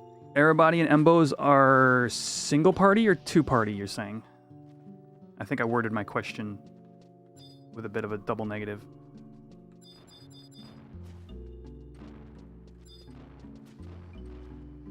Yeah, I'm really looking forward. I mean, a whole new area that they've been putting a ton of work in sounds awesome. So, like...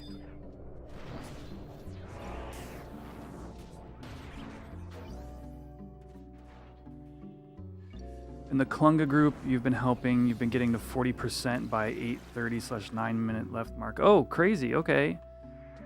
And then that 40% is where things start to go south? Because you get the second ad?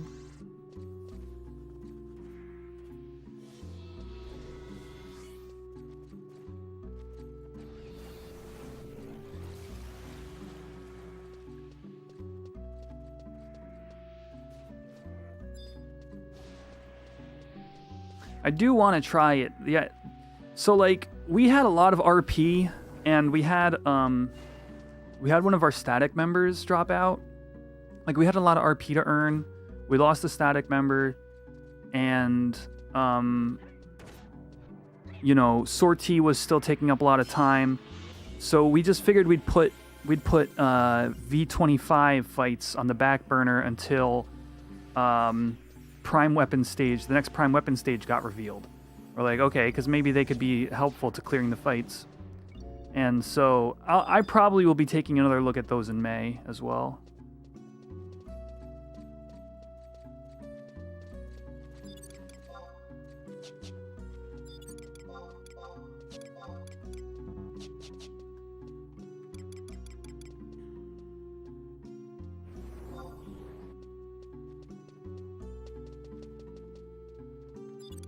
In addition to, like, you know, the new zone, stuff like that. It's really exciting. I mean, like, it's kind of surreal, like, retail players, like, it's been like 2 years where we've been like, oh man, we're getting a new Rima. Oh man, you know, possibly new zone incoming. Oh man. And then it's just like, and here's the next mission. And here's the next mission. And like, it's so surreal to know that we're like 3 weeks away from actually getting the kind of like big reveal.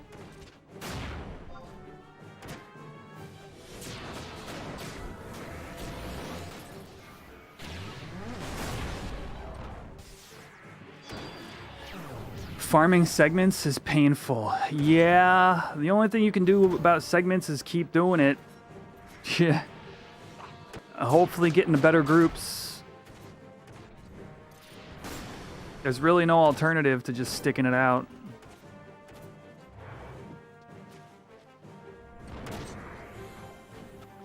You've been experimenting with Scholar as a healer on Kalunga and using Tomahawk to stick Helix. Really helps, and Abrava can't be dispelled from the tank. Yeah, that sounds good. Kalunga's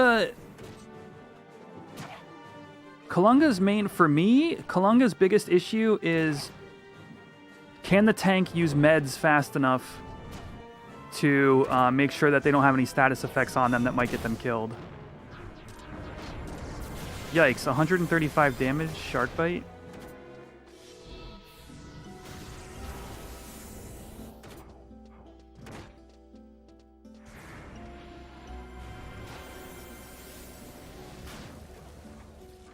Core, yes. Core, honestly, as the flex job for getting into segments, 100%.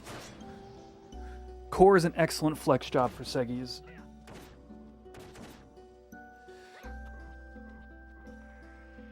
Blue, if you're good at the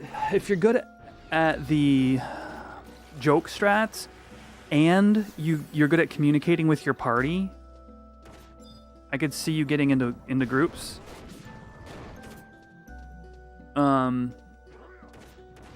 But even then, that's only some percentage of the time.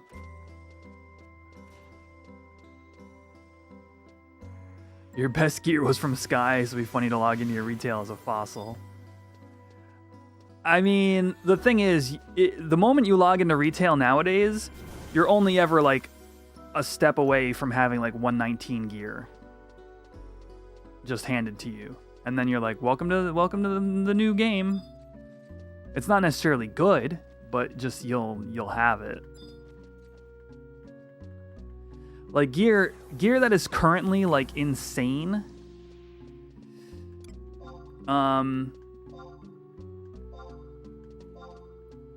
Gear that is currently insane in Horizon is just like, it was power crept back in like Wings.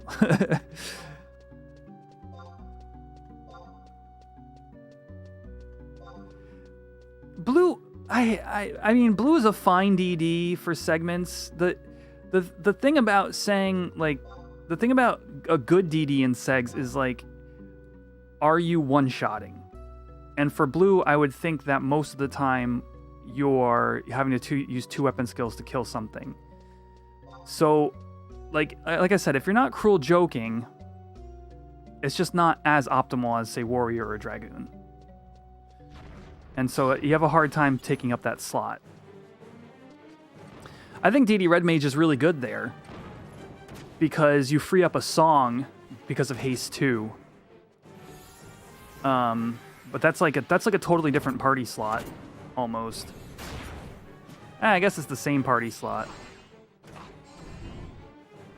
One of the DDs.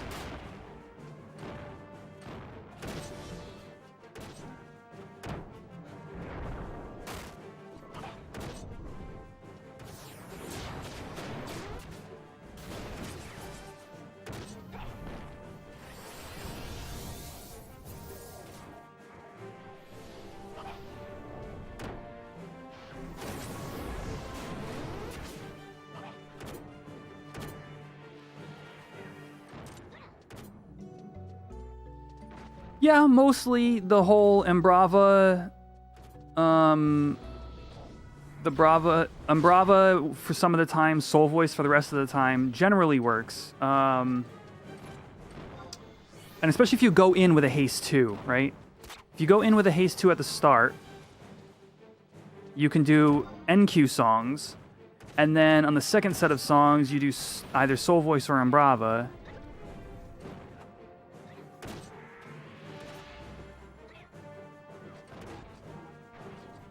I mean, yeah, that's true too, actually. You could potentially drop the Scholar for a white mage and bring the red mage.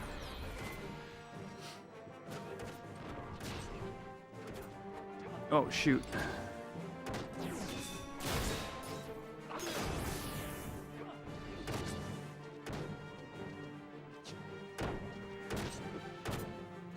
But, like, min-maxing, right?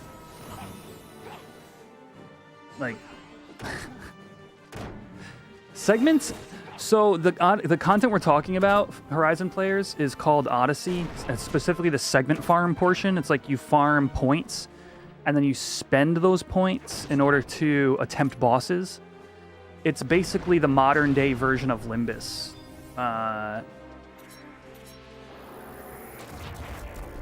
But just, like, not as...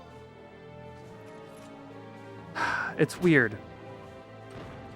There's less creativity in the farming aspect, but more in the boss aspect. Where in Limbus, generally the farming aspect is whoops. Has got the more creative fights, and then the bosses are just Omega or Ultima.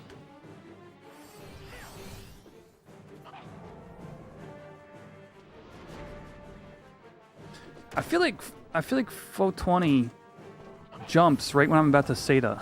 I feel like the dude sees my sneak attack go off and then jumps. Am I right about that?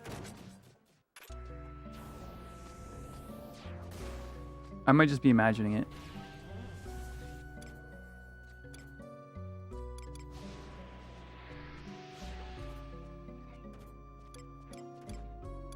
There's my shark bite.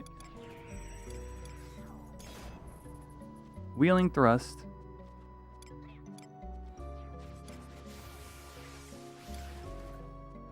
No, I think he's just losing hate to getting hit.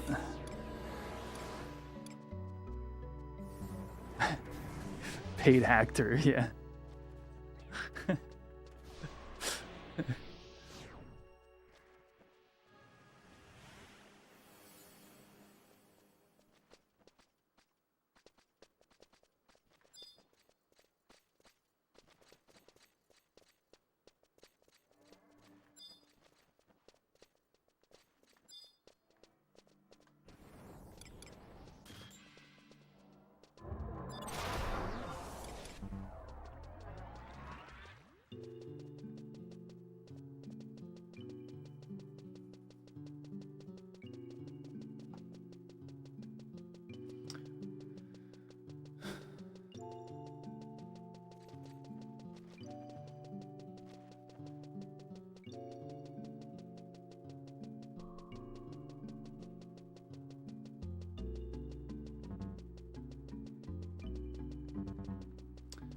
Full malignance before you can cruel joke. I mean, it definitely helps. The magic accuracy and the DT.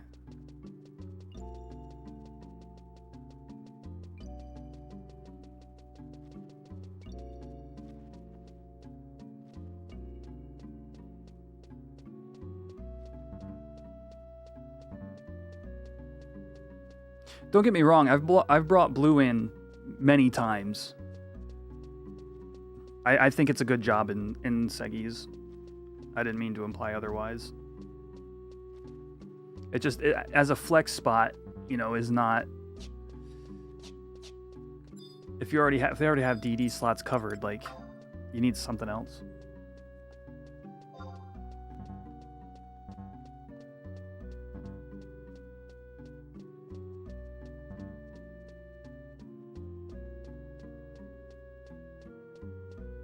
Oh, my ring! I used up my charge. Heck yeah.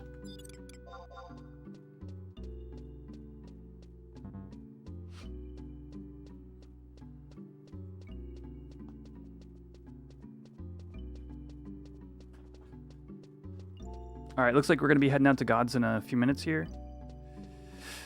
4 hours later.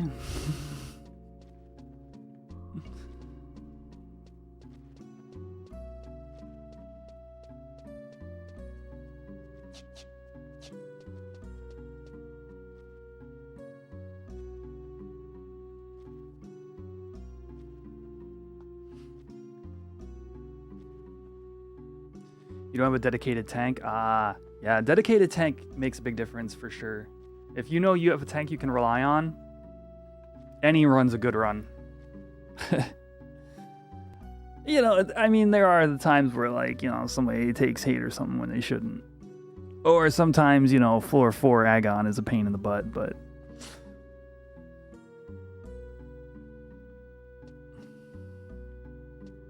any run's a good run.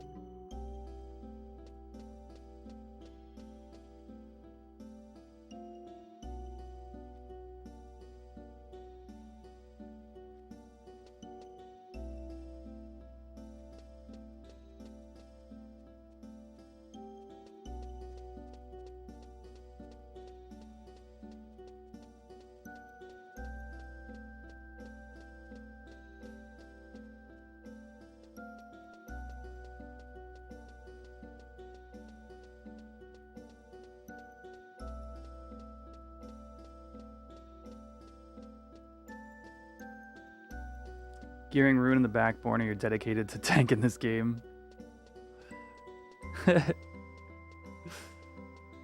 Rune's great. Love it.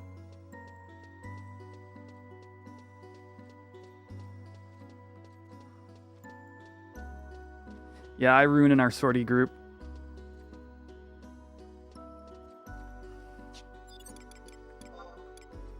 Good times.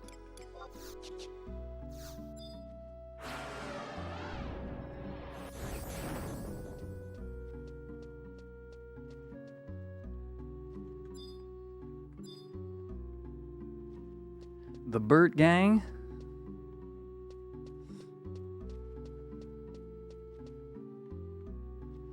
Yep. Rune Blue. I'm not generally a Rune / Dark enjoyer, but I have it. My big thing I've been doing lately is Rune / Dancer in sortie. And not just because of Spectral Jig.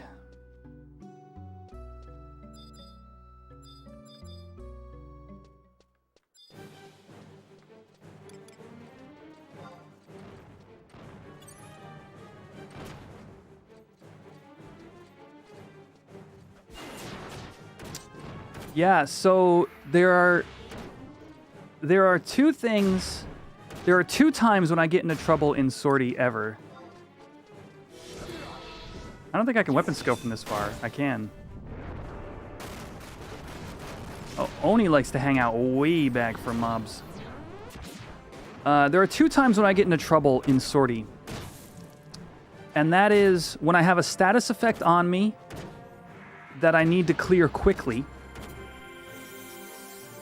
Healing Waltz will do that. And then if the mages are busy skill chaining and magic bursting, and I need heals, Curing Waltz will do that. And quite quickly, too. There's only one sortie boss where I could be involved in the skill chain, and that boss rips TP anyway. So,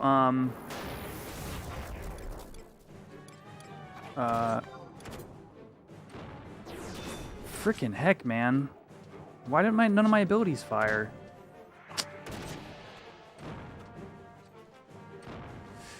No AoE. So in sortie, you don't need AoE ever. Not if you're doing basement. Maybe if you're doing like top floor. Yeah, but right, if you do need it, Shockwave is your go-to.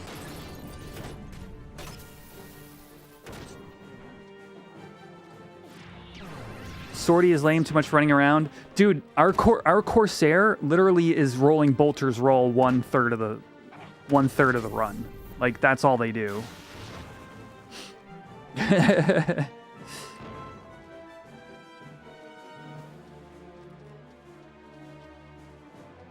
They're just a Bolter's roll Sherpa.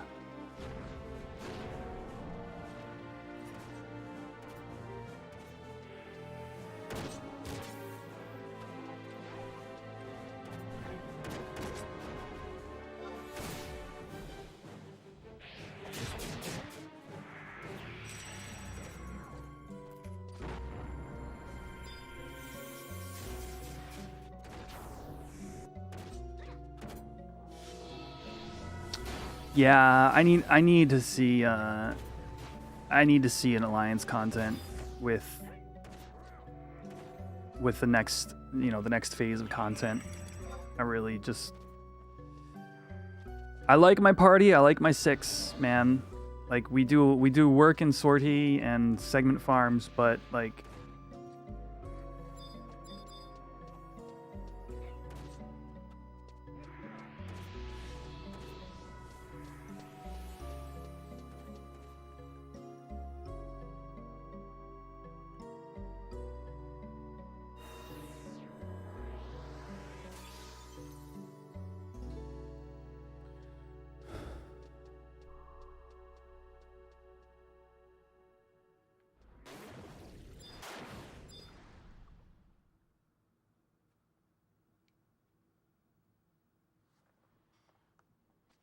oh. I gotta take a sip of water for 1 second.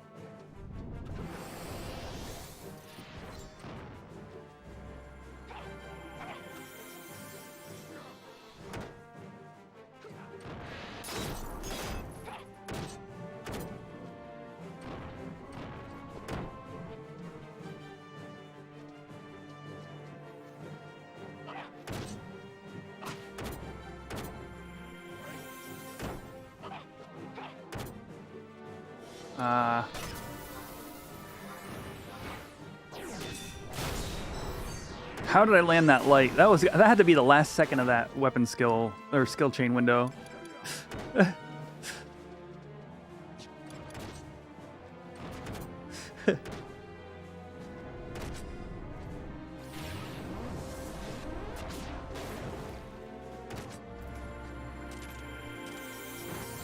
Have I used the new Yell page? I've used it once before.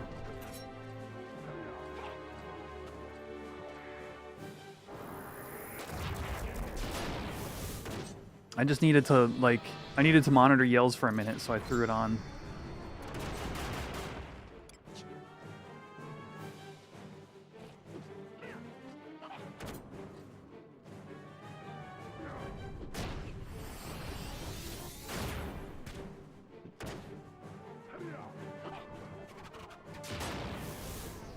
Come on.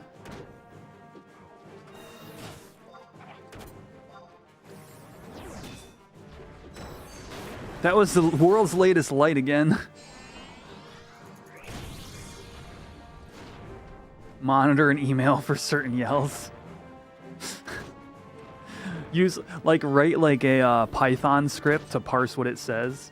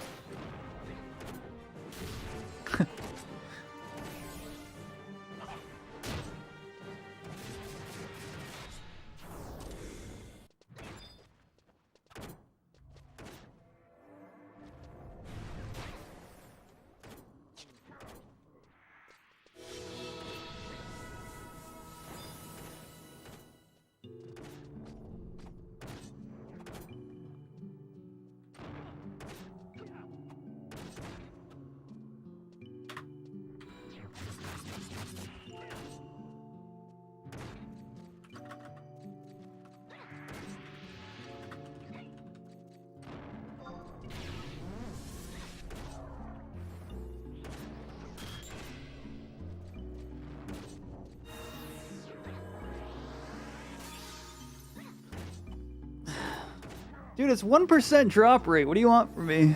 2% with my TH.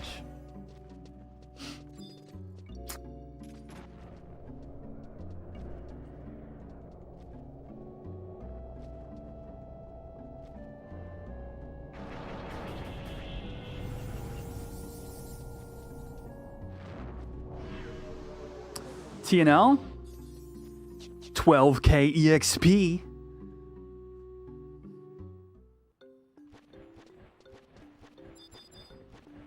Heck yeah.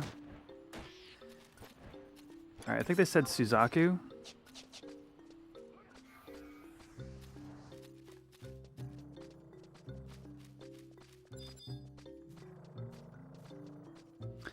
Alright, y'all, we are heading to Suzaku for the first god kill of the evening. The bird. The firebird.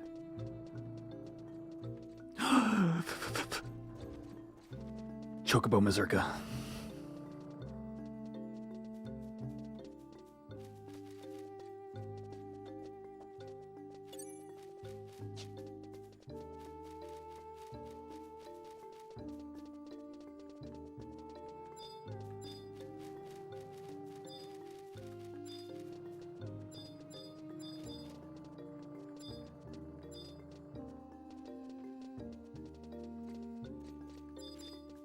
Ah, boo.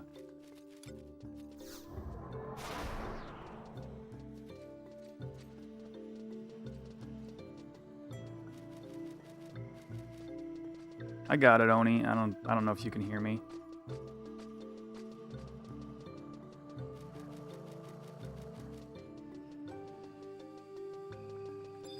Oh, jeez.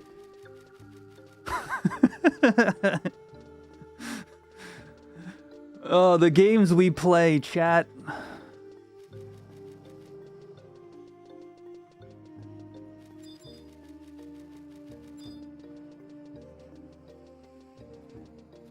And now I'm back at the teleporter as Flea is dropping. Right back to where I started.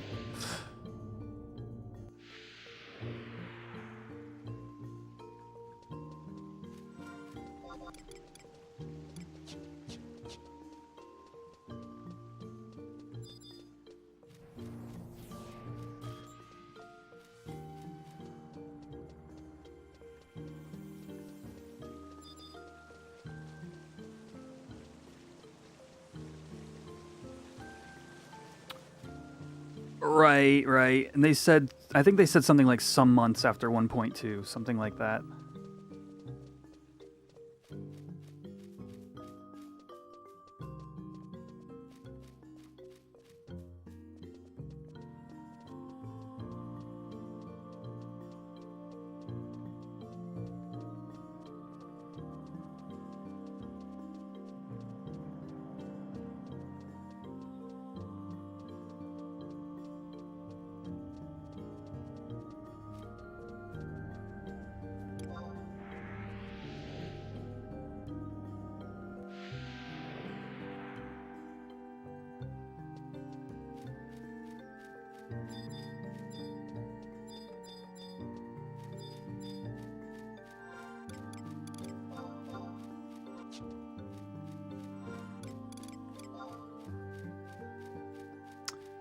So close to 74.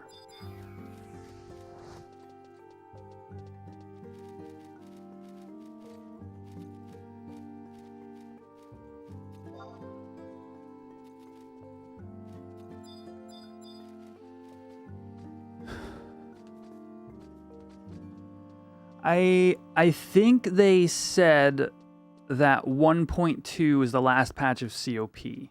I think that was said in the live stream. So I think that formula will be closer to what happens after Treasures.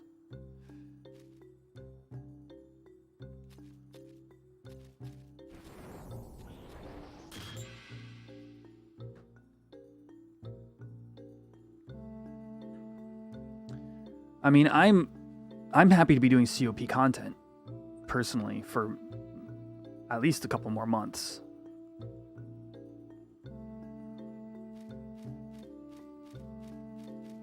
You know, I'm looking to level up my second job. They need to wait a year. I mean, a year from December, I'd agree with. But a year from now, that'd be too long. Like, at least the base treasures expansion, you know, along with the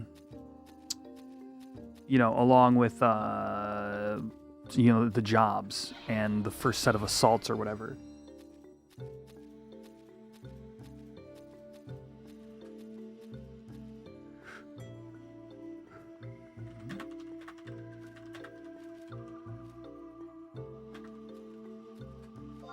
All right, I'm grabbing a coffee real quick, chat, while we gather. Enjoy the scenery.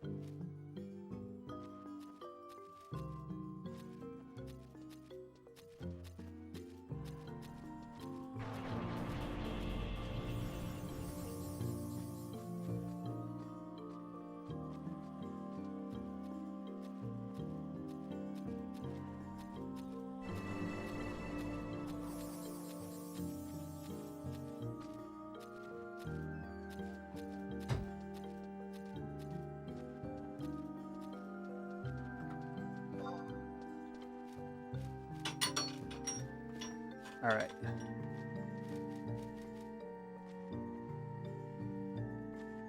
Gumnave, aka GM Dave, if you want to annoy him. Oh, I don't need deeps anymore.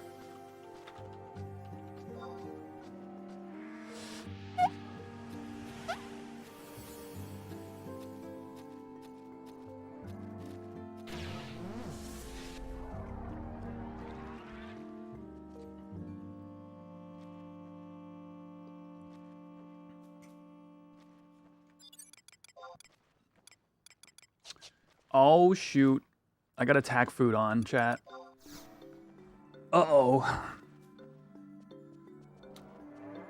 1 sec.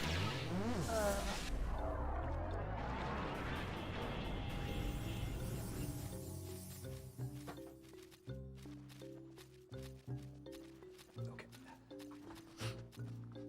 My accuracy is gonna suck. It should be slightly better than last time I was here, actually. My gear's gotten a touch better.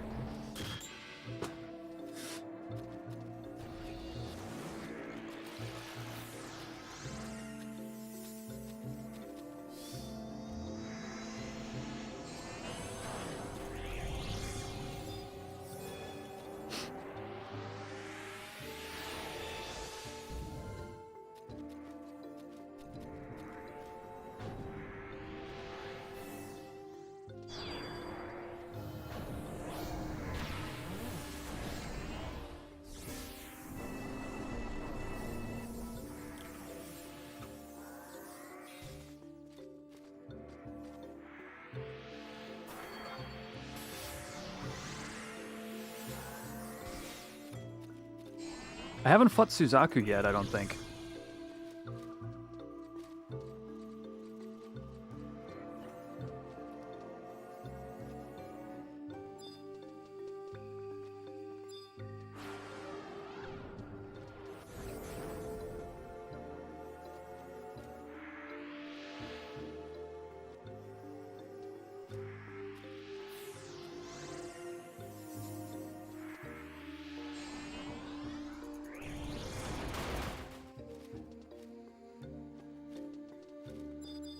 Who's my bard?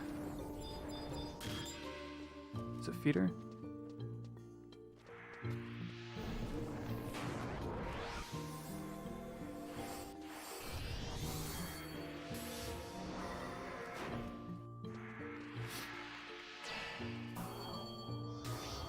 Actually, I want to see my accuracy.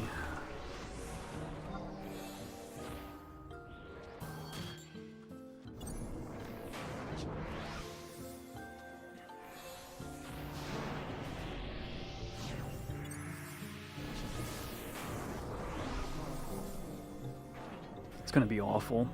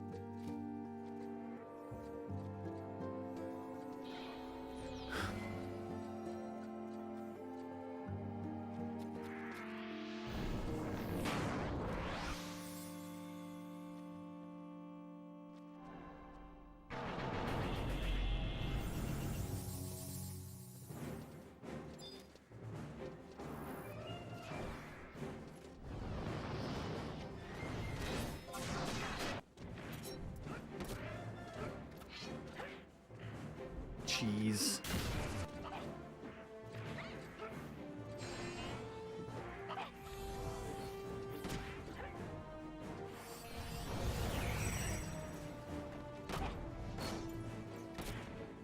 Well, it says I have 100% hit rate so far.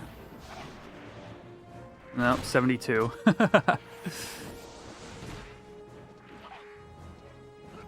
57. Yeah, I have attack food on.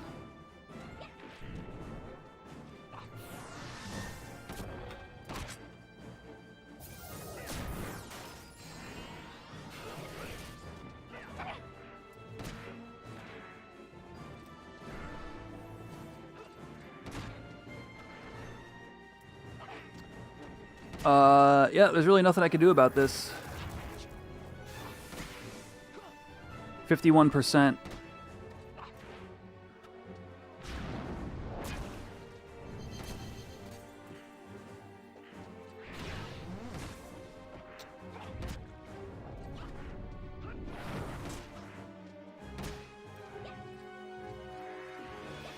Chain spell.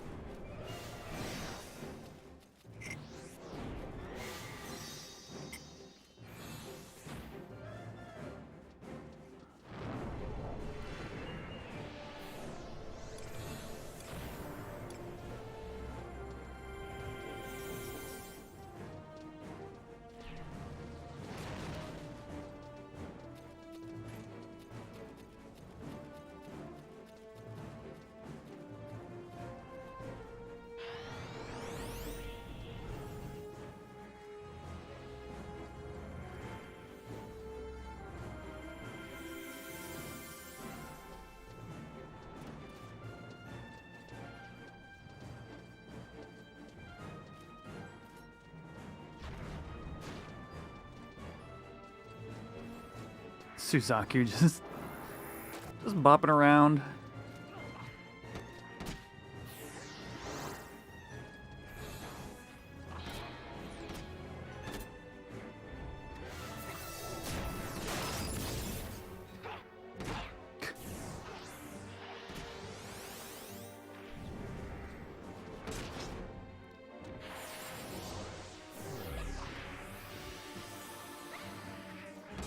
Oh no, I clicked the wrong thing.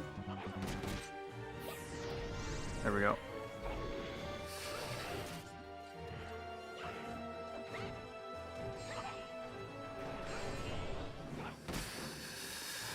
Ah, 36 minutes of 35% hit rate. Just sad.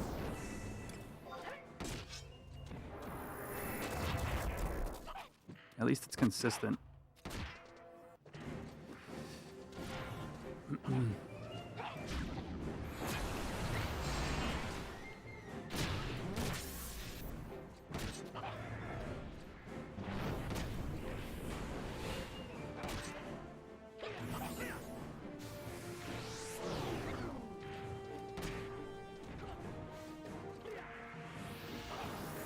Evisceration for 343.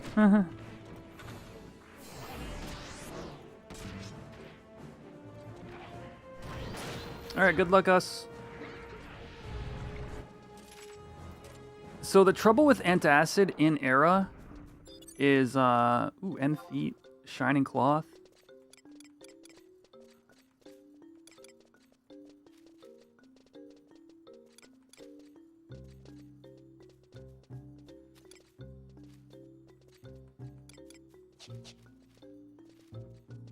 I think end feet is the thief set, right? Neptunal abjuration feet. Yeah.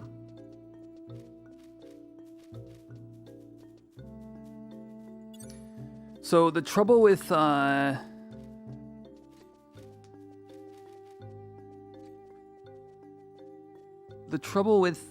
oh yeah, actually dragon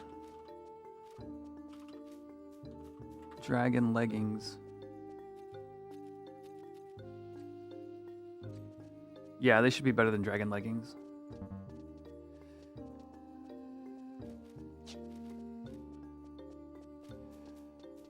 Do we lot?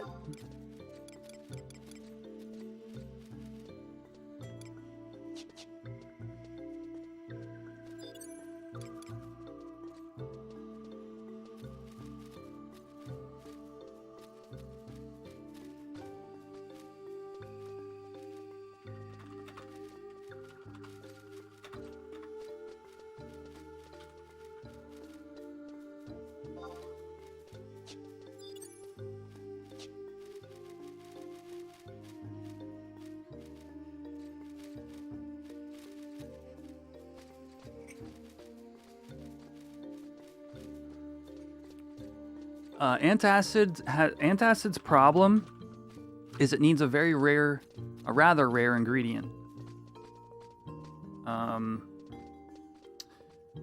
Dried mugwort.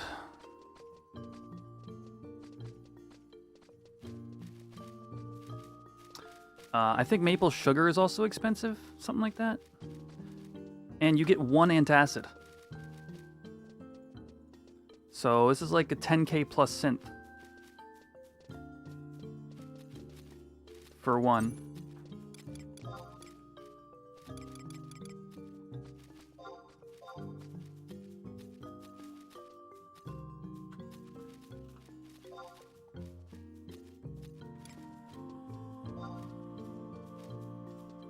I'm not winning, right? Yeah, okay.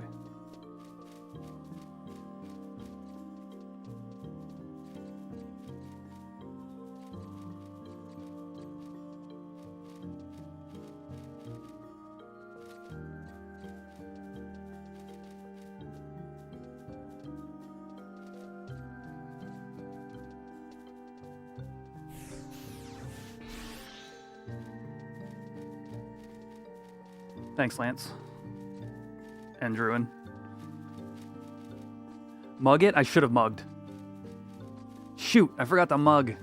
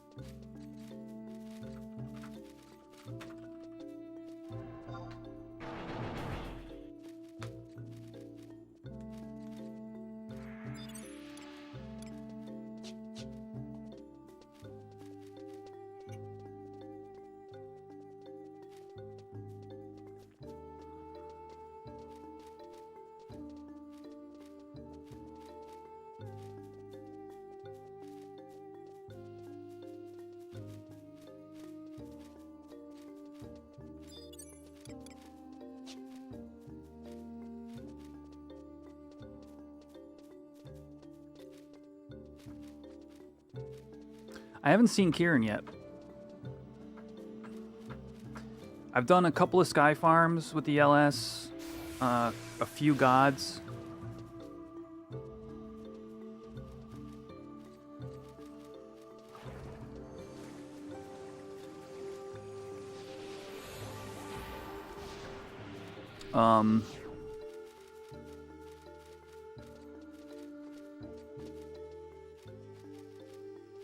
You're hoping for what today, Lance? Oh, we got another Susie to do. Okay, no wonder we're chilling here.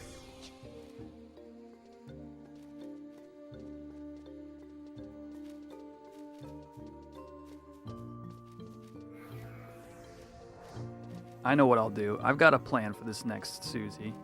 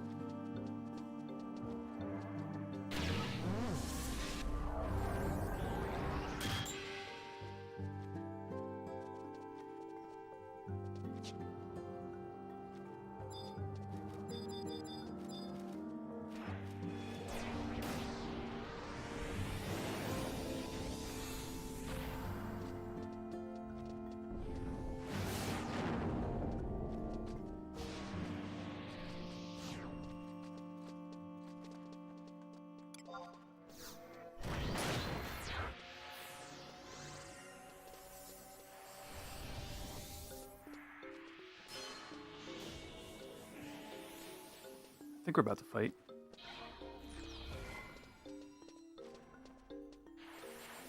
I got sneak attack ready.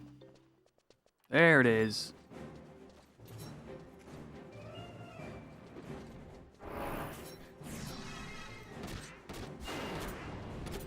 Now, mug. Then, perfect dodge.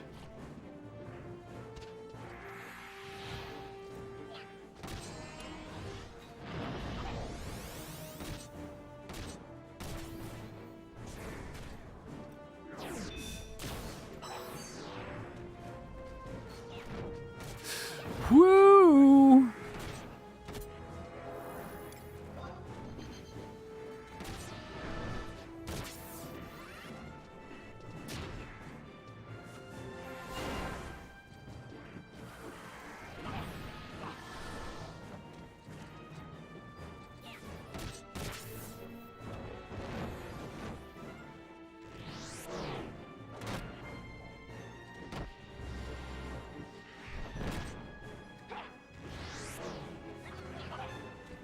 Jeez, a 5 attack round with 0 hits.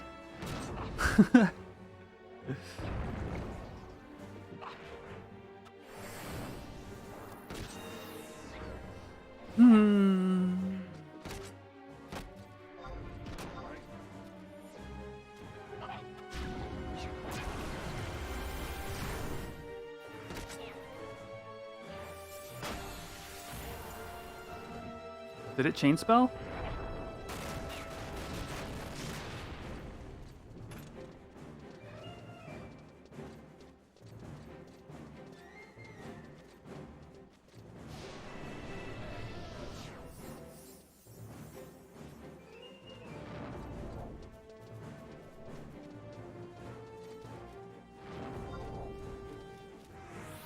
I need to work on my, what is the add-on load? What is it, chat?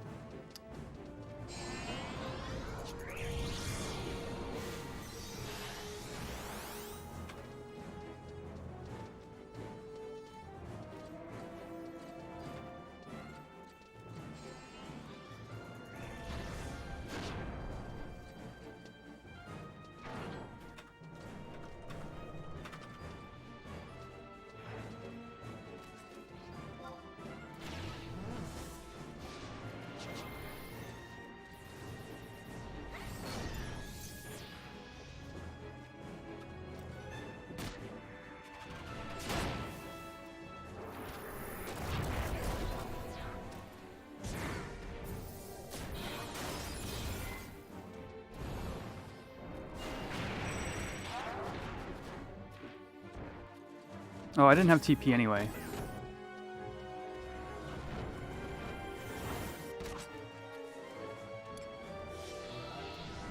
I'm just gonna crack a weapon skill.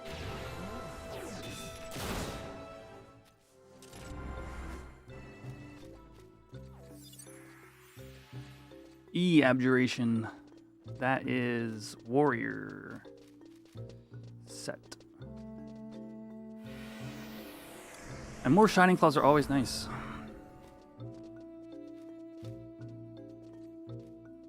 But I'm not on any of this, so bye-bye.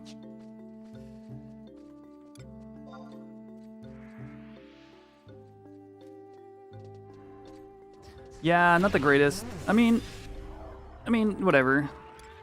Like, Shining Claws are good.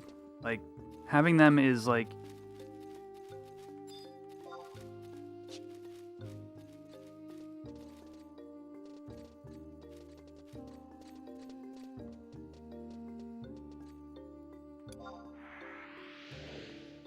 you know, helpful.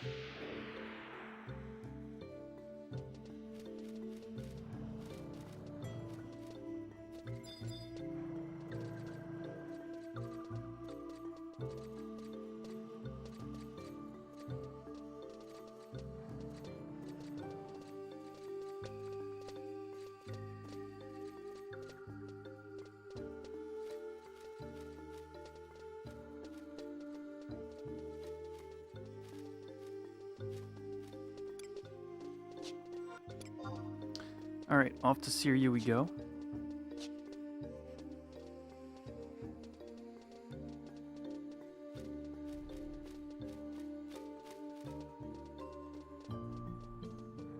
It's kind of like I don't know. We got a good group here. What's up, Timoli? Yeah, I haven't streamed since last Friday either, so. But we're just up in Sky. We just did some Suzaku. We're about to do Siryu.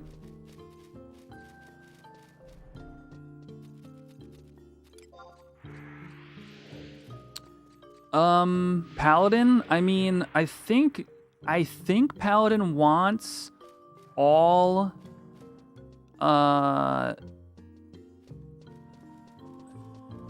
of their abjuration armor, if I'm not mistaken.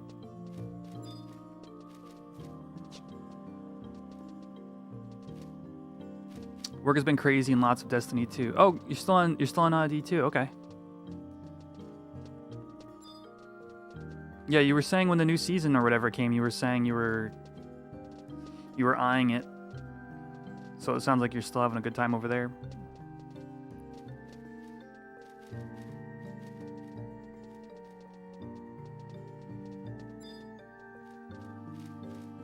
But yeah, I forget what the abjuration pieces all are. I think they're like sideways to your yes, the coin egg set. I think they're like sideways upgrades to your AF and stuff, and I think it's like situationally.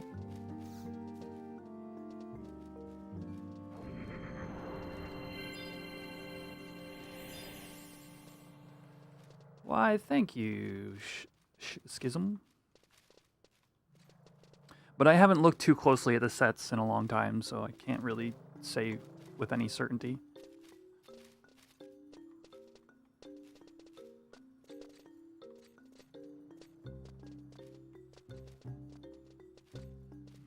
Yeah, it could be that some of your pieces are your enmity pieces, kind of thing, because that's how it is in retail. The one paladin set that's made to emulate the coin egg set is like your enmity swaps with some HP on the sovereign, yeah.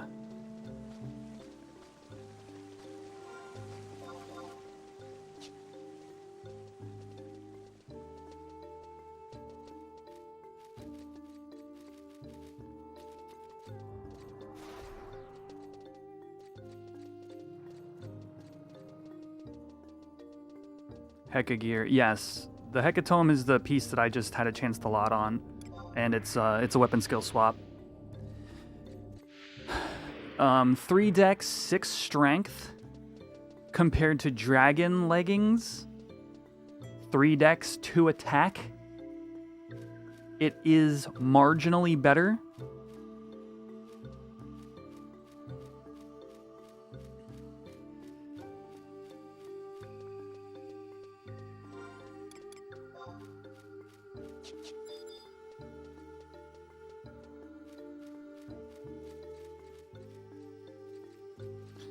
Adamin, the Earthen Abjuration set? Yeah.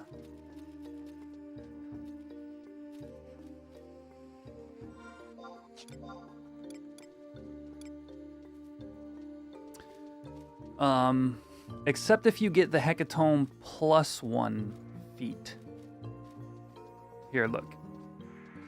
Here's the NQ, Strength 6, Dex 3, Dragon Leggings, Attack 2, Dex 3. If you get Dragon Leggings +1, you get Dex 4, Attack 3. And if you get...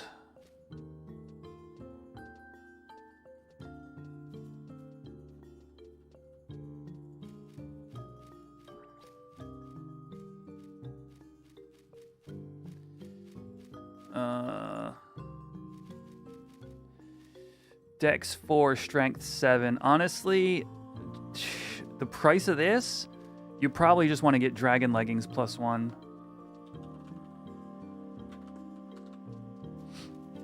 Which are going to be even harder to come by, I think. Yeah, because these are like a T0 synth.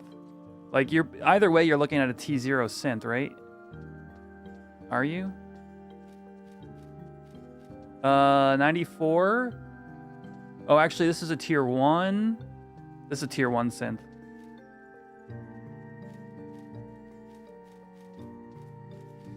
Wyvern scales. Angel skin. Jeez, an angel skin per attempt.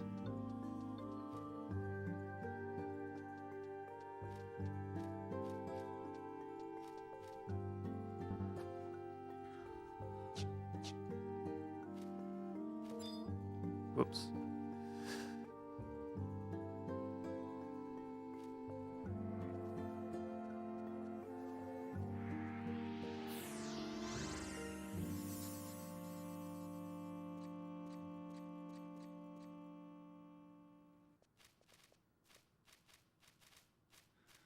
Oh, here's another god that I'm not going to be able to hit because I ate the stupid long food. And antacids are too expensive. Why is your monk outfit? Something's glitched right now, Terrafim. Oh.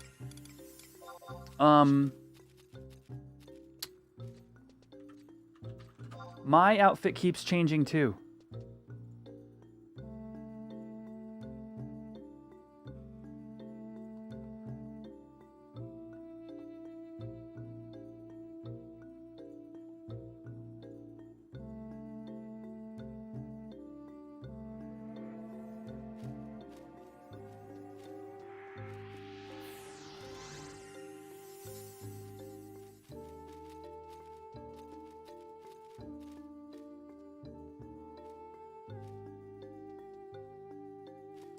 I'm not sure what's going on with that.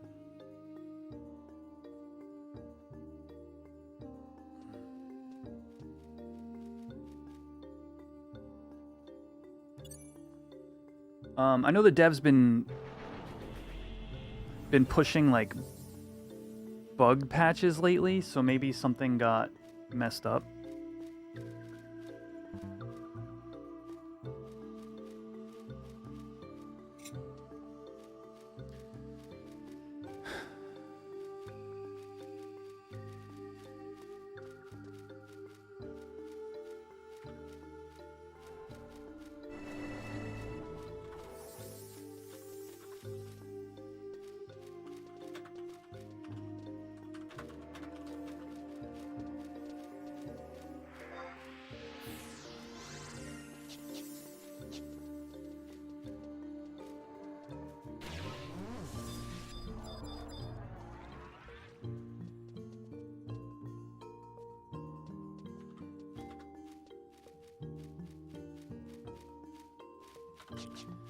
But yeah, until his food wears off, like, I'm not gonna be hitting crap.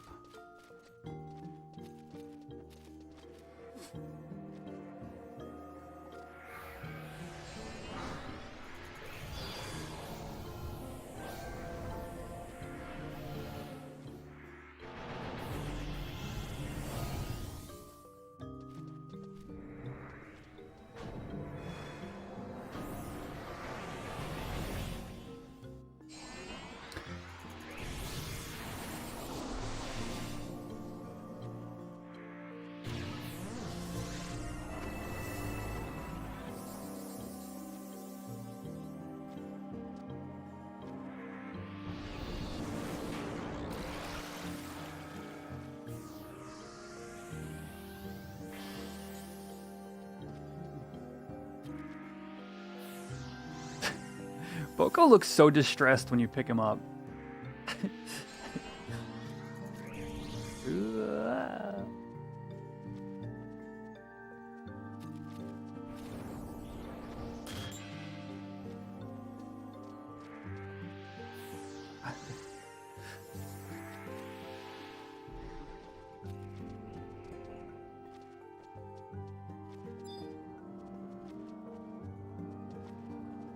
Yeah. Help! He's got me, help!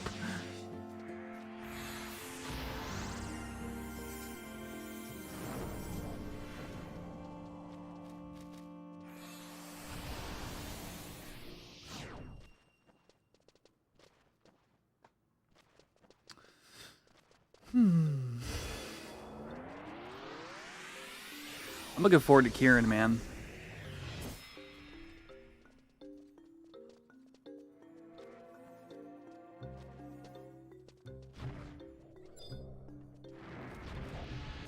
Look at Siryu. I would assume we are.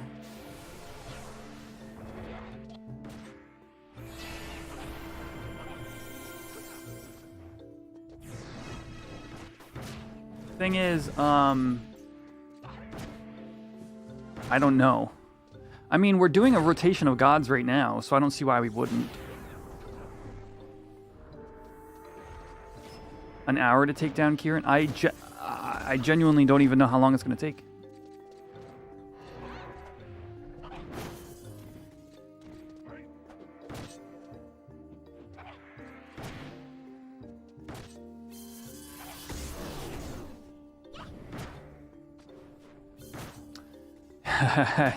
AV, yeah.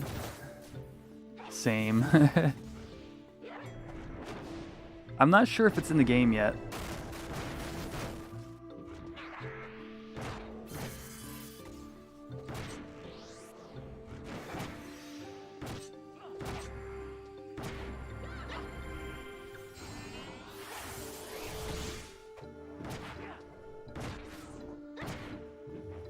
Dave's DCing.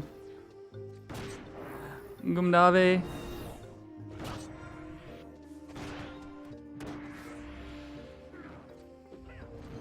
Where's he at?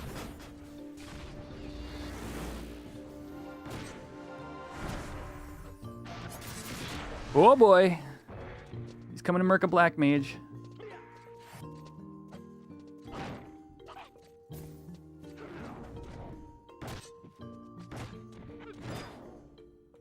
Oh no, Asher's got it.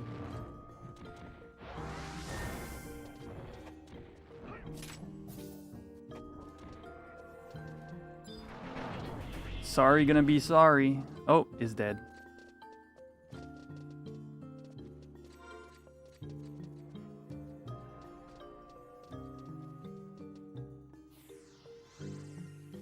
Wormel hands, martial head, Sirius sword, dragon's blood.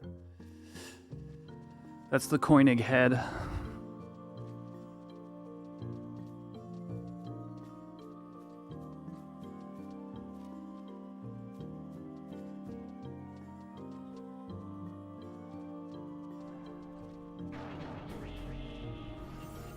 Oh yeah, kite. You kite Kieran, yeah, with well, that's the thing. You have the Wormel legs and it helps you kite him, right? And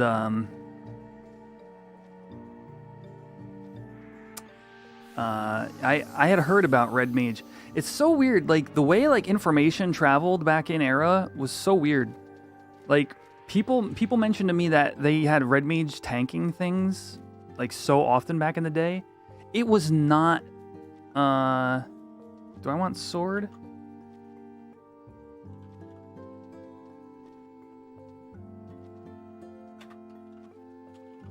Yeah.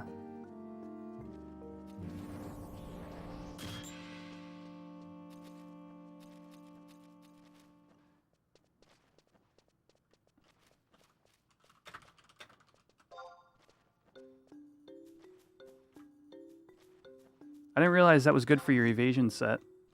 That makes sense to me. I passed on the last one. My lots today suck.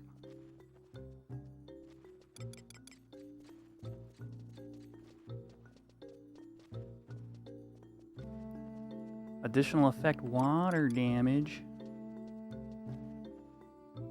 Wow.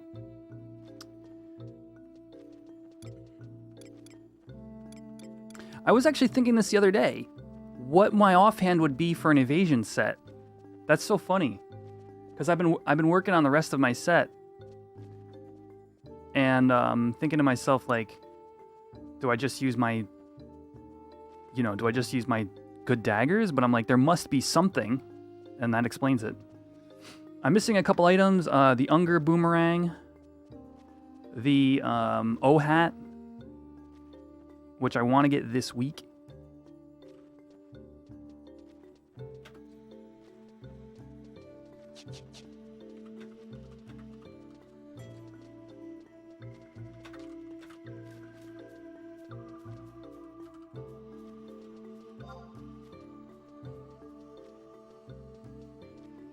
Oh, let me make sure I have inventory.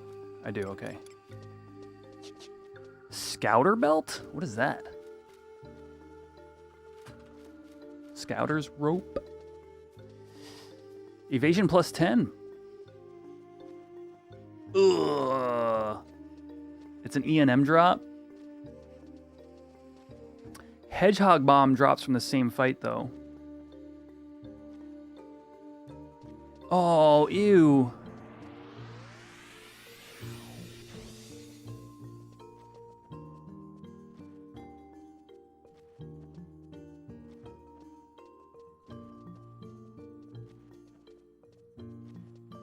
It's the Ulegaron Range Bear Claw Pinnacle fight.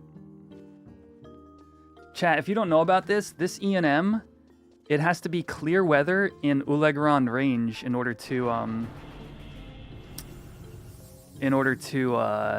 do the E&M. During clear weather, you can pass by to the east. Ugh. I mean, mages want the hedgehog bomb, right? So I could probably talk people into doing this.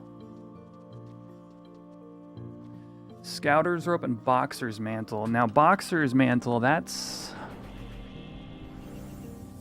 from Beast Coin, or yeah, ABCs. I was looking at this the other day, going, "That's friggin' good."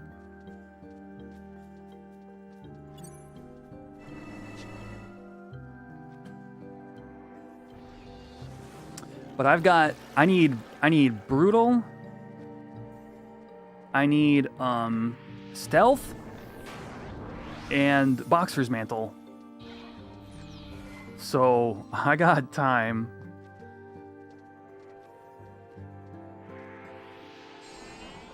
Oh, did I win? Oh, I did. Why am I not in party?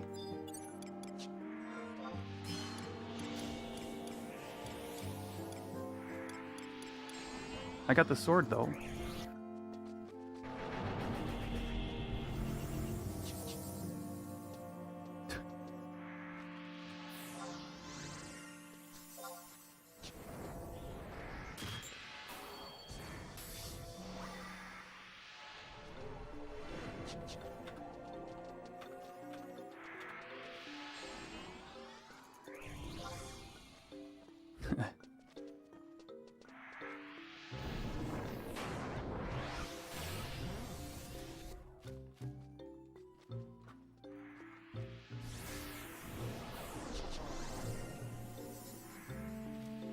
Am I 75 yet? No, 73.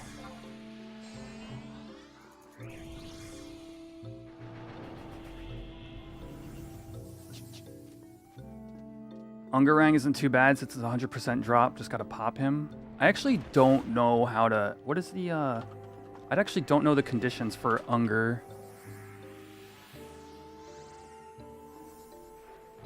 Placeholder? Is it a true lottery?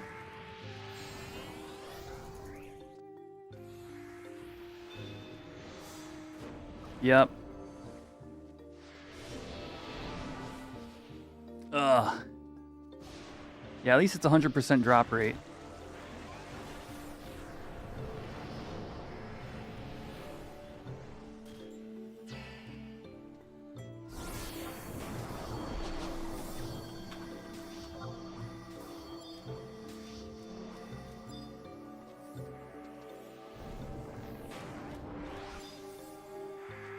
I wonder if Clopedia lists like a pop.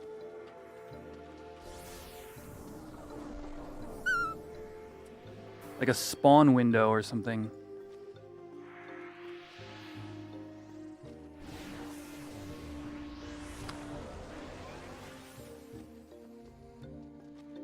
Gustav Tunnel, Unger. Lottery spawn. Placeholders. E9. Minimum respawn of 2 hours. After that, he has a 15% chance to spawn in place with placeholder. Spawn conditions similar to Charybdis. Okay, it's basically a Carby analog.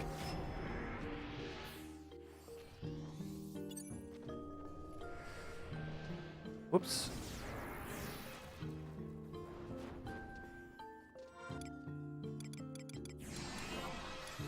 Here we go.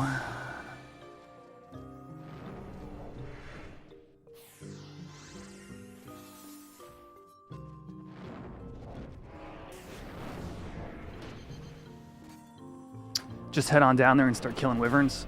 That makes sense.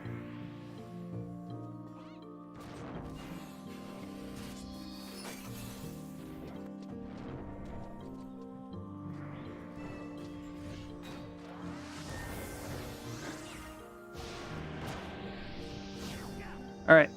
Have fun watching the fight while I run to the restroom real quick.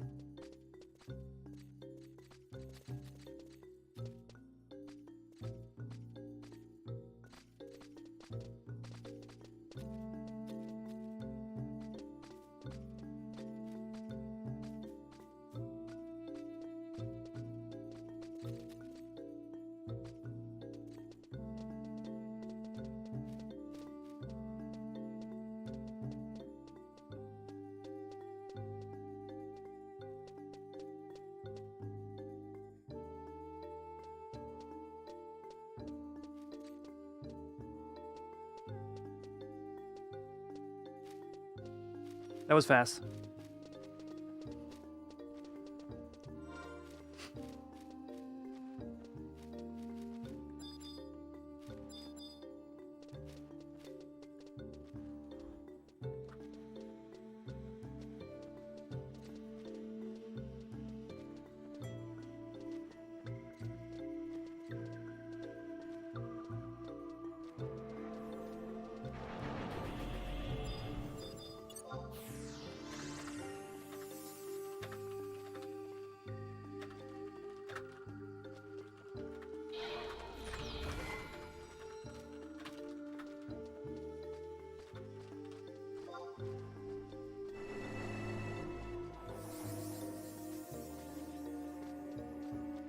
D head. D head. Dryadic head? Monk. Monk head.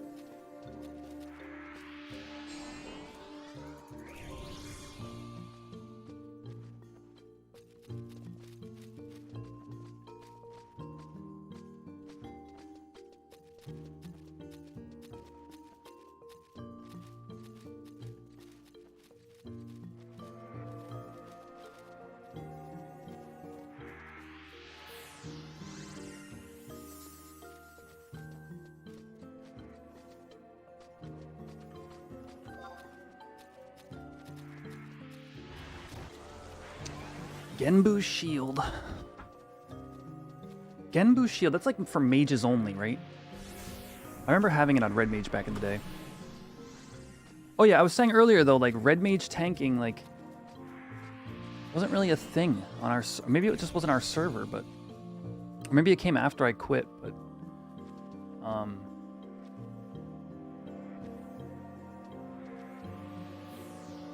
just a cool idea. White Mage, Black Mage, Red Mage, Bard, Summoner, Blue, Scholar Geo. Yeah. AKA White Mage, Red Mage, Bard. Yeah. Oh, dude.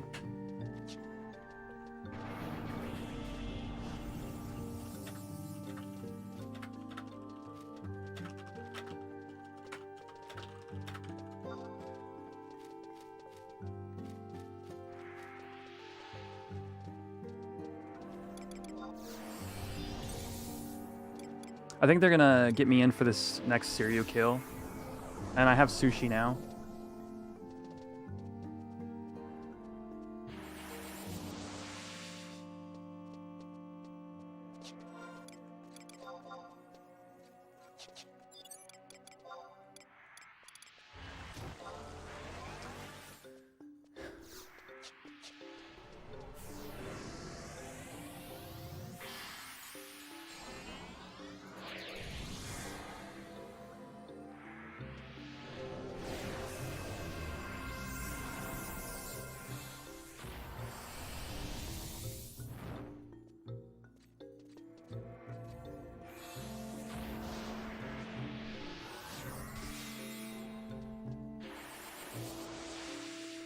If I can catch an invite here, I'll throw on sushi and go to town.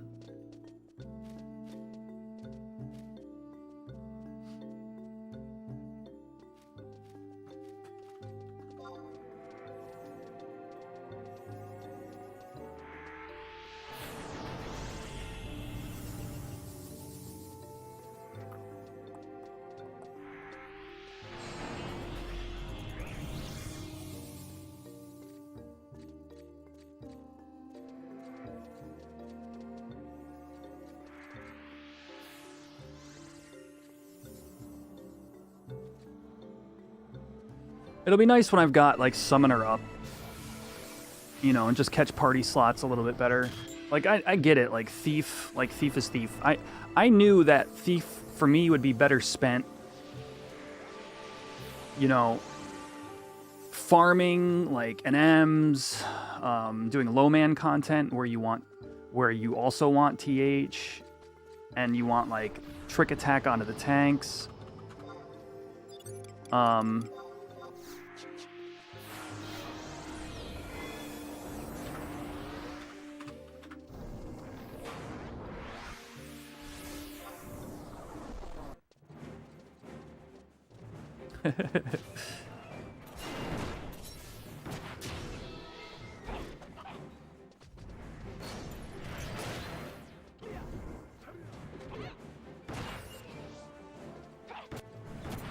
All right, now I'm hitting things.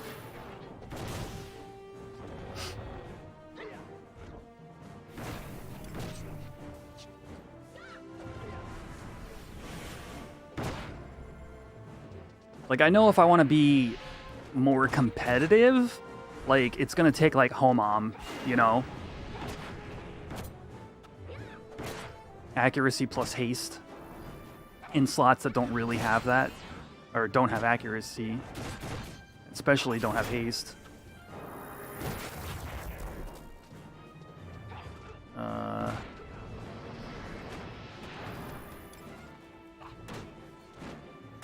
think it's that.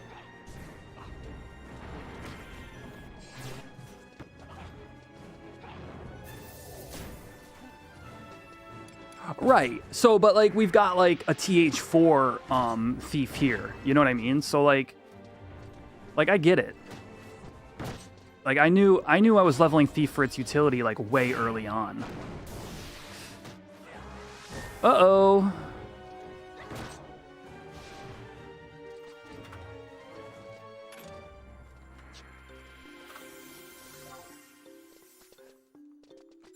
Aquarian legs.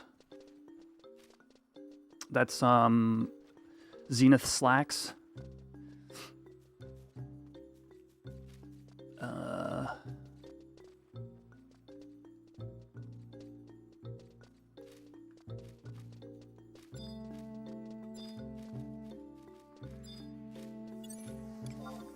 Kind of glad we got another sword there. I saw somebody else had wanted it earlier.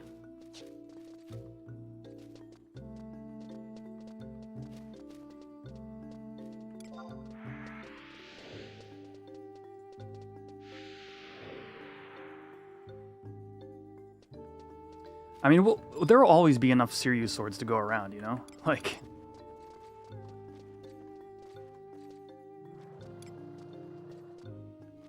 Am I working on Limbus? Yes. We're actually 3 out of 4 pop items for Omega right now.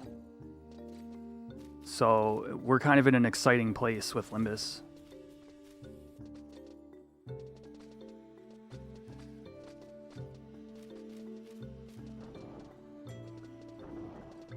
Anything good so far? I mean, fine. Like, Sky Gods are a little bit like,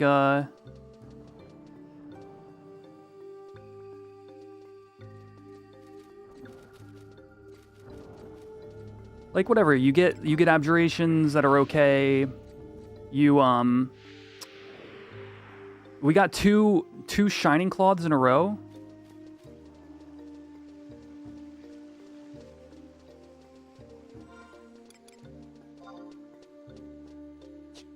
This is Genbu right here, right? Yeah, yeah.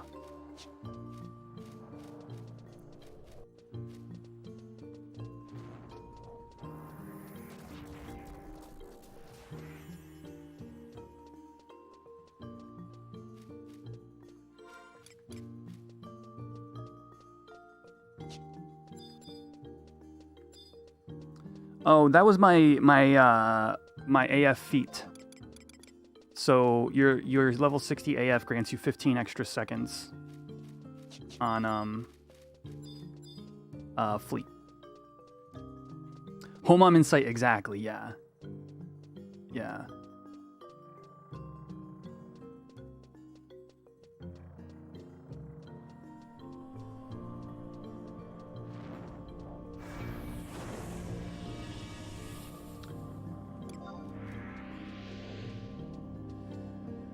But yeah, like the double Shining Cloth drop was really good, you know. It's kind of a rare thing. Like Sky Gods are just like that. Like you do them slowly, people get all the little bits and bobs, you know, they need. It's not the most game breaking, except for like, you know, the Kieran drops.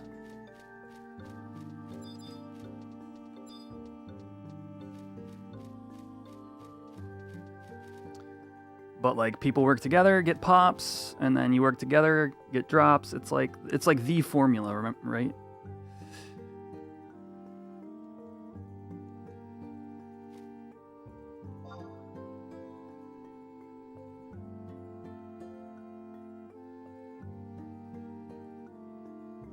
I have no clue. I'd assume like 1.5 mil. But that was a number I just made up. Planning next to 75. Anything that shares gear with Thief? No, I'm doing Summoner next. I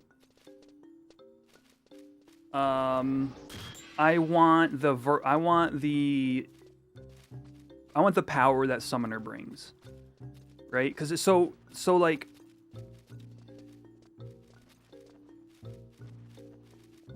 I would do Black Mage, but I did it in Era.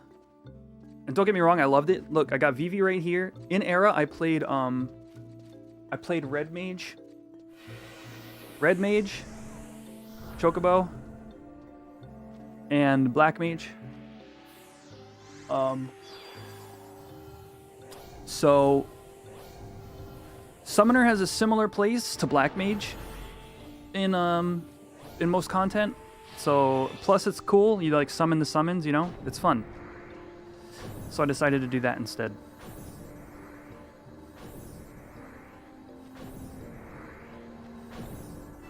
I really got to knock out Thief, like to 75, and obviously continue with the static. We'll work on Homam gear, but then after that, it's like my dagger upgrades. You know, there really isn't much more. Completing that evasion set, and you know, then working on some trophy items maybe. You know, like Riddle or K Club. But none of that is going to be something I can truly just straight up target. So, getting Summoner up, you know, getting all my Ellie staves, you know, the ring, the Carby mitts. It's got like a whole trajectory on it that I'm really looking forward to.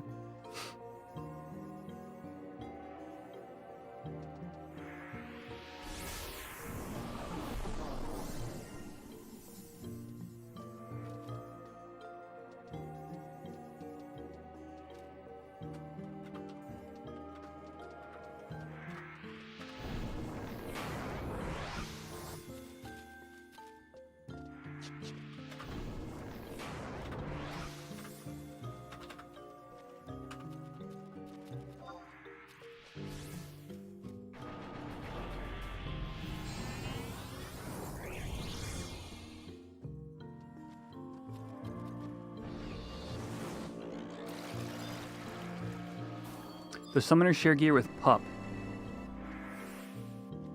I mean, anything pet related that you're genuinely using, I'd say yes. So like, hey,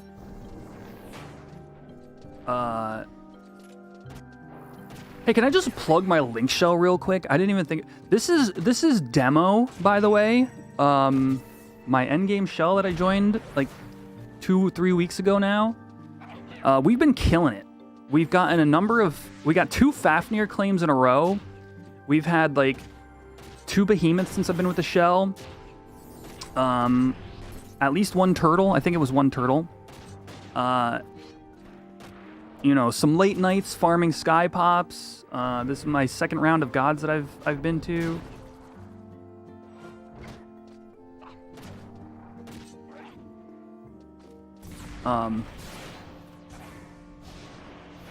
Yeah, I don't know what I don't know what kind of plug that is, but yes, it's been a lot of fun. I know, because I haven't really streamed much in the past week because, you know, I've been busy IRL and then coming home and then just like doing content, you know, like in-game content. But yeah, all that pet gear, right? It's like pet accuracy or whatever will likely be, yeah, it'll likely cross over into Puppet Master. Whoa, Genbu! Oh, don't look at me!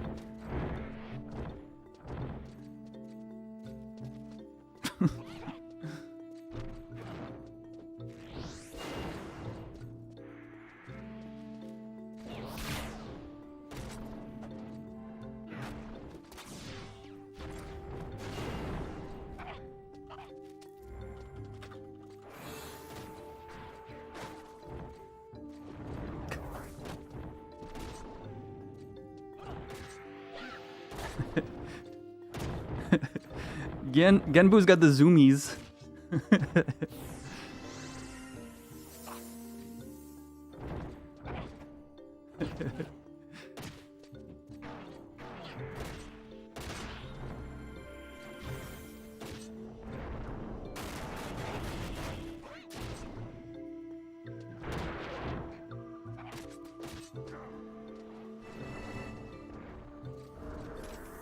Yeah, thanks, Rick. It's the competition, you know. It's like genuinely like it has its flaws, I think, and I would like to see them smooth some of those out. A head, Wormhole Feet, Genbu's Kabuto, and Genbu's Shield. That's a pretty good haul.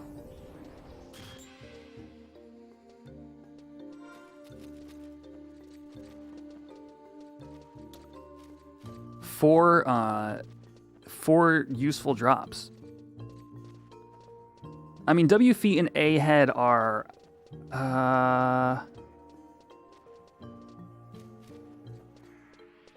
they're mixed. I think certain jobs want them, certain ones don't care.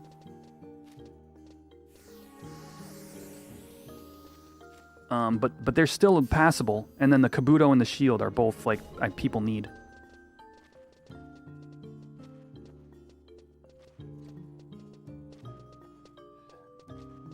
If you can equip Shield, you can lot. I wouldn't give that to summoners, to be honest with you. I know summoners on it, but it's really a white mage, red mage, bard item. And even bards.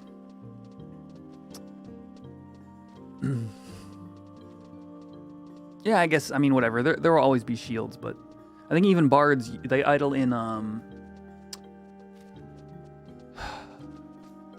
Earth Staff.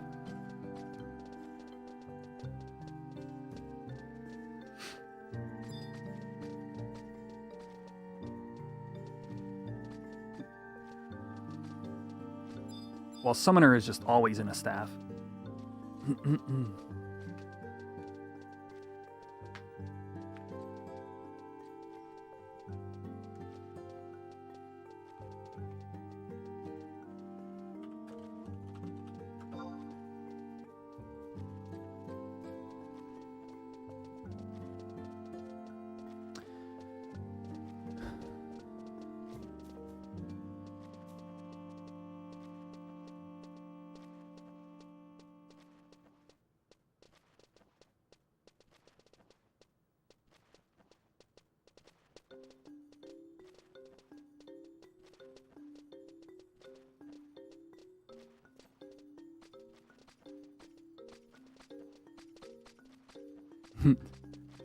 This is a pretty big Taru. Almost the same size as me. Is that just a perspective thing? Jeez. Freaking giant.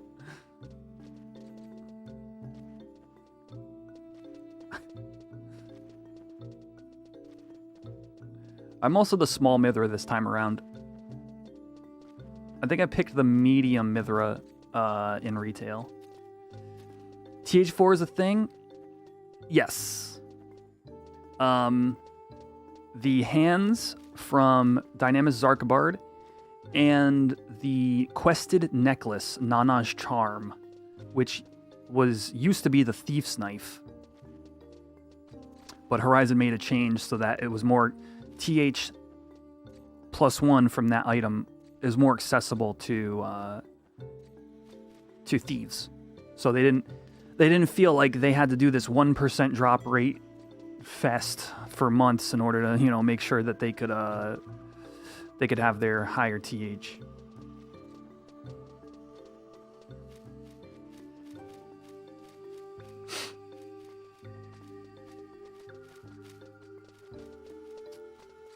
Yeah, Cam, you definitely want that hat, right? That's your chakra macro piece. That's got like 15 vid on it.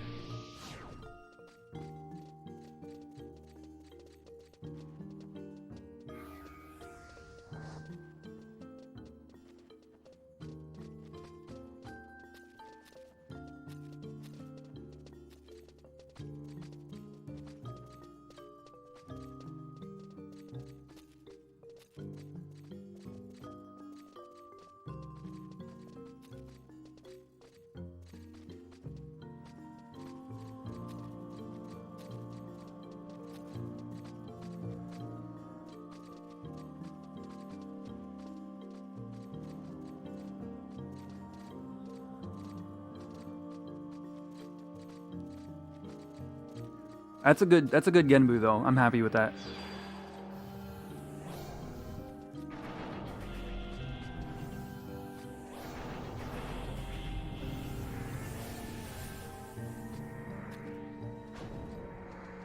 You don't idle in an Earth Staff if you're saving TP.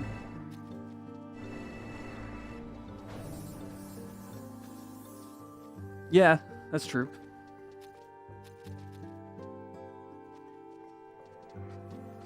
Like Bard, I guess if Bard... I don't... Is Melee Bard? Melee Bard's not really a thing, is it? Not in Era.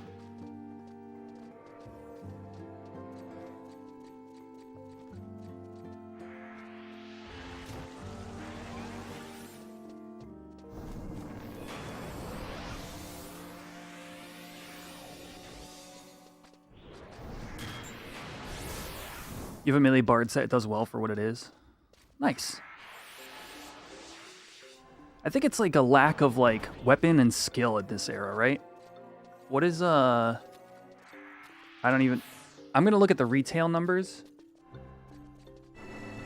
But I feel like, yeah, Dagger's your best at a B-, and I don't think your Dagger options are any good here. And that's like, these are Era numbers, so I mean, these are retail numbers, so I have no idea what this looks like in Era.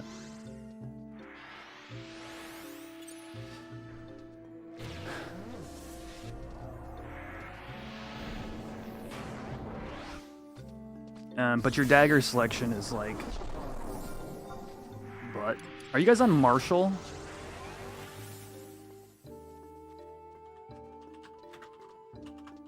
I know that one's... You are on Martial Knife. The TP bonus dagger. But that's a bit expensive. Yeah.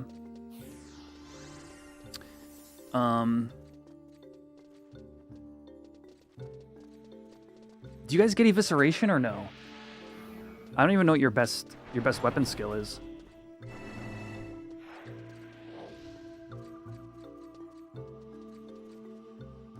Yeah, 73. Okay.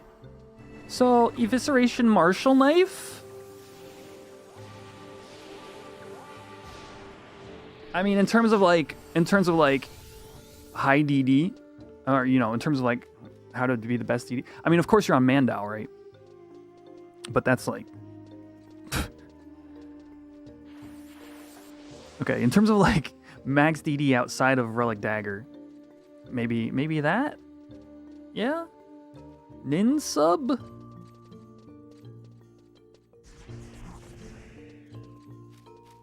Oh. Alright, Feder. He's hitting me up with the info here. Heka gear.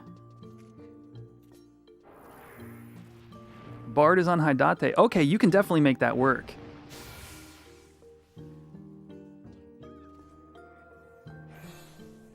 Marshall / Joy Toy. There's the offhand. Okay. Okay. Why is Genbu half dead already?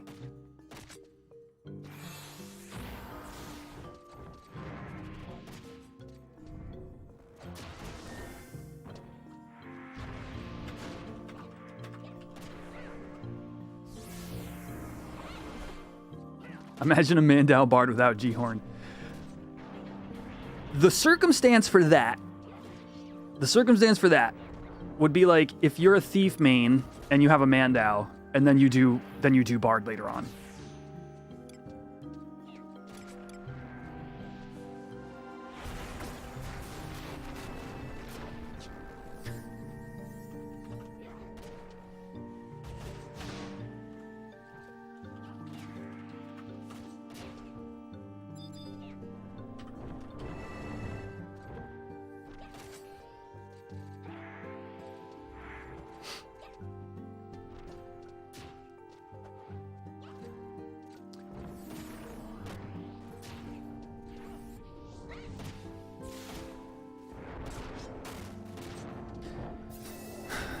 I mean, Thief's best, like, people are saying right now Thief's, like, really, like, high-end set is, like, Martial / TK.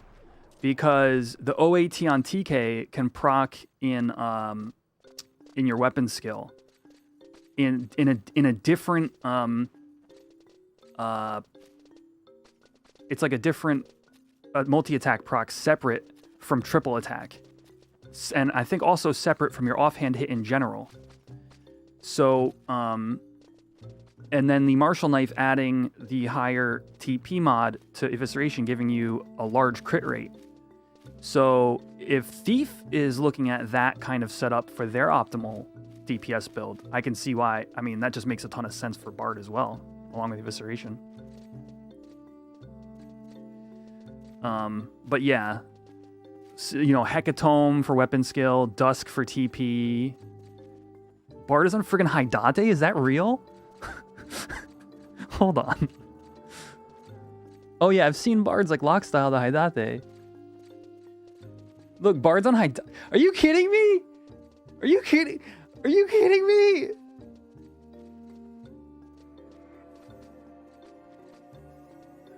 You get the weapon skill in this?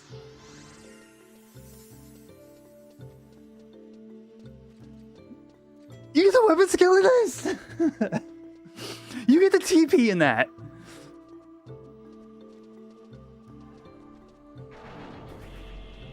This is just... Why is Thief left off Siryu's, Byaku's, Suzaku's? Well, I guess the Suzaku's don't really matter.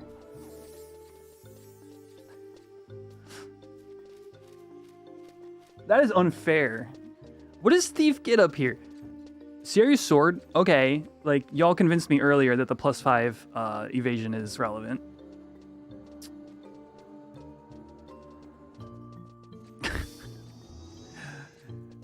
And the Neptunal stuff.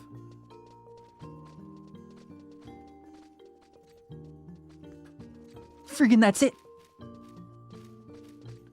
List over.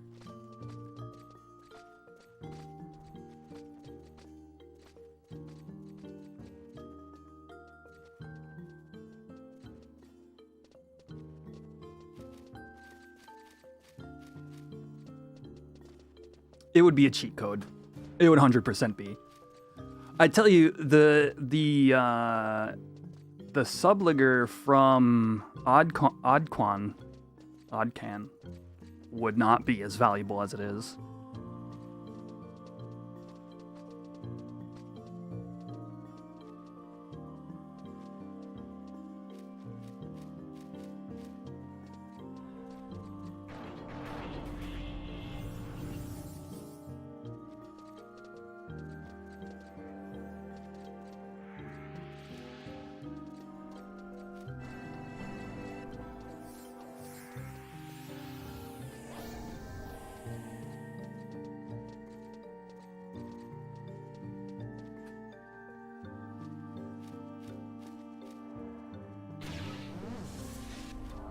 Did this get moved?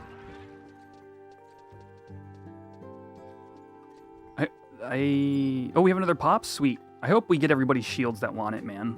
That's such like, especially for the mages, that's such like a good item to have access to.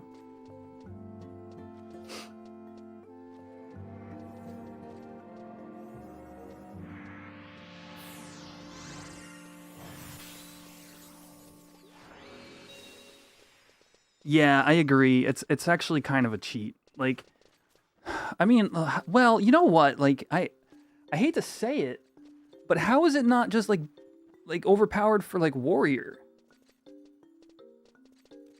I mean, like at the end of the day, like you know, like the jobs it should be on out of these are like ranger, bard, beast, and then like ninja, to give ninja like a grail piece of gear. The classes that get Byakos don't get Homam. That's a good point. Well, warrior, right? Warriors and Homam? So do they double dip there? No, they're not on Homam. Okay. That is a very fair point. This set, okay. Honestly, That is an excellent point.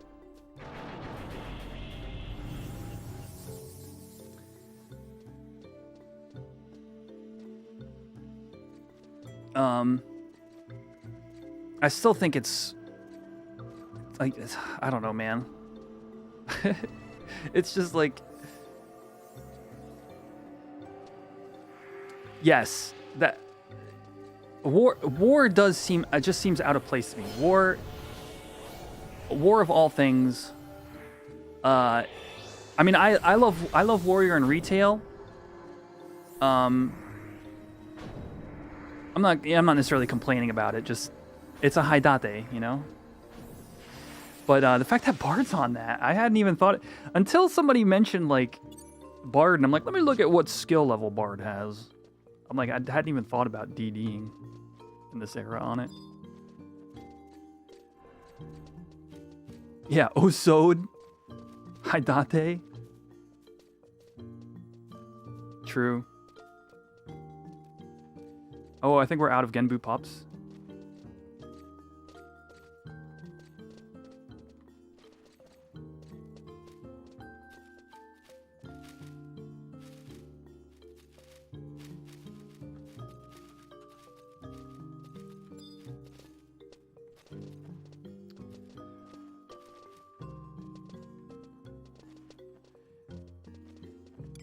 Oh, Soda was for show after a while. Yeah, I mean, an item that is all stats is going to be...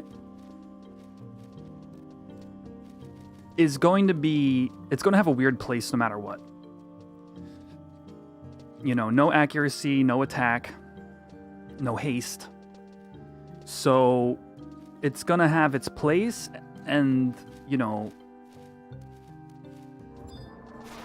and that place is going to change over time.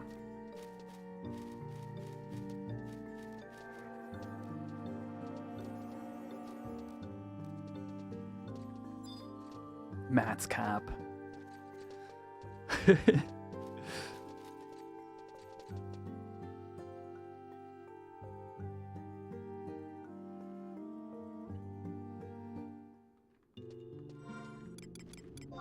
Yeah, great for Ranger, great for Bard, decent for Monk.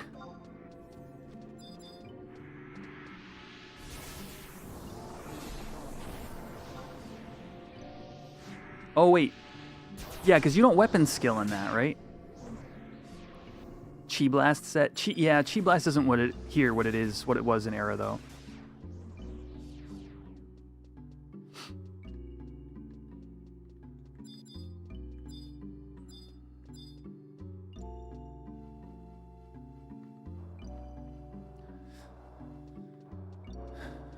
So while yes, it probably still is, it's just like it ain't the same.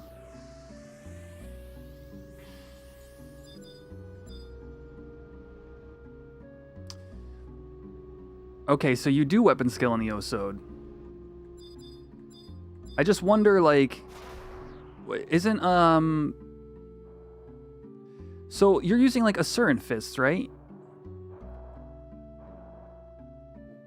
Yeah, I'm thinking D body. You're gonna take away 20 attack and what, 10 accuracy from Asuran Fists? That doesn't like. I will fight you, Door. Okay, I will stop fighting you, Door.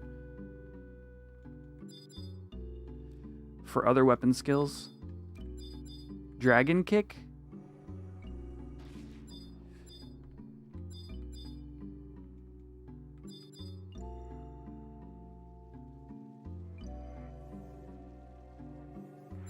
Oh yeah, no doubt. If you like know your attack and accuracy capped or something, you get attack and accuracy from Osode far less.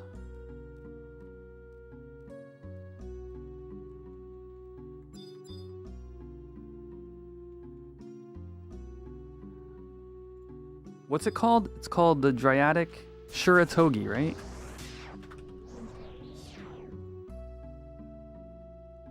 Accuracy 10, attack 20, right.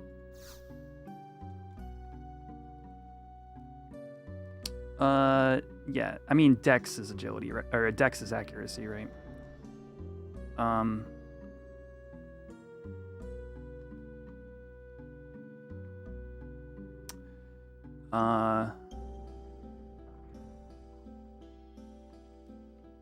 Cause like, I mean, look, 10 of a stat mod is a lot.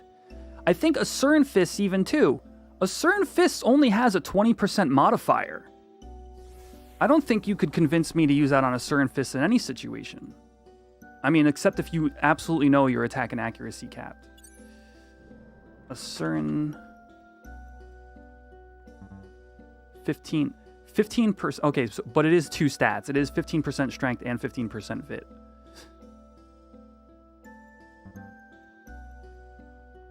Yeah.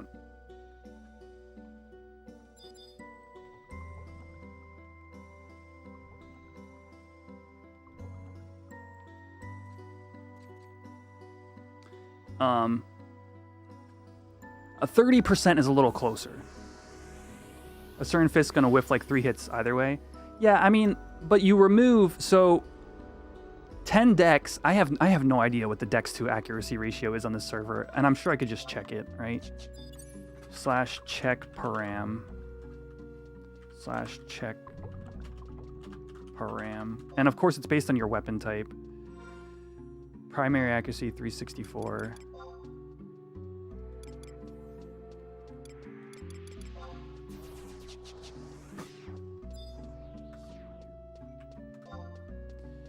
.362. So I took off, I think it's 1.5.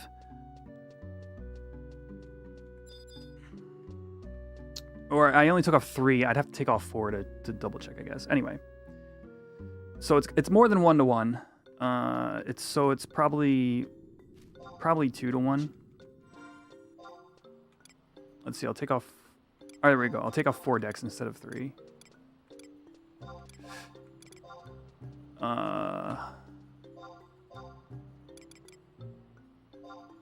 Oh, jeez. My XML.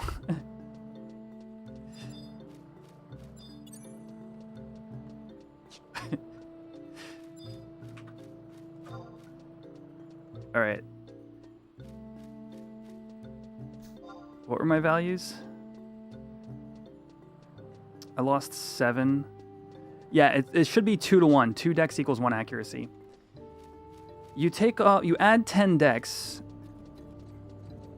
by putting on Osode, but you lose 10 accuracy. So you lose 5 accuracy switching to Osode on a Surin Fist.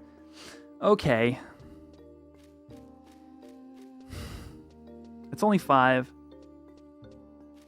Like I said, like the 30% modifier is different.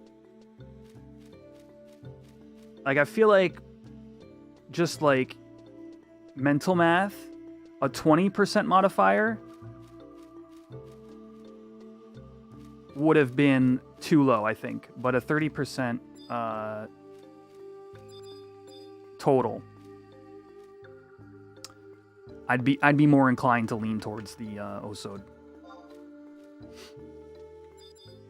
And then somebody smarter than me who actually does the math will come up with the true answer.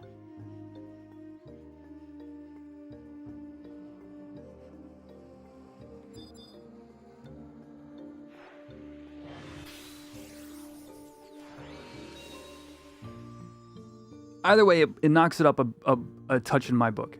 So, Bard, Ranger, Monk. After that,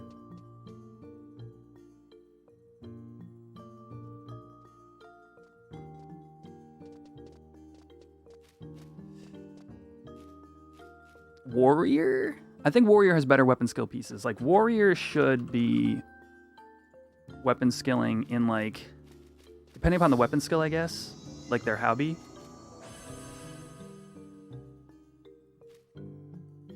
Sam. The thing is, I don't know the weapon skill pieces well enough for Warrior, Sam, Nin. I just don't know the weapon skill pieces enough for those. I think Nin is probably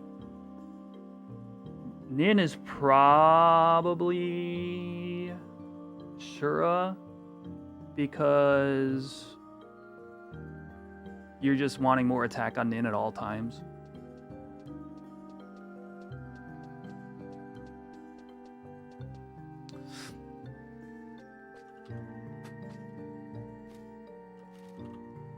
Kieran's Osod.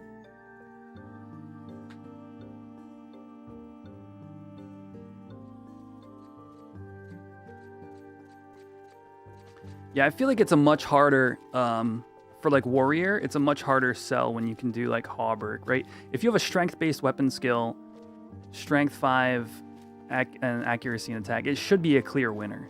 Like this is, to me, this is a much easier comparison to even consider bringing up.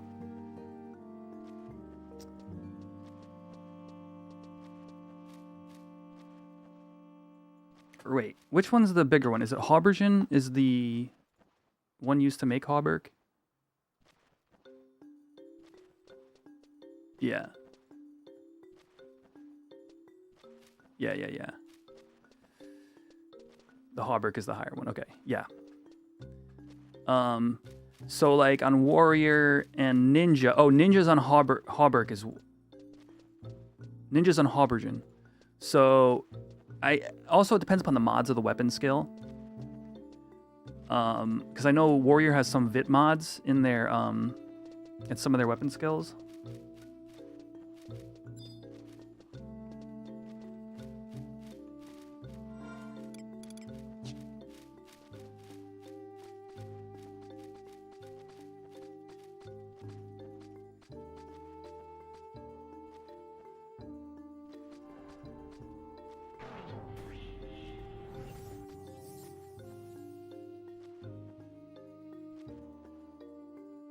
I don't think I'll ever...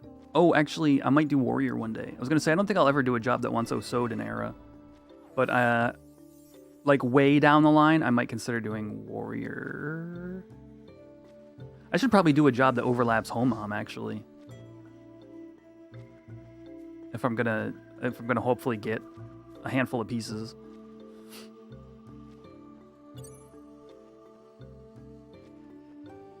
Doing White Mage, Paladin, and Ninja. That's a nice job variety. Heard songs and started running in. I was like, don't miss them.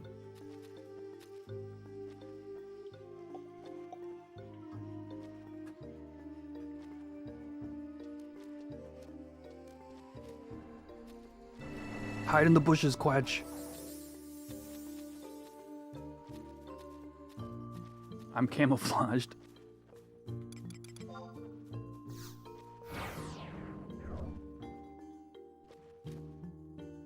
You can't see me.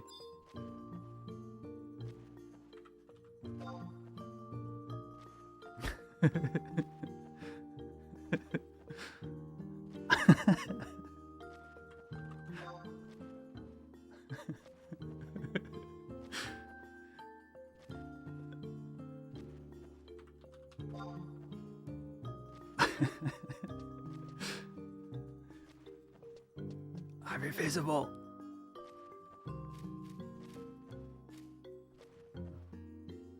Bard, Nin, and later on gonna do blue. Cool.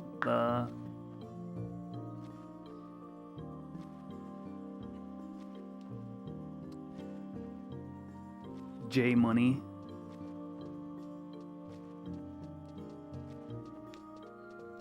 Almost rank 3. Is that your alt?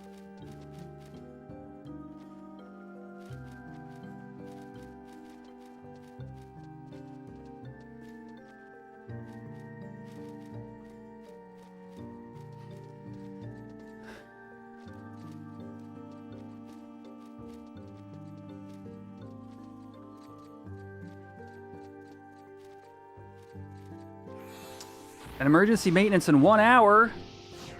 She.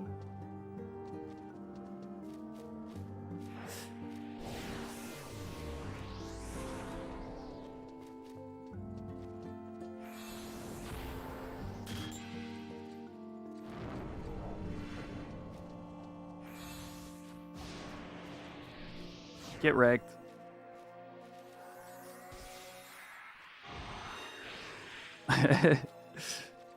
That was my emotional response to finding out there's an emergency maintenance in 1 hour.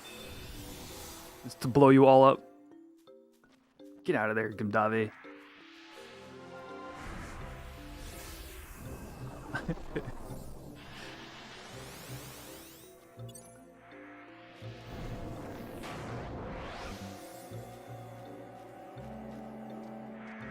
I wonder if there's an announcement of any kind.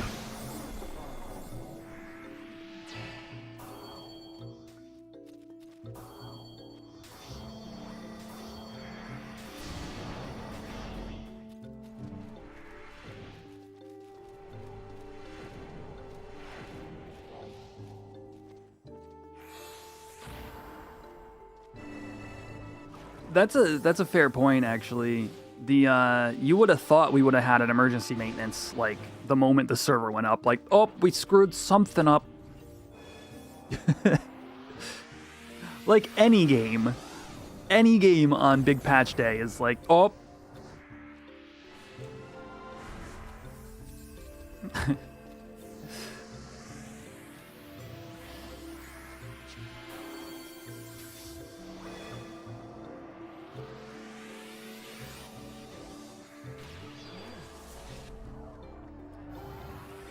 You're doing shouts, exploits found it. Ugh. Some people figured out that chocobo digging is mildly profitable. I bet you know what it is? I bet you they're fixing the out of era items from logging and stuff. I bet you they've got a few things actually.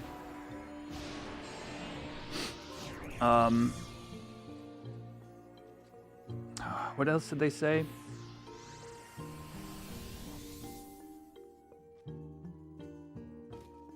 Your mule's completely full of out-of-era items?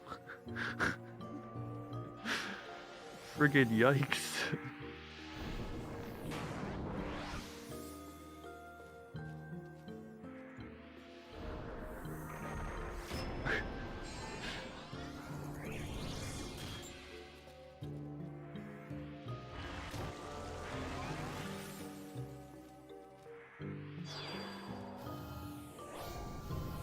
Wardrobe, that's the other thing. I'm just reading the Horizon Discord channel.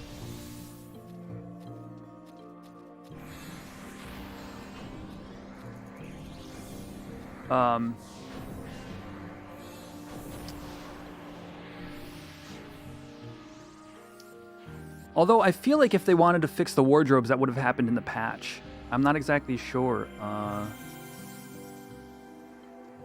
that they would have that ready for like this emergency maintenance.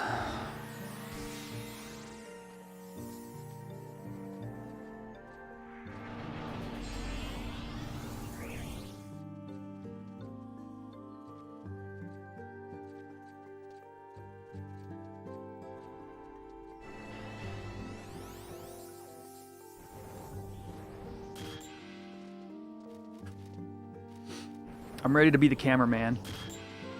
We gotta get good shots of the Linkshell fighting Byakko, chat.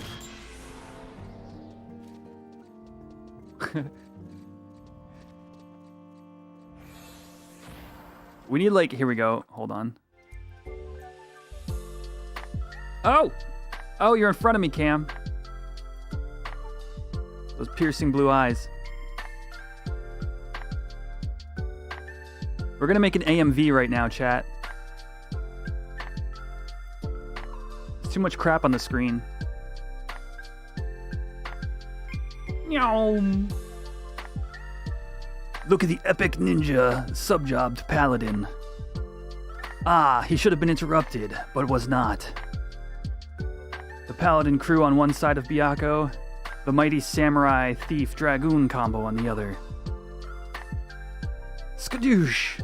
Light skill chain.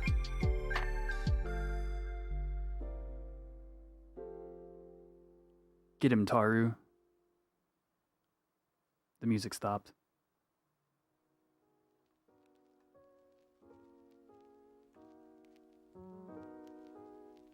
The plain blue credits with Comic Sans names. Heck yeah. Oh. This man brings a Genbu Haidate and a Byaku's Haidate, or I don't know, Byaku's Haidate to the fight to humiliate his foe.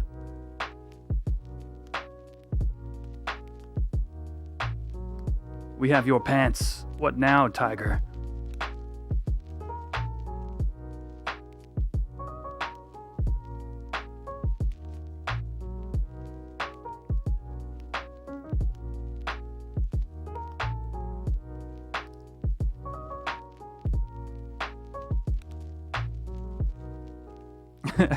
And here's a Taru.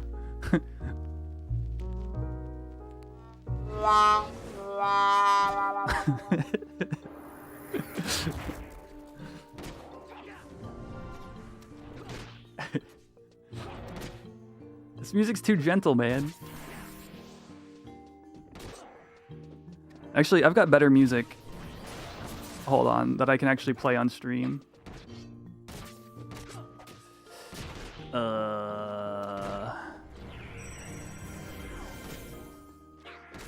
I went digging right before Sky Cam, so I didn't have time to All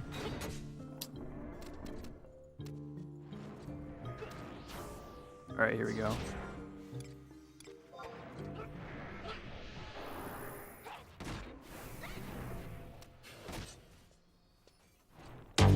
Oh.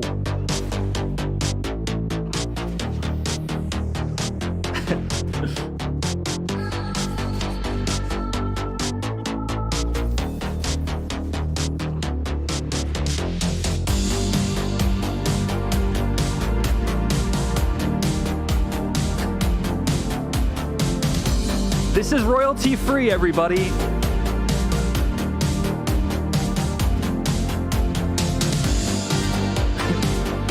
It's loud as balls, too.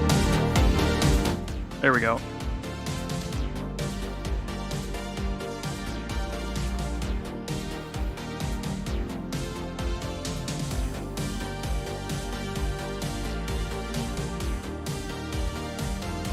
Raw. 480p with random blue screen transitions.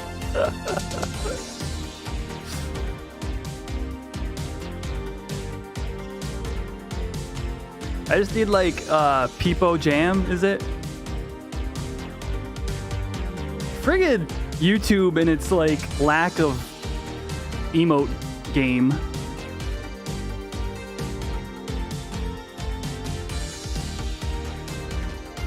Jeez.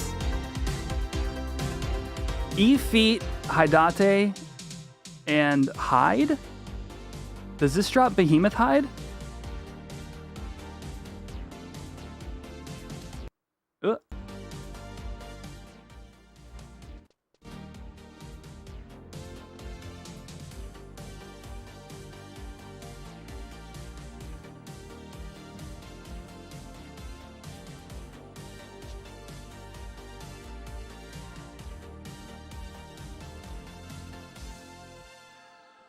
I wonder if I could record like 480p. You know what I mean? I could probably downsample in oh, I don't have pants on. Now I do. In DaVinci Resolve, I could probably downsample video. Although the aspect ratio would be off. I mean, well, it would take this video and make it 480p. But it would be squished. So I would need to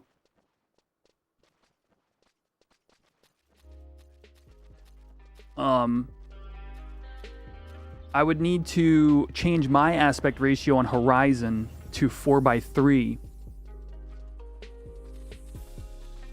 And then record at whatever my resolution is, and then downsample to 480p.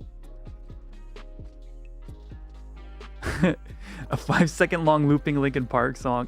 So YouTube has a thing where I can use licensed music as long as I pay like $2 or something.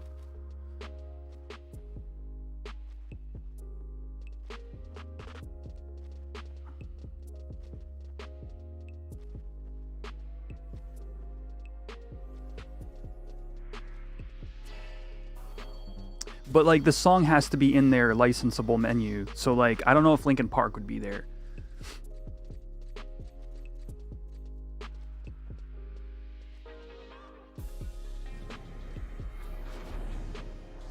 Dude, we just need like 80 Hydates for the Linkshell. That's all. Let's just get 79 more. She.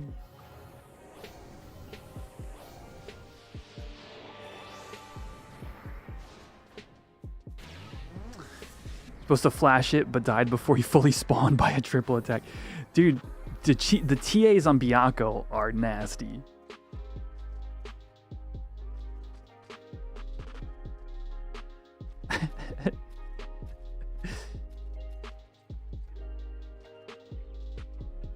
Oh. Wait, why am I getting invited? Oh. Oh, I had an invite, chat. Frick.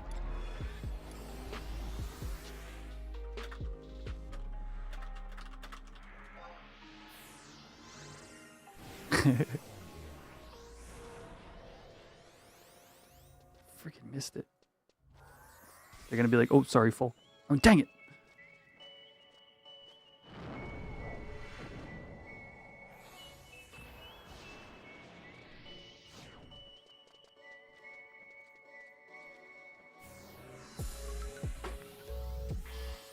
Ah, Cam got me.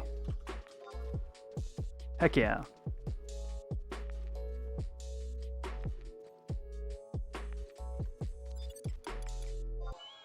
I'm in for a Byakuya kill, boys.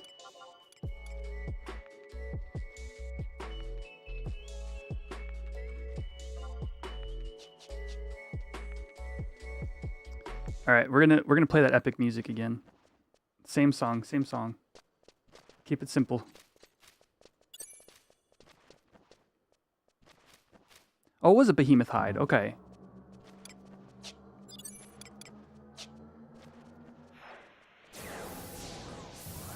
EXP off gods.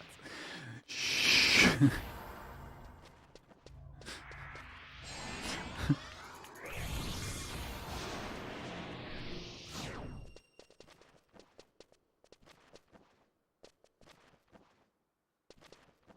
Might as well pop my sushi now.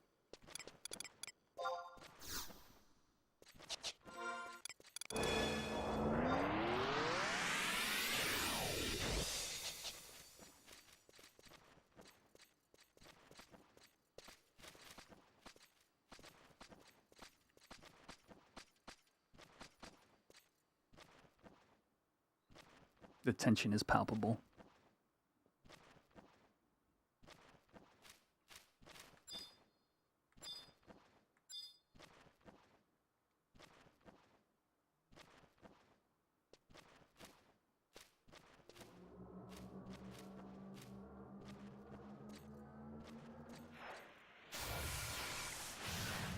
Is that the dragon harness that FO20 has lock styled? That's not Hecatome, right? I don't think we've gotten Hecatome.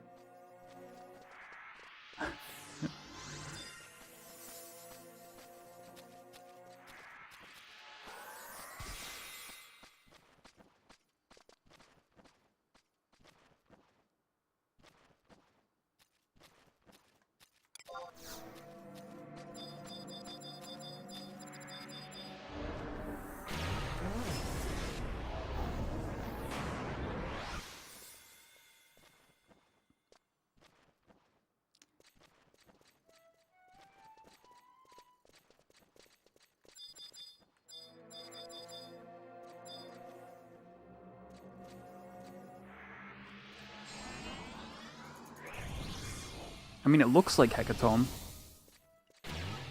but we've not claimed Nidhogg as far as I know.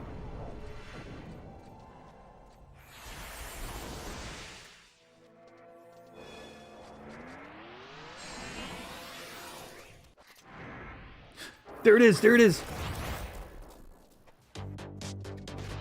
Ah! Let's go!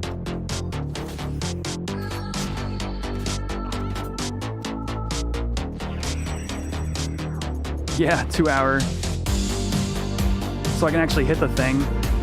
Oh, 30 minutes left. Oh, Dragoon's not on. Okay. Mug him! He just shot Gil out of his ass.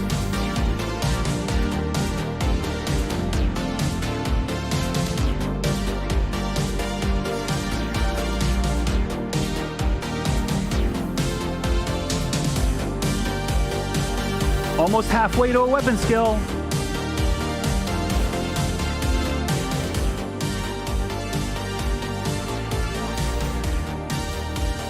A little over halfway to a weapon skill.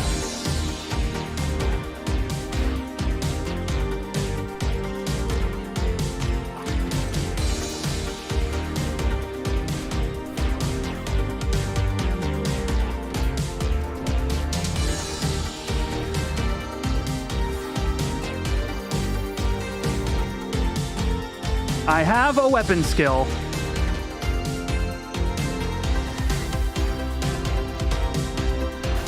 I don't know who to skill chain with.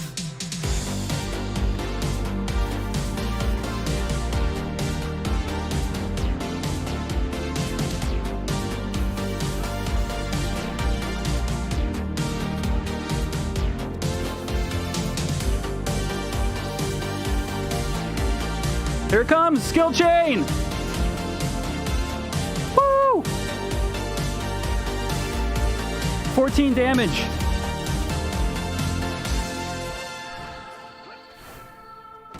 Badass.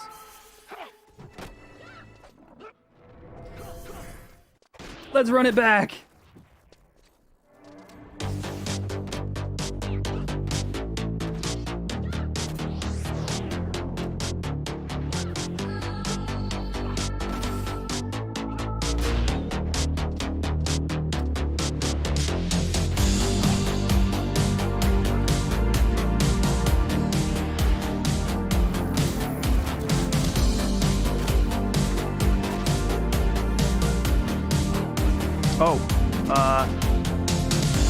Oh, okay, they're going. They're going. I was like, did I miss skill?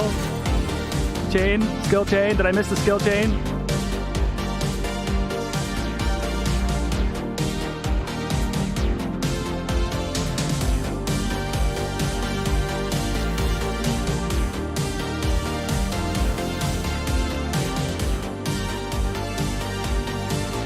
You're going down, Biako.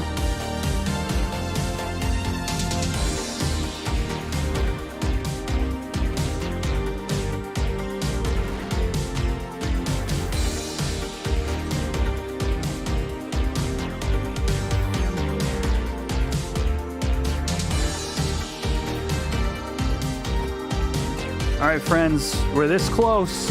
Here comes another skill chain.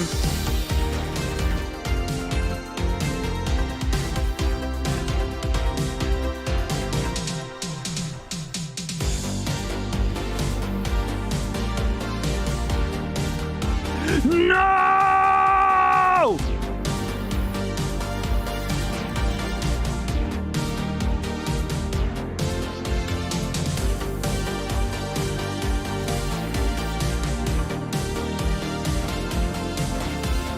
Here we go, here we go.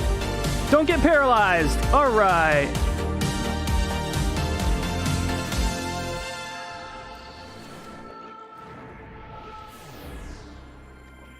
Why does that song end after every skill chain? Here's another one.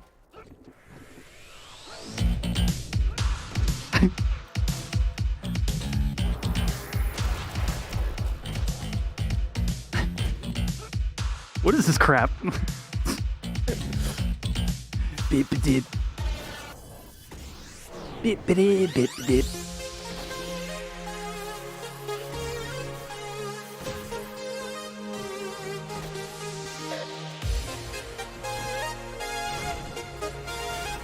Good job, us.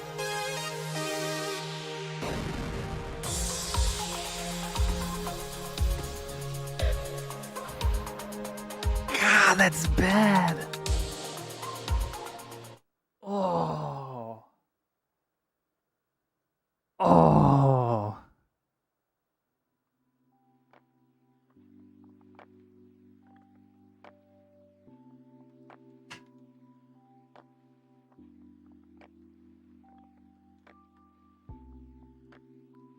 Your fitness instructor uses that one?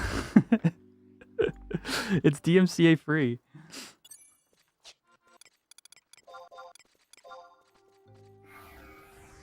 Hacker music? Yeah, totally.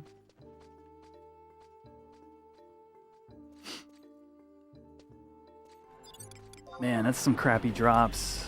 The last one was way better. We lot in case heals over here? Huh? Bit.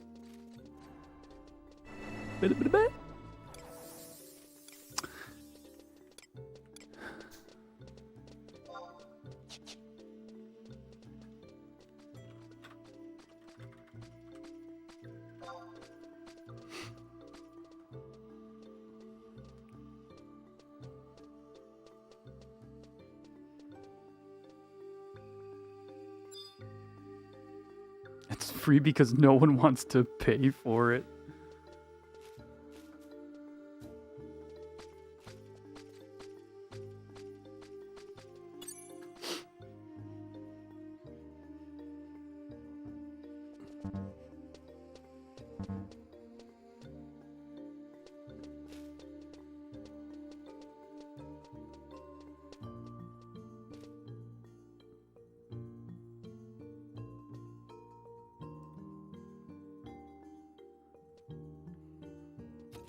I can drop, we can get a real DD in. Like, I'm not worried.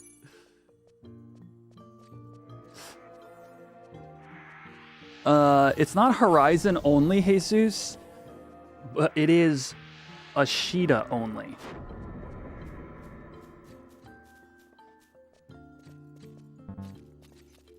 So, if you wanted to play retail on Ashita, if you wanted to give up whatever you happen to use in Windower, you know, maybe find alternatives, everything you see here would be available to you.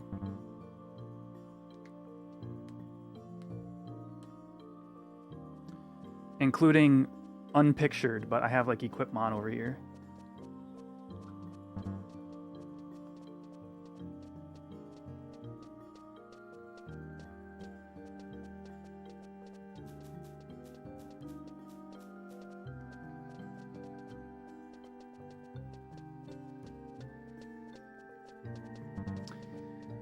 I think that there is a similar equivalent party menu thing for Windower.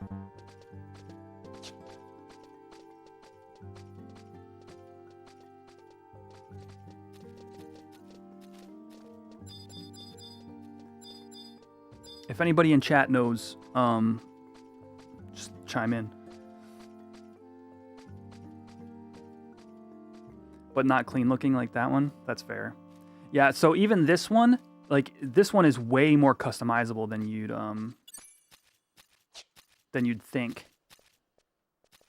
Slash HXUI. Like there's all sorts of like the bookends, the scale, there's different themes. The different themes, they'll do like party buffs. Like that's so weird that the mouse does that. But like, oh, I can hover over this stuff? Oh, dude, you can hover over the buffs to read what they are. What? That's nuts. And then the different themes will put the party buffs in a different spot in the overlay. So you can like customize it so they're on the side, they're underneath, they're on top. Yeah, it's really customizable.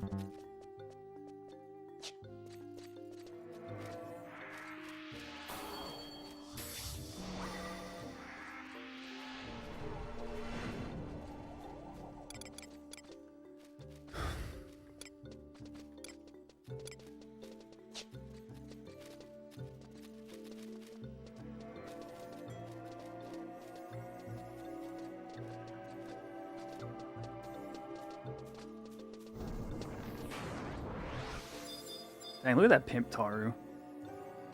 Oh, that's Tenkin.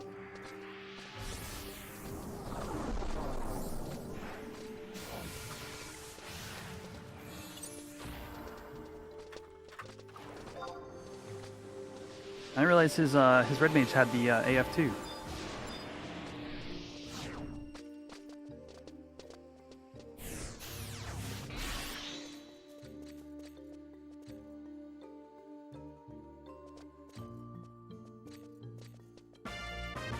Whoa!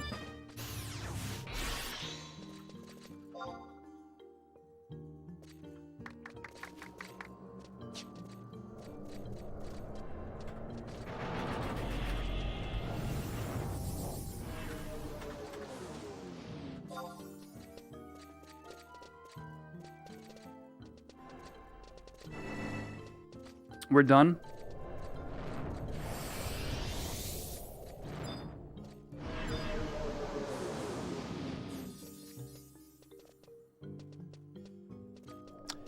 Yeah, there is some work that's been done on that, Awesome Funk.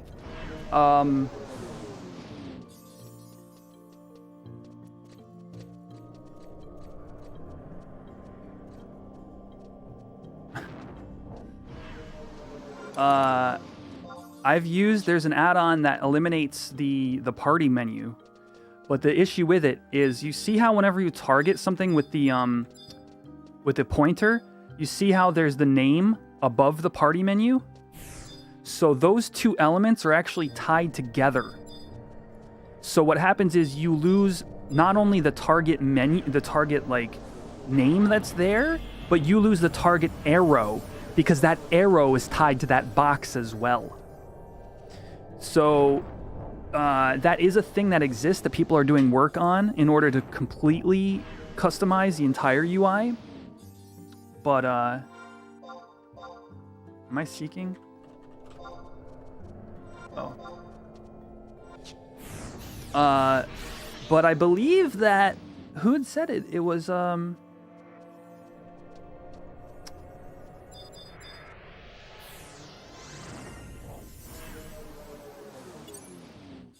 waiting for an invite over here. Do I invite the Black Mage or does Black Mage invite me? What is the etiquette? Oh, okay.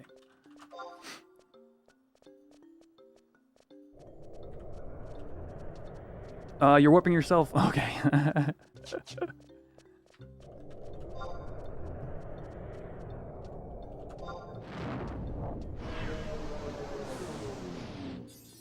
Amelia was working on... That's right. Amelia was working on... They had said that they had one that only got rid of the party menu and not the target. So I'm wondering what work is going on out there.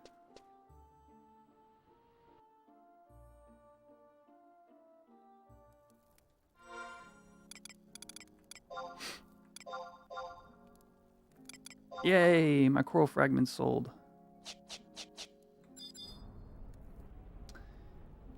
All right, and we're really close to the next dig, so perfect.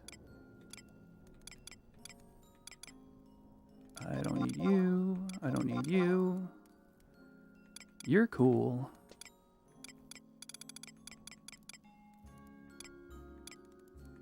Serious sword.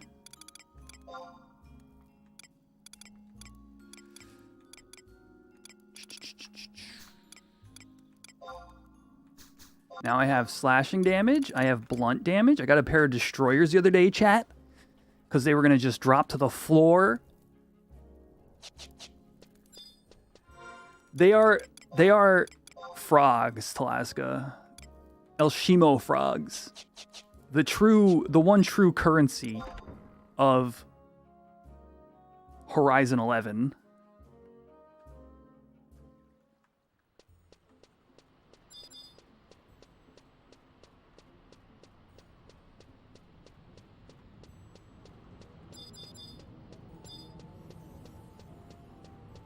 That was fun, y'all.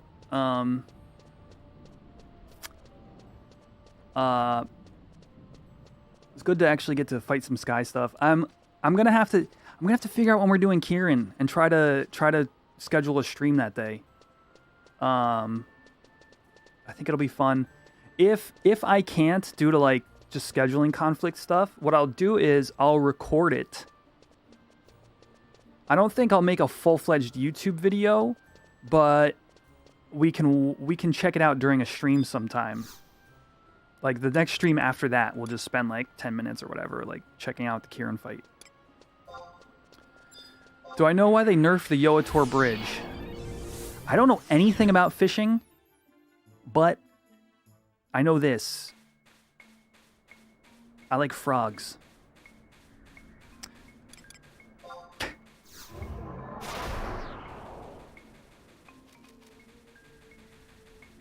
They sent into Kodoku. What did they nerf about it? I'm curious.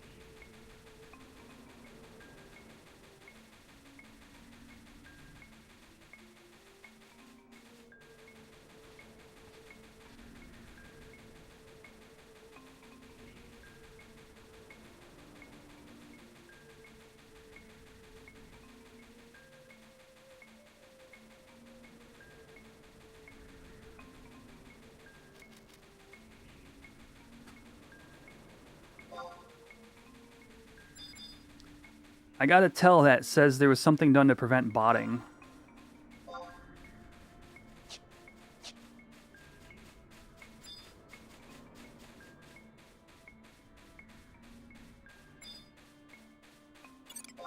Yeah, I don't know if I rock with that conspiracy stuff, Talaska. I mean, just using that same reasoning, that would imply that all 75s are friends of the devs.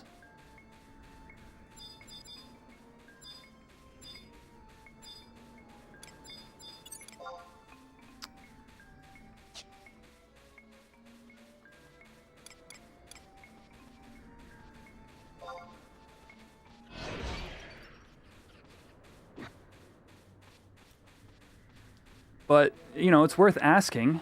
It's worth asking in, like, the fishing thread and see if you can't come to a reasonable conclusion.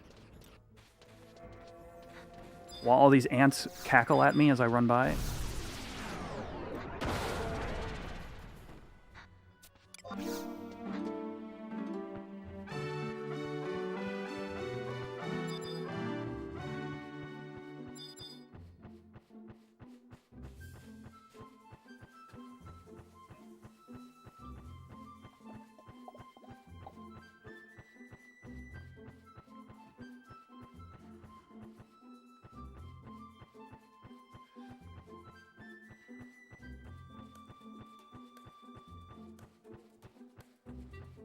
It's not the only noticeable change, but it is what it is. Yeah, I don't know much about fishing, so for me, it would be hard for me to notice what those changes are. But I definitely appreciate people like pointing things out, because then what happens is, like, I can pass that information on to people who ask questions later, you know? So, definitely, if you notice any changes to Elshimo frogs, I would be interested in those changes. All right, chat, I'm going to let you in on the joke on that, okay? So this is what happened.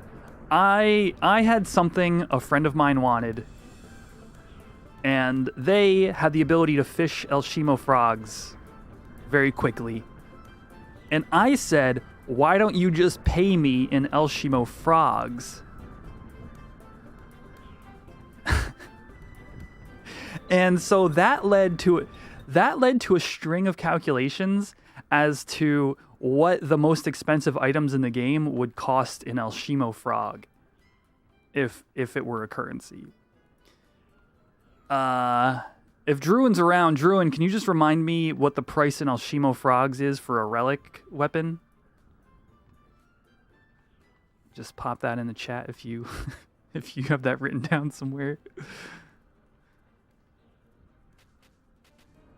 Thanks, Lucy. Yeah, we're gonna be going offline in 20 minutes. Oh, duh. Why am I still digging? It's just impulse. It's just habit. But yeah, it was something like tens of thousands of stacks of Elshimo frogs for a relic weapon. Oh, I didn't pick up more greens. Oh no. I mean, at least it's new moon, so hopefully my dig rate is good. That's not enough. It's just not enough.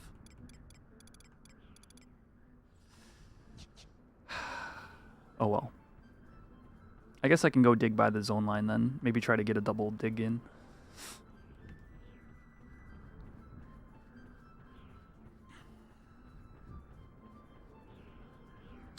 Yeah, I mean, a lot of the helm changes are still playing out, right? So, I mean, fishing I include under helm. Well, obviously, harvesting, excavation, logging, and mining, right?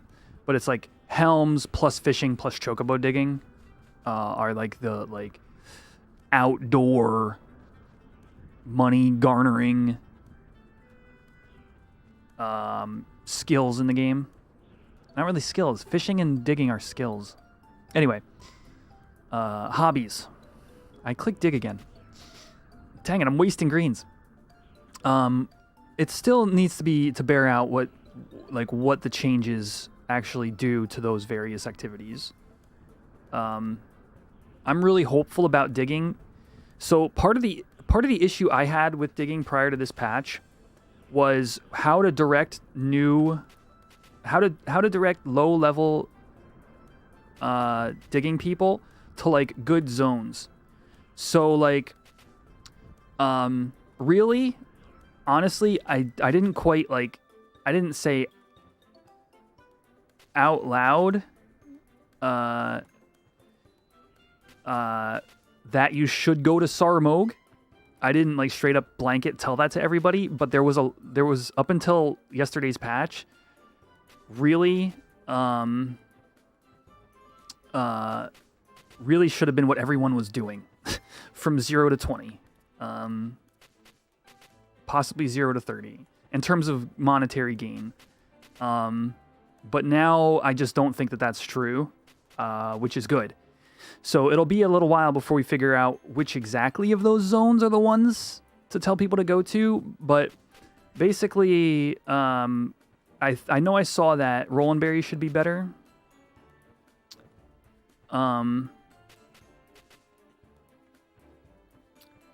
And we'll have to see.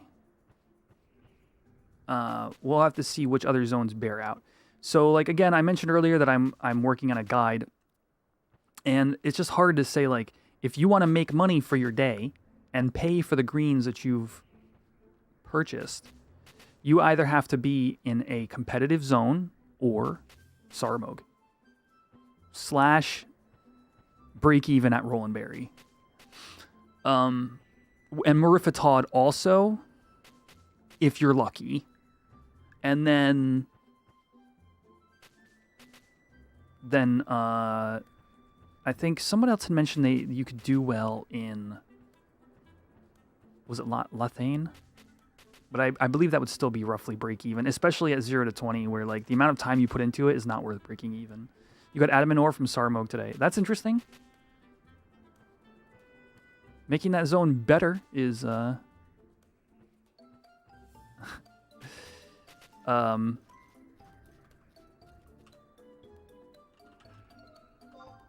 but all that to say is I don't think there's a correct answer anymore, which is awesome.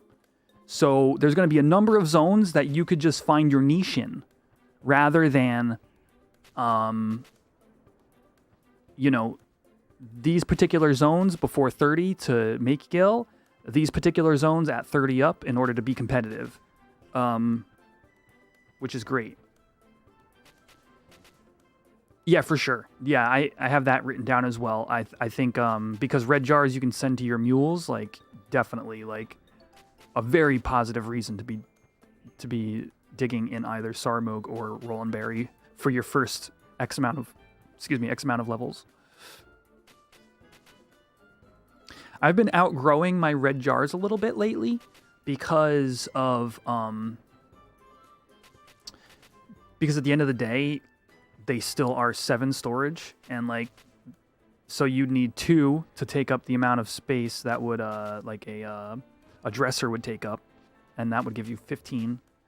But also like, I do have Mog Enhancement gardening going on in Quetch's Mog House, so that needs earthen jars, I think. Brown jar, I forget. So I've been leaning away from them. And then like Fruit Cup has Mog Enhancement Desynthesis in her Mog house, and that is Tarutaru stools. So I don't need that many red jars, but they definitely serve their purpose for a long period of time. For what they were doing. Spider Train.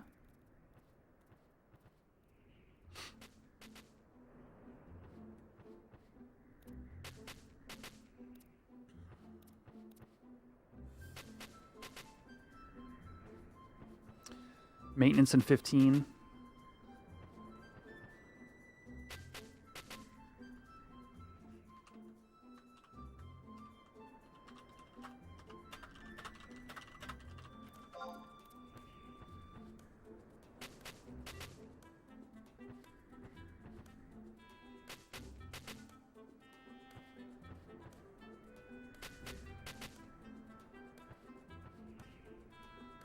Jeez.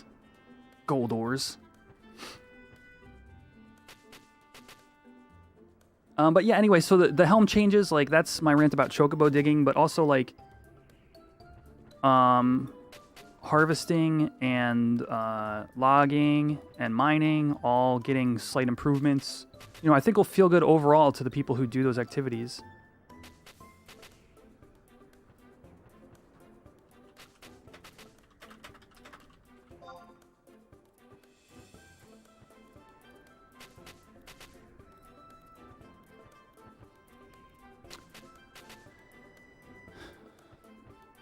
I was hoping for a skill system similar to chocobo digging for the helms, but like even just thinking that through is like to its logical conclusion. It's like that's a lot of work. Like that's a lot of work. They're busy squashing bugs right now.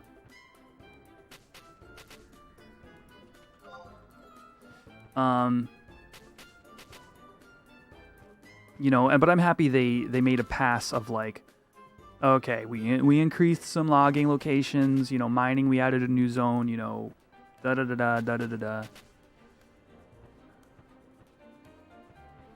Nose didn't say there was anything there.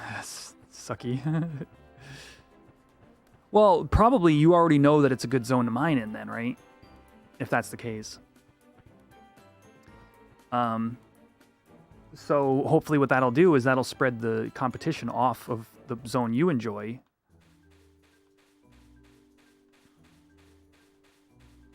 Although I think mining really only had, the only adjustment was Olton and Newton Movopolis, right? Or am I going crazy?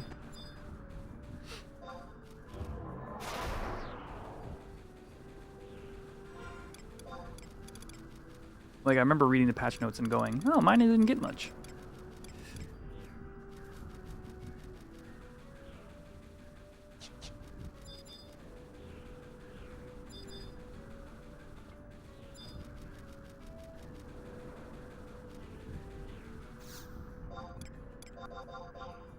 Oops.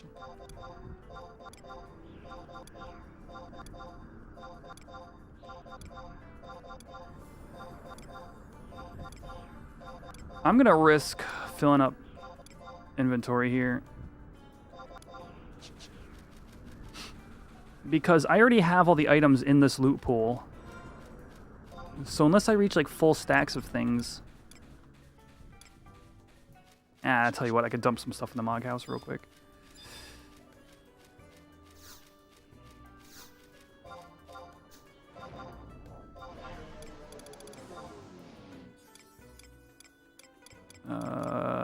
Don't spend too much time thinking about it. There. Yeah, I think mining, just from my observation, mining looked to be the most, like, coherent out of all of the other helm activities. The actual helms.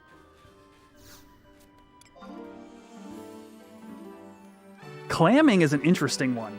They improved clamming. Chat, which of you degens are going to be the first to go out clamming and figure out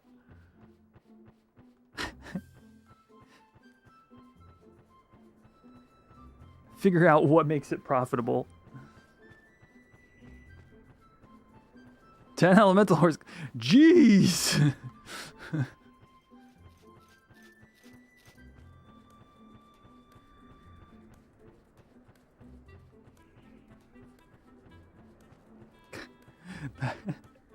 Oh, that's the rumor, of course.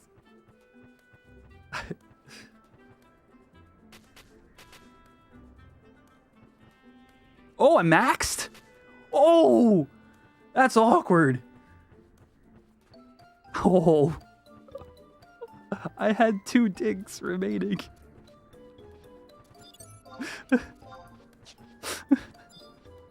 Give me your beast coin. You don't have one, okay. Oh.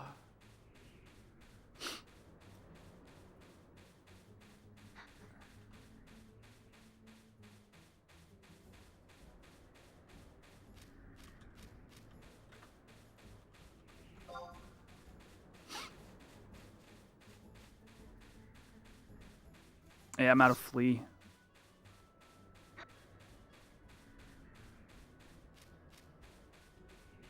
Holy/divine shields.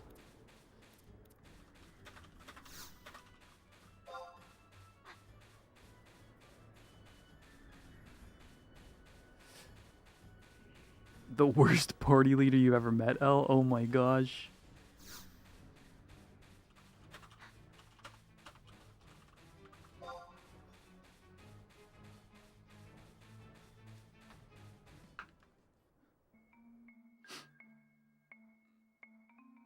Alright.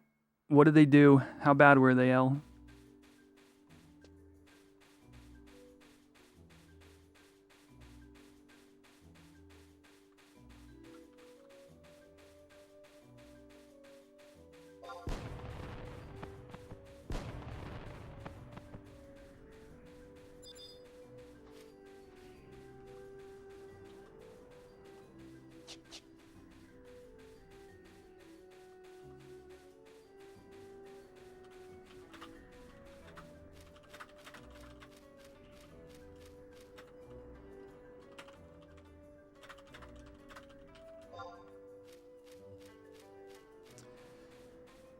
Red Mage/Thief Duo rank 5, level 50 plus, subjob level 12, and wearing leather armor. Oh boy.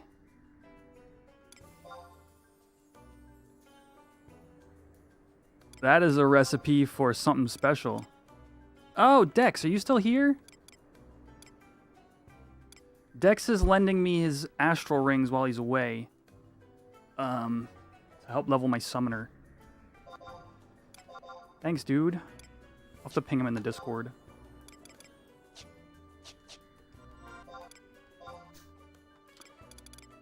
Alrighty.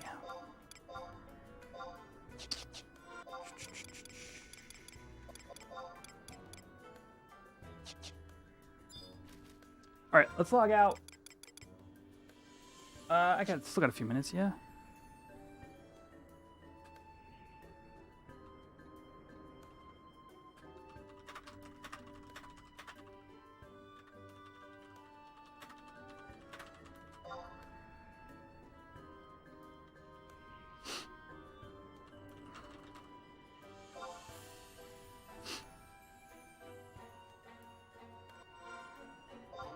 Alright, yeah, screw it.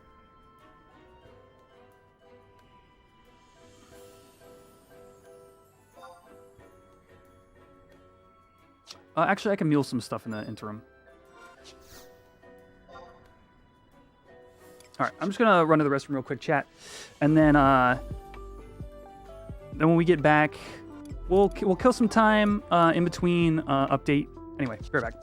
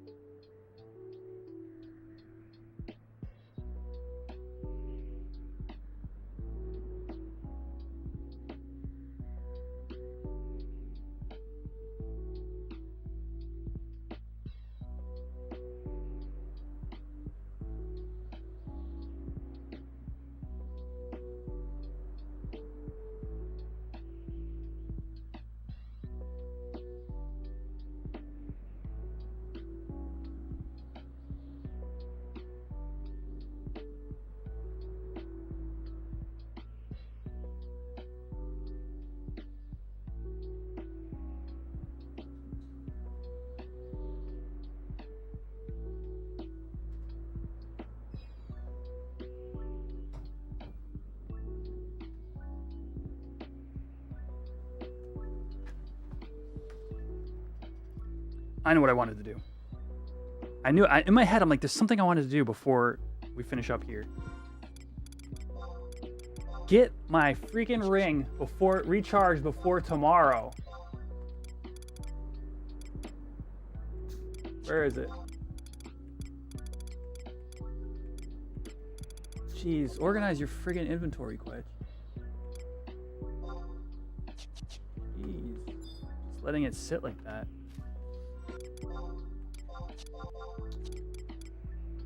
And I don't know if this server is going to be down for 5 minutes or 5 days, so...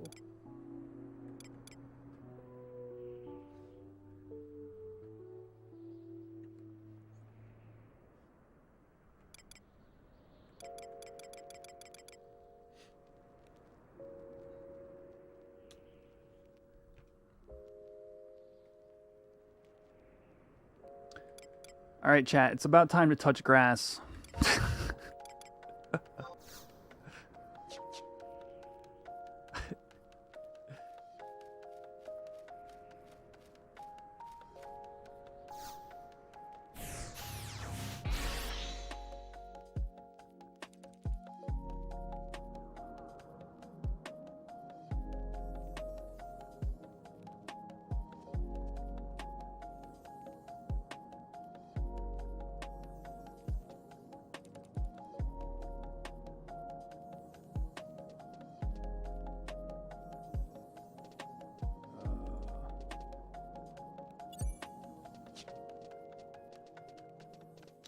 Let's see.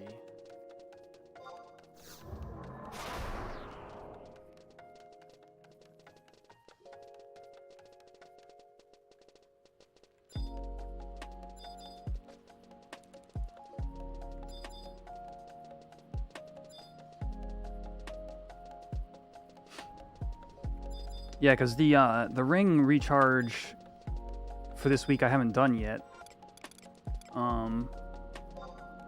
Let's go. I think, right? Unless I did it on like Sunday. Yeah. There we go.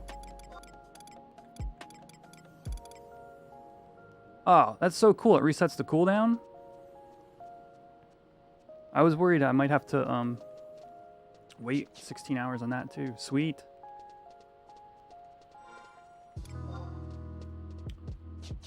All right.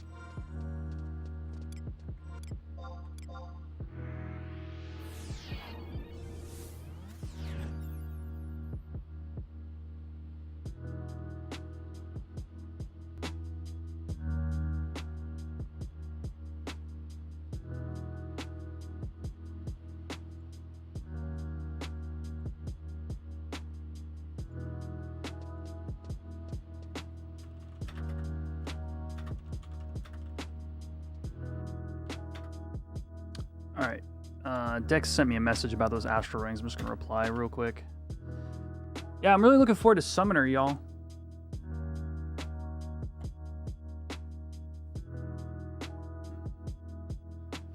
How hard is it to get Diablos? Does anybody know? Like Diablos and Fenrir?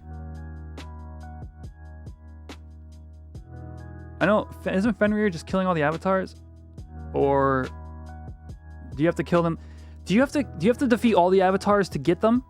And then all again for Fenrir, and then all again for your summoning ring or whatever? Is it like 3 full rotations?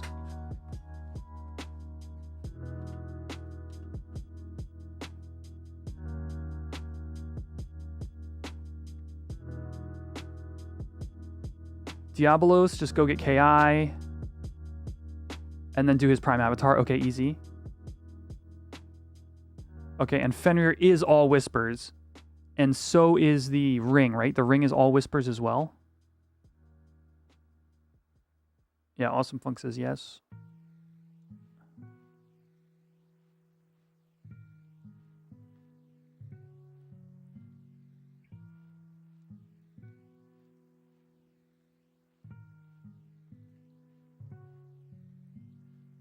Oh, it's not the whispers. Okay. The whispers is Fenrir. The rare EX items are the ring. Got it. So same concept, but different selection.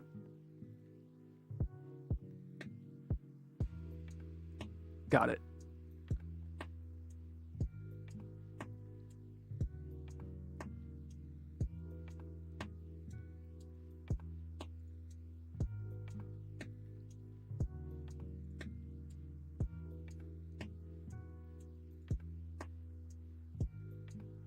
Carby pull for melee summoner. Let me see this item. Carbuncles. Bunkles. Pole. Oh, I typed cuffs. Dang it. Carbuncles. Chat, we want to see what a carbuncles pole is?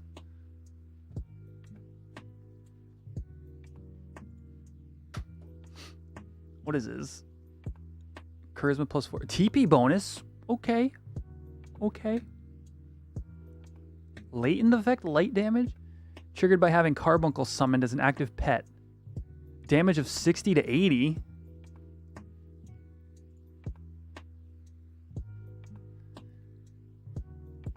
The TP bonus is 1k?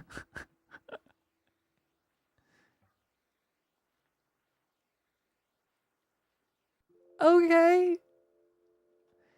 I mean, this is like oddly strong, but you have to have Carbuncle out. So like, you know, that's the drawback, right? All right, we got a battle royale going out in 1 minute. Chat, I'm gonna call the stream after this battle royale goes out. I'm gonna go make myself some dinner. But if you haven't already, check out the podcast that I started alongside some other awesome streamers. It's called Level Sync. Linked right there in chat. Where the three of us talk about Horizon. It's a Horizon podcast.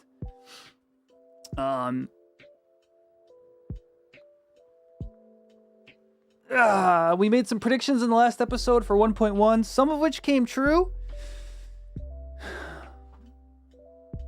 We'll be talking over the actual patch next week. We have some awesome guests lined up. Thanks, Seraphim. Yeah, we have some awesome guests lined up for the future, as well as just like enjoying the game, man. Enjoying the server. And yeah, it's a couple of great, now get ready couple of great for guys. a battle Highly recommend it. royale. Level Sync, a Horizon Final Fantasy XI podcast.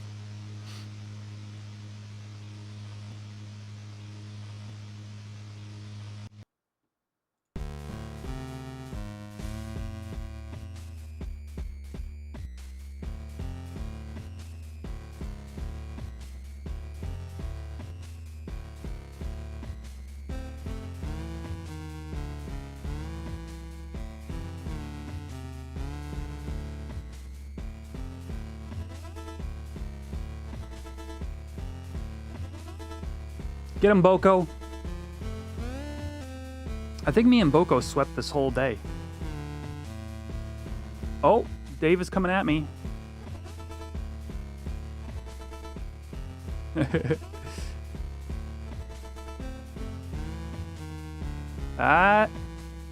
Potions are such hacks, man.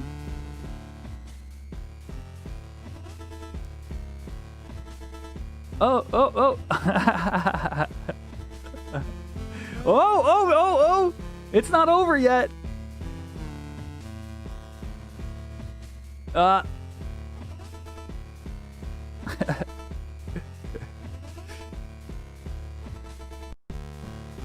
Dude, me and Boko swept.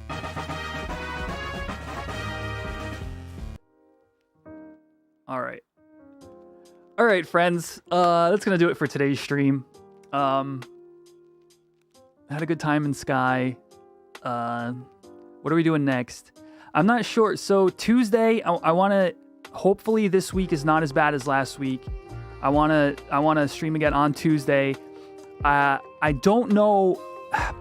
We're gonna work out our Limbus schedule, but I think we're gonna be running Limbus on Tuesdays, and I think it'll make great stream content. It's super fun content, and we're gonna be heading towards Omega and hopefully some home armor, like I mentioned earlier.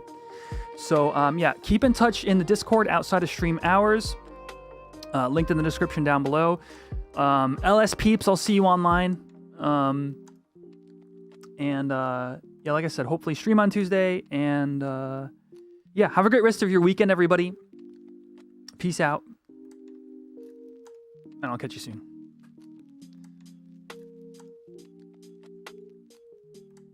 Boo.